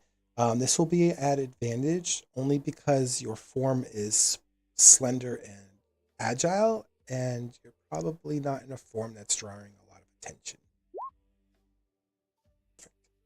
You see coming from the forest, you see a large rolling. It's not a creature. It's not a monster of any sort, but it looks like a wall of like tendrils kind of like rippling out from the forest, but it stops short of the town line. and you just see at the ends of some of these vines, not all of them, just some of them, they're tethered to the backs of what used to be civilians' necks, and they're just like hovering them up in the air, and their mouths kind of gape open, and you just hear a low choral sound coming from them, almost like a chorus, and it sounds almost like a siren's call. It's like enchanting a bit, calling out towards the town from the wood's edge. Question. Would this, I don't remember 100%, but when they were at that edge of that cliff, wasn't there something they were hearing? Yeah, you were hearing like a howling sound, but it was hard to discern whether it was the ocean or actually a sound from the cave Could itself. she now see if it sounded similar, try to connect the dots of what she'd heard before? Yeah, why don't you do a comprehend roll, which is a knowledge What's for her me. keen wolf hearing? Wolf hearing, yes. Okay.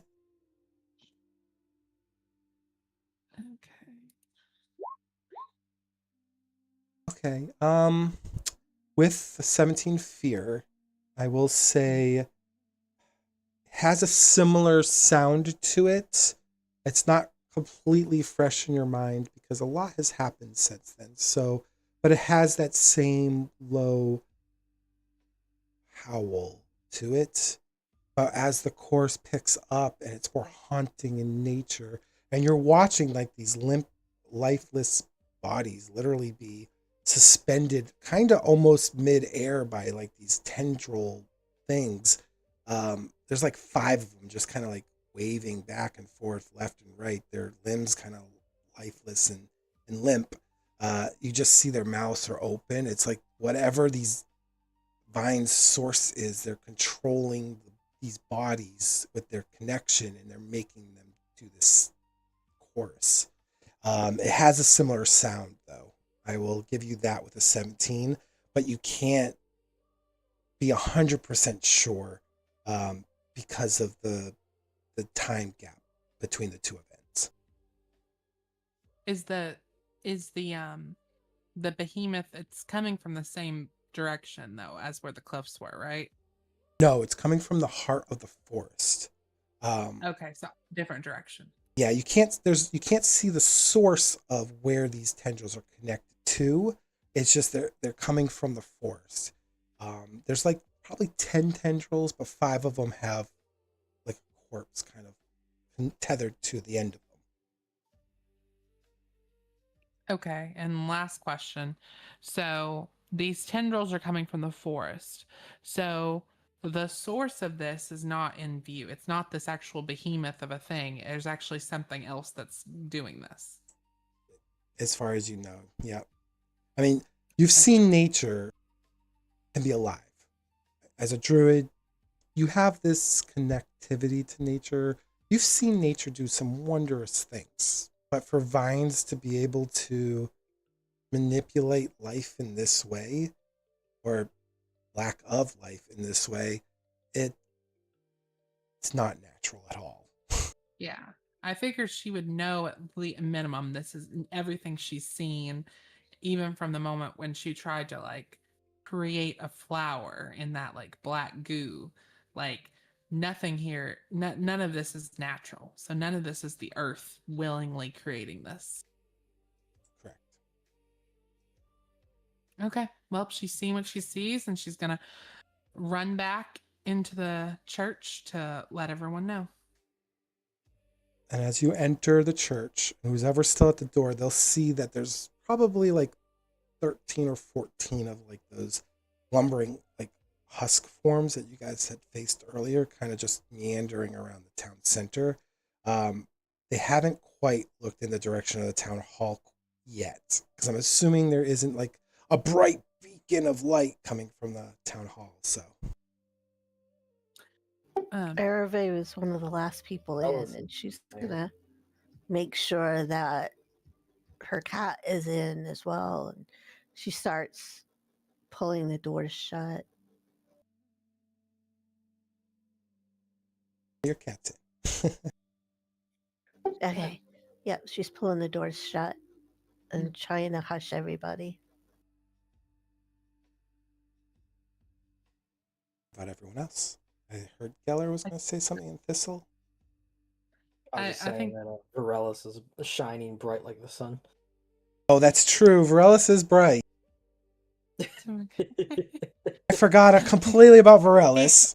he has to turn his lights off. Sorry. What? Like a diamond? Oh my god. Pays Geller his said electric. it perfectly, like a lighthouse. Oh my gosh. Thistle is when she comes in, she's in her wolf form. It's funny. But she's going to stay in her wolf form and she's going to go over to Bremia and she's going to kind of like sit herself next to Bremia and she's going to say something uncharacteristically low to Bremia, and she's so not nobody really is gonna hear unless they're really trying to hear. And she's gonna say, um, I'm not I'm no practitioner of the holy magics or the dark magics, but I think having everybody here in one place is like serving up lunch on the plate for whatever that thing's coming. And she just her wolf eyes just kind of look over to Bremia like a little bit of like, this is concerning. Like, I don't think that, and she's not saying this, sorry, but she's trying to say like, I don't think that salt's gonna stop anything from trying to get in here. That's what she's trying to communicate. Remia listens to Thistle and nods and mentally connects to Geller, says, what's the plan here now that we're all in the town hall? What's the town normally do when this happens?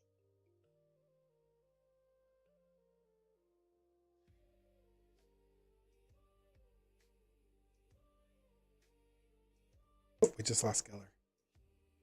Okay. We'll give him a few moments here. We'll Geller pause was the on first that. person to fall. I knew we were gonna lose somebody this week. Oh my God. Our second episode. Like, get out of my head. You're always in my head, lady. Well, I will say Time that would out. be Thistle's preferred. If someone's gonna get eaten, it's Geller's the preferred one. Oh, It's rude. We're at near 4.5 hours. we always stop at 8. There he is. Welcome back, Geller. Did you hear what I said to you? Of course he heard. You're in his head.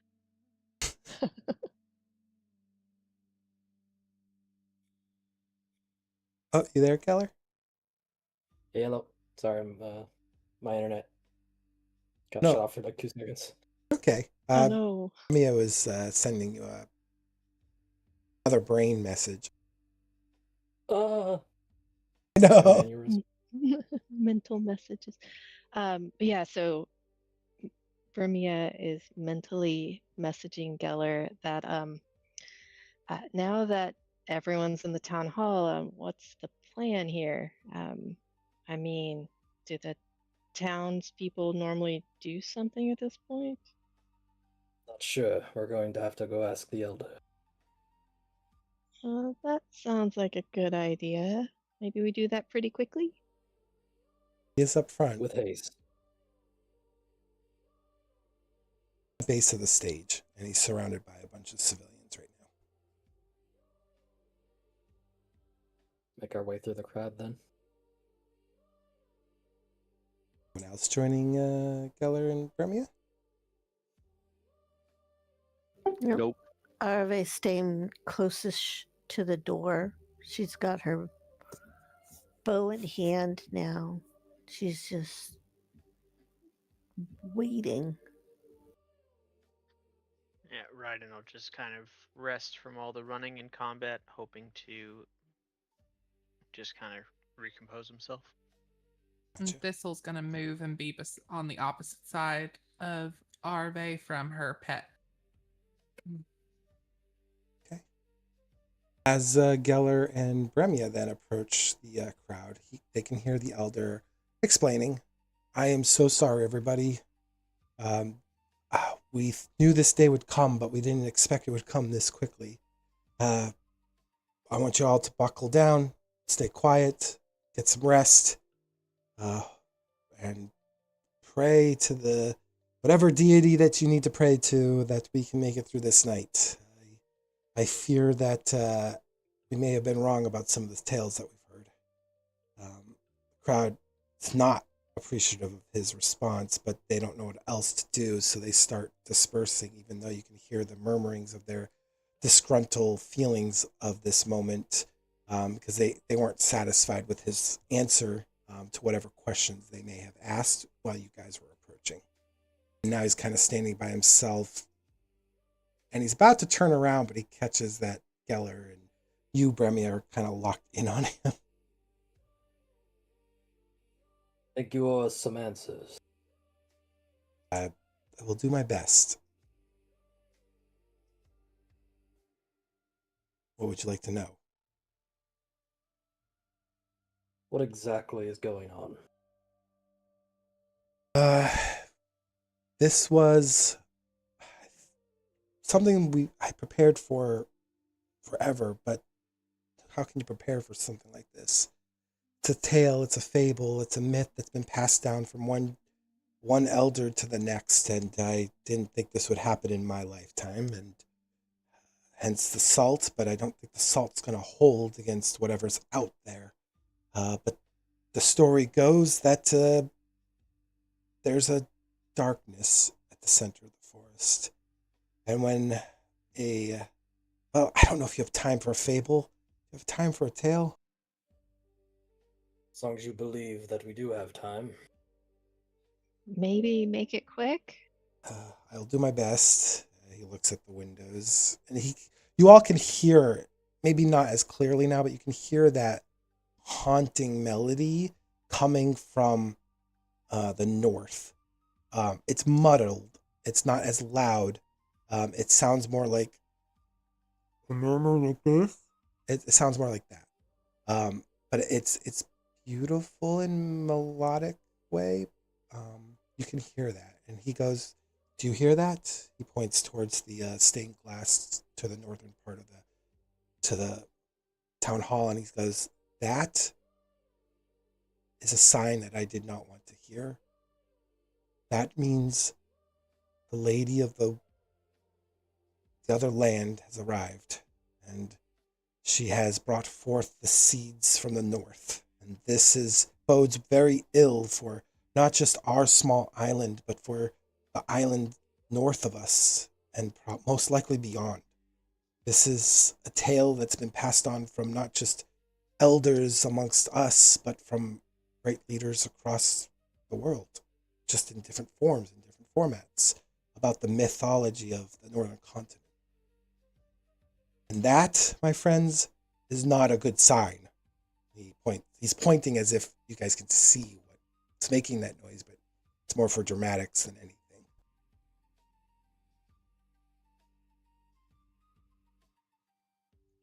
It sounds like you don't really know what we're facing out there.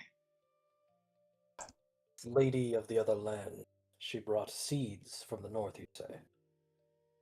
Yes, they say that she can come in many forms and shapes, that she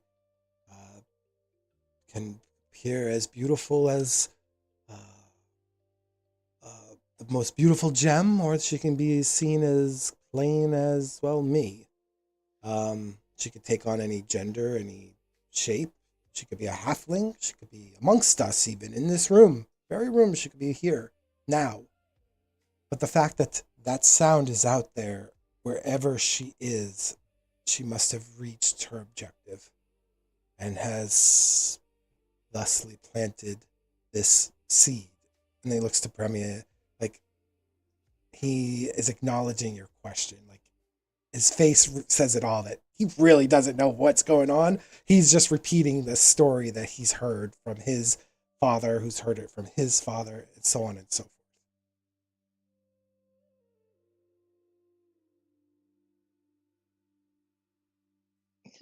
Mentally, Brimia is just chanting, "Not good, not good, not good."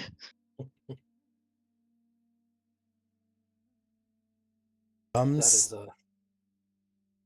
Go ahead, sir. doesn't bode well for anyone, if that's how your legend goes. Does it Well, speak of any sort of recourse to appease this lady or entity, or perhaps defeat her? tale has two stories. There's the bad natured story that we're seeing before us, but there's the other side where it says it's supposed to bring forth great resolve and life and restoration to a world long gone. Don't know if that's a good thing in this moment because of what's outside. I'm assuming it's bodes ill for us.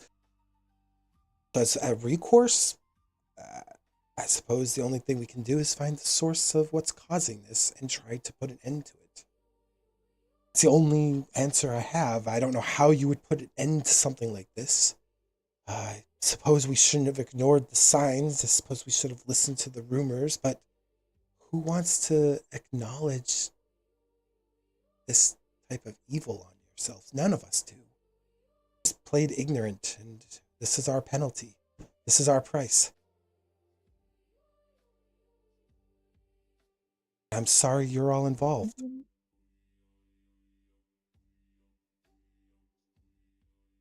Yep. Yep. It would have been good to know about this before, but here we are.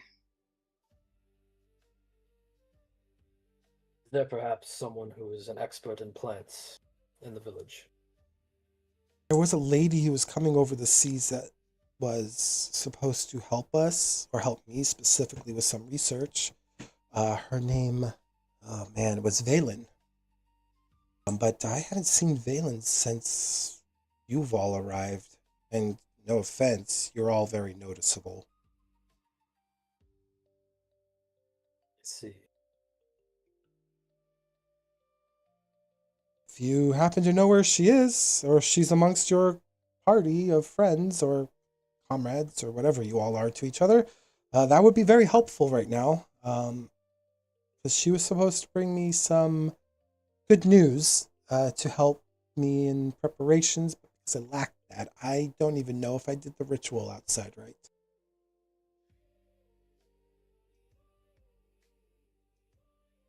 Nope, she's not with us. Last I heard, she was headed towards the interior of the island. Do you know where she might have gone? Interior. I mean, the woods. There is a cave deep in the woods. None of us ever traverse there because we're a small town, so we believe in fables and myths, and well, it's rumored to say that misfortune happens upon those who enter that deep. So, if she is anywhere and you haven't seen her, then that's most likely where she is. It's not a very big island, and if you've been to the Western Farms and Eastern Farms, and I'm assuming you've obviously been to the harbor, and the tavern you didn't see the tavern at all? And No. yeah. Brimia shakes her head. Hopefully she didn't enter the caves. Hopefully she's just in the woods, but he looks at that The heart- stained glass window. Did this man you spoke to, Brimia, say specifically the heart of the island? Yes, the woods. She said she wasn't going to the town for sure. So, if not the town, then it must be the woods.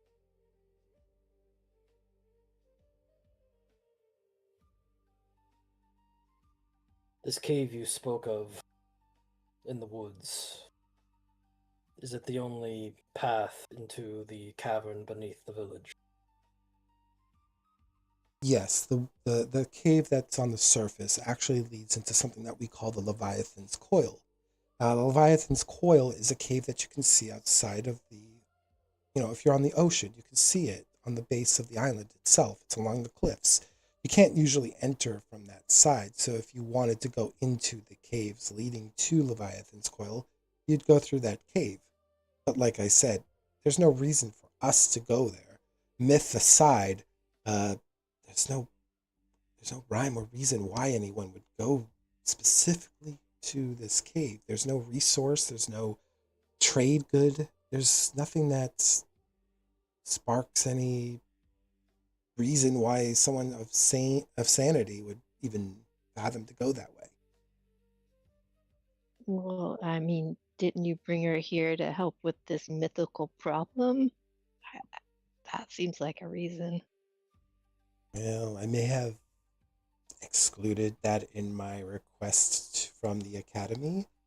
She was supposed to come here and talk about horticulture with me, and I was hoping to casually bring up the curse to her. Because how do you say, oh, we would love you to come to our island that may be cursed and you may be risking your life, but hey, come here and we'll have a civil chat. That didn't seem very welcoming in my letter to her. No, way better to just invite people to your island and tell them nothing and hope it's all going to be okay. Exactly. I'm glad you see my perspective. Regardless, if she's there or not, if I were some sort of powerful nature entity or lady of the north looking to plant some sort of seed within the underground, I think I'd go beneath the village into a large cavern where it could house such a mythical creature or plant. He's flabbergasted. He's thinking like, I don't even know how you would plant a seed in a cave, but of course this seed could not be a normal seed, I guess.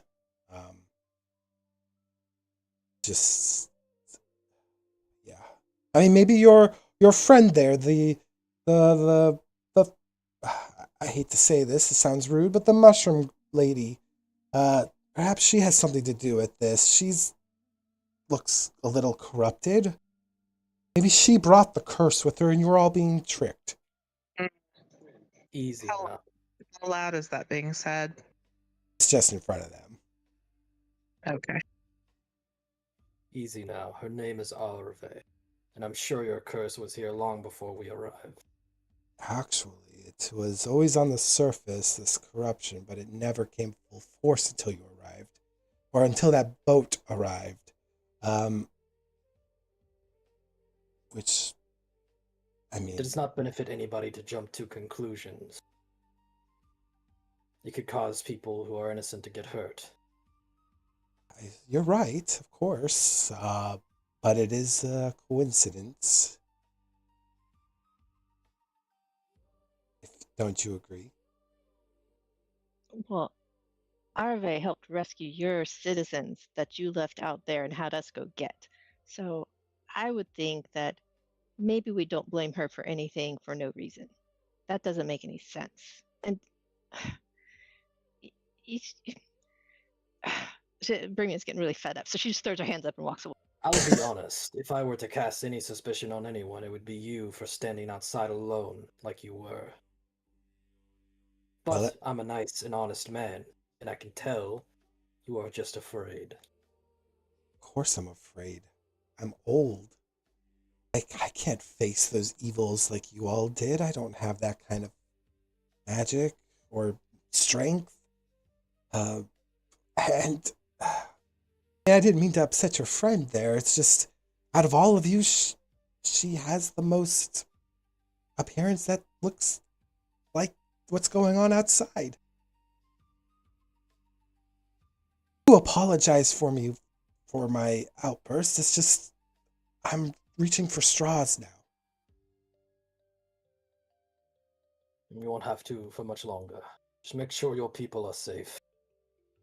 We will probably leave out of here, me and my allies, to investigate how we can prevent whatever is happening from continuing. That would be appreciative. And if you happen to do that, I will make it worthwhile, or at least your efforts worthwhile. and I will personally apologize to the mushroom lady if she is indeed not at the center of this.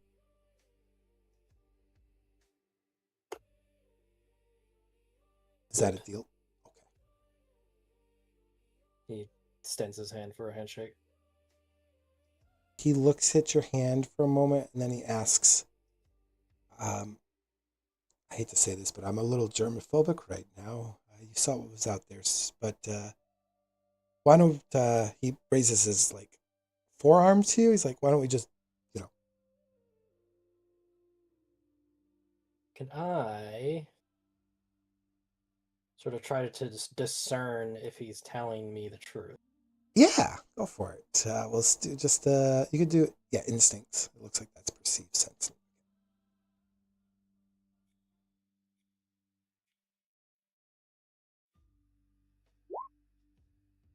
Oh, he's 22.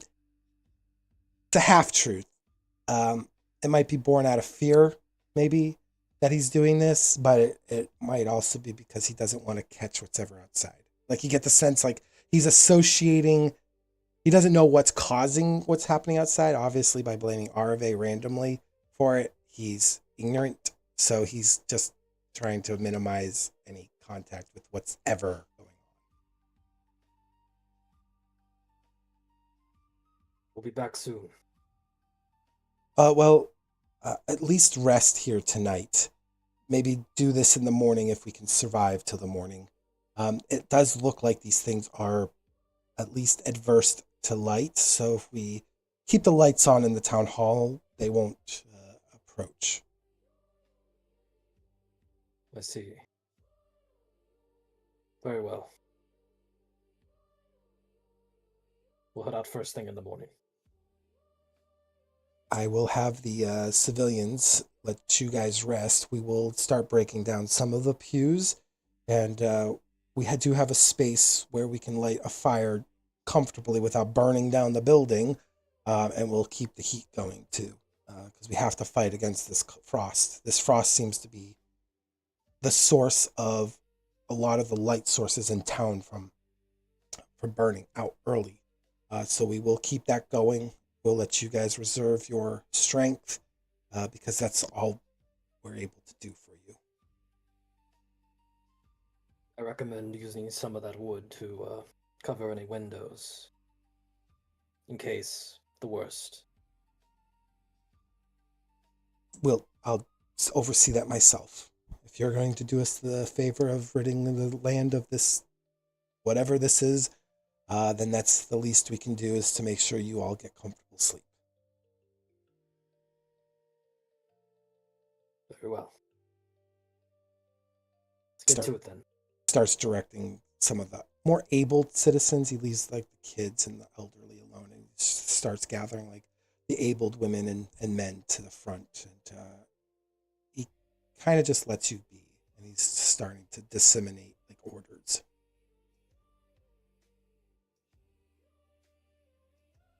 I return to our group and relay everything I was told.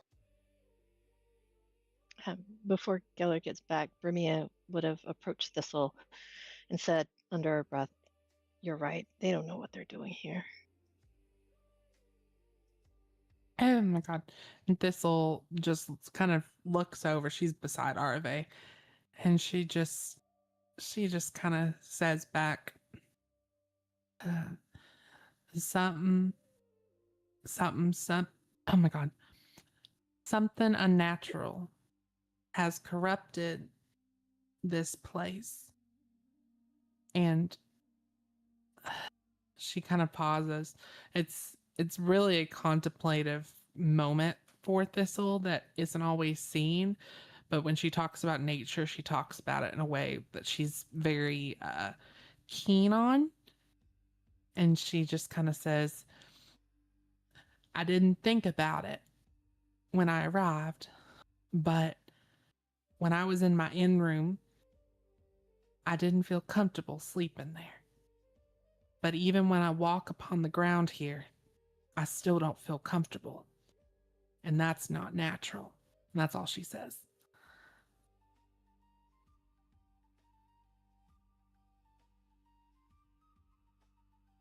guys have a little time here before we end the session to figure out what you want to discuss. And because you're doing your first long rest, if you want to let me know what your 2 actions are, that would be great too. And I'll write those down so I can keep tabs of that for the next session. Yeah, just Oh. relay everything that I was told. Tell them about, going into the woods to go find that cave and try to get down to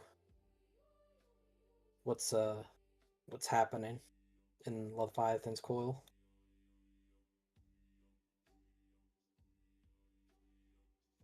Didn't catch all that.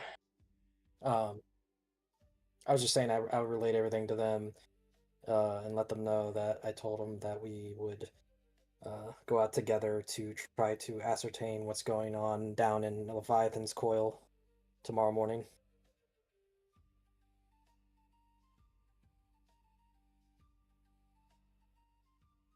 Give me that time. Okay. Thistle is going to, with her long rest, she is going to heal all her wounds. She only had 1 wound, but she's going to heal that, and she's also going to prepare for the next day.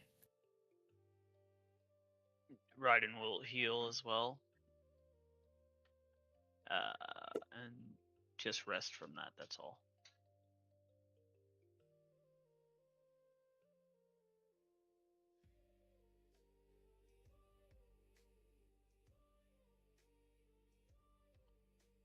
And give you 1 hope. Oh, okay, let's do that. Just to let everyone know, I have a second move I can share with someone. I'm going to clear all my stress, but then if anyone needs help with wounds or anything or hope, I can sit with them.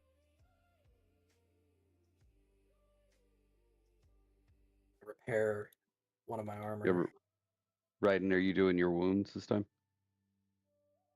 Yeah, so I have 3 wounds right now. Out of 6? 3 out of 6. Definitely clear those. You should be How able many? to tend to all your wounds, I think. Yeah. If you go to your character sheet and click tend to all wounds and you confirm it, it will clear those.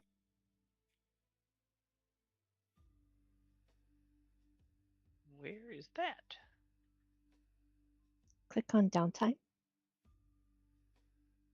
Aha, downtime. Downtime, you get 2 actions that you can do. You can do tend to all wounds, clear all stress, repair all armor.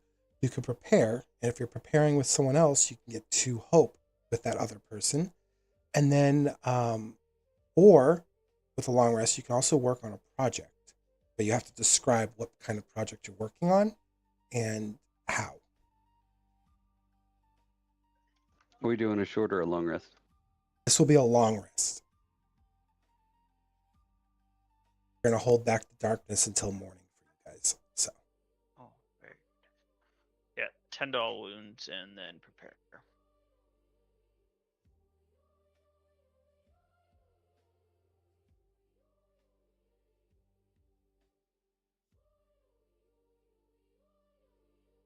I'm trying to figure that out. Like, I'm trying to think if there's any project I could work on tonight.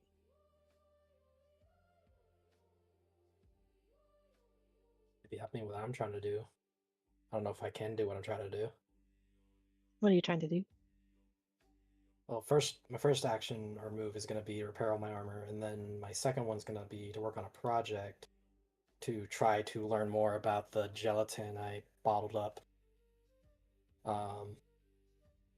By perhaps doing some alchemical experimentation, rudimentary ones, perhaps, because I don't have like a full setup or anything. Maybe taking some of like the plants, if there's like potted plants in the town hall, and seeing how they're affected by it, stuff like that. Yeah.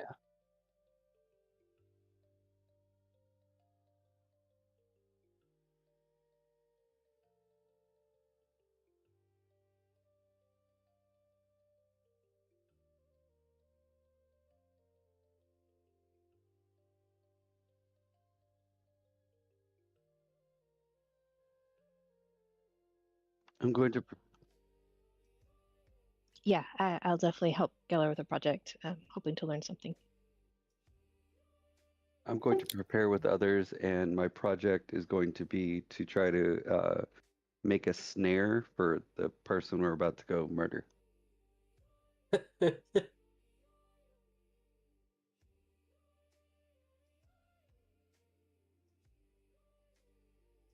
Pretty much, yeah. Unless you're going to let me build a bolo. I don't know if we have immediately bolos. thought of bolo as soon as you. I immediately, whatever reason, I just thought of bolo.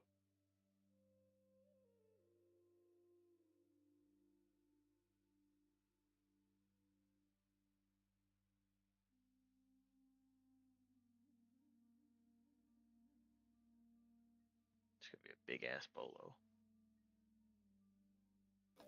Arve's going to tend wounds and prepare with others, which is probably with Thistle. Yep. We'll both get 2 hope. Yep.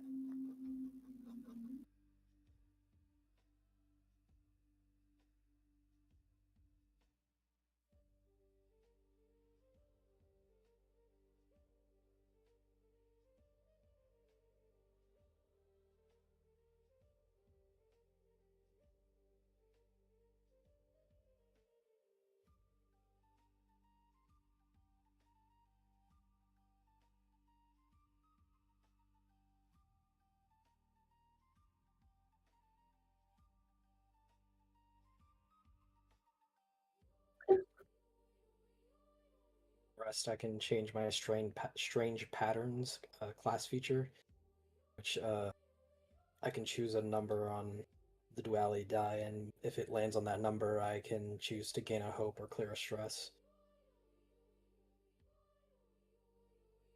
I'm gonna change it to the number 6. Roll now.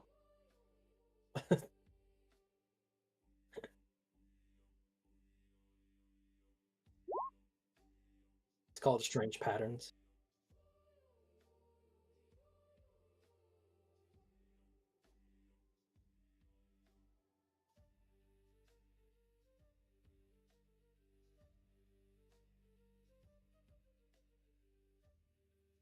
Oh no! You can't be heard apparently on stream. Why it does that once in a while? Oh, there we go. That's so weird. But yep. So I got all that down. So you guys have some of you healing HP, some of you doing stress, some of you repairing your armor, and then I got a couple projects going on. I've got Geller and Bremia working together on a project to kind of go over that gelatinous goo that's in the vial. And then I have Varellis working on a project to kind of create a makeshift bolo. And then, yeah, and then the rest of you guys are just kind of preparing with each other, and we'll discuss how that goes next session. We'll have you guys role play that scene of like the preparation portion of it, and then we'll actually go over how the projects went over the night, and then we'll start that next morning. That's how we'll begin session 3 of Dagger Heart. So that's gonna be awesome. Forward. Great. So Excellent. any other Good work, all. comments or anything before we wrap up? Does our hope carry over? Yep. Okay, cool. Gonna ask the mage not to charge the enemy. That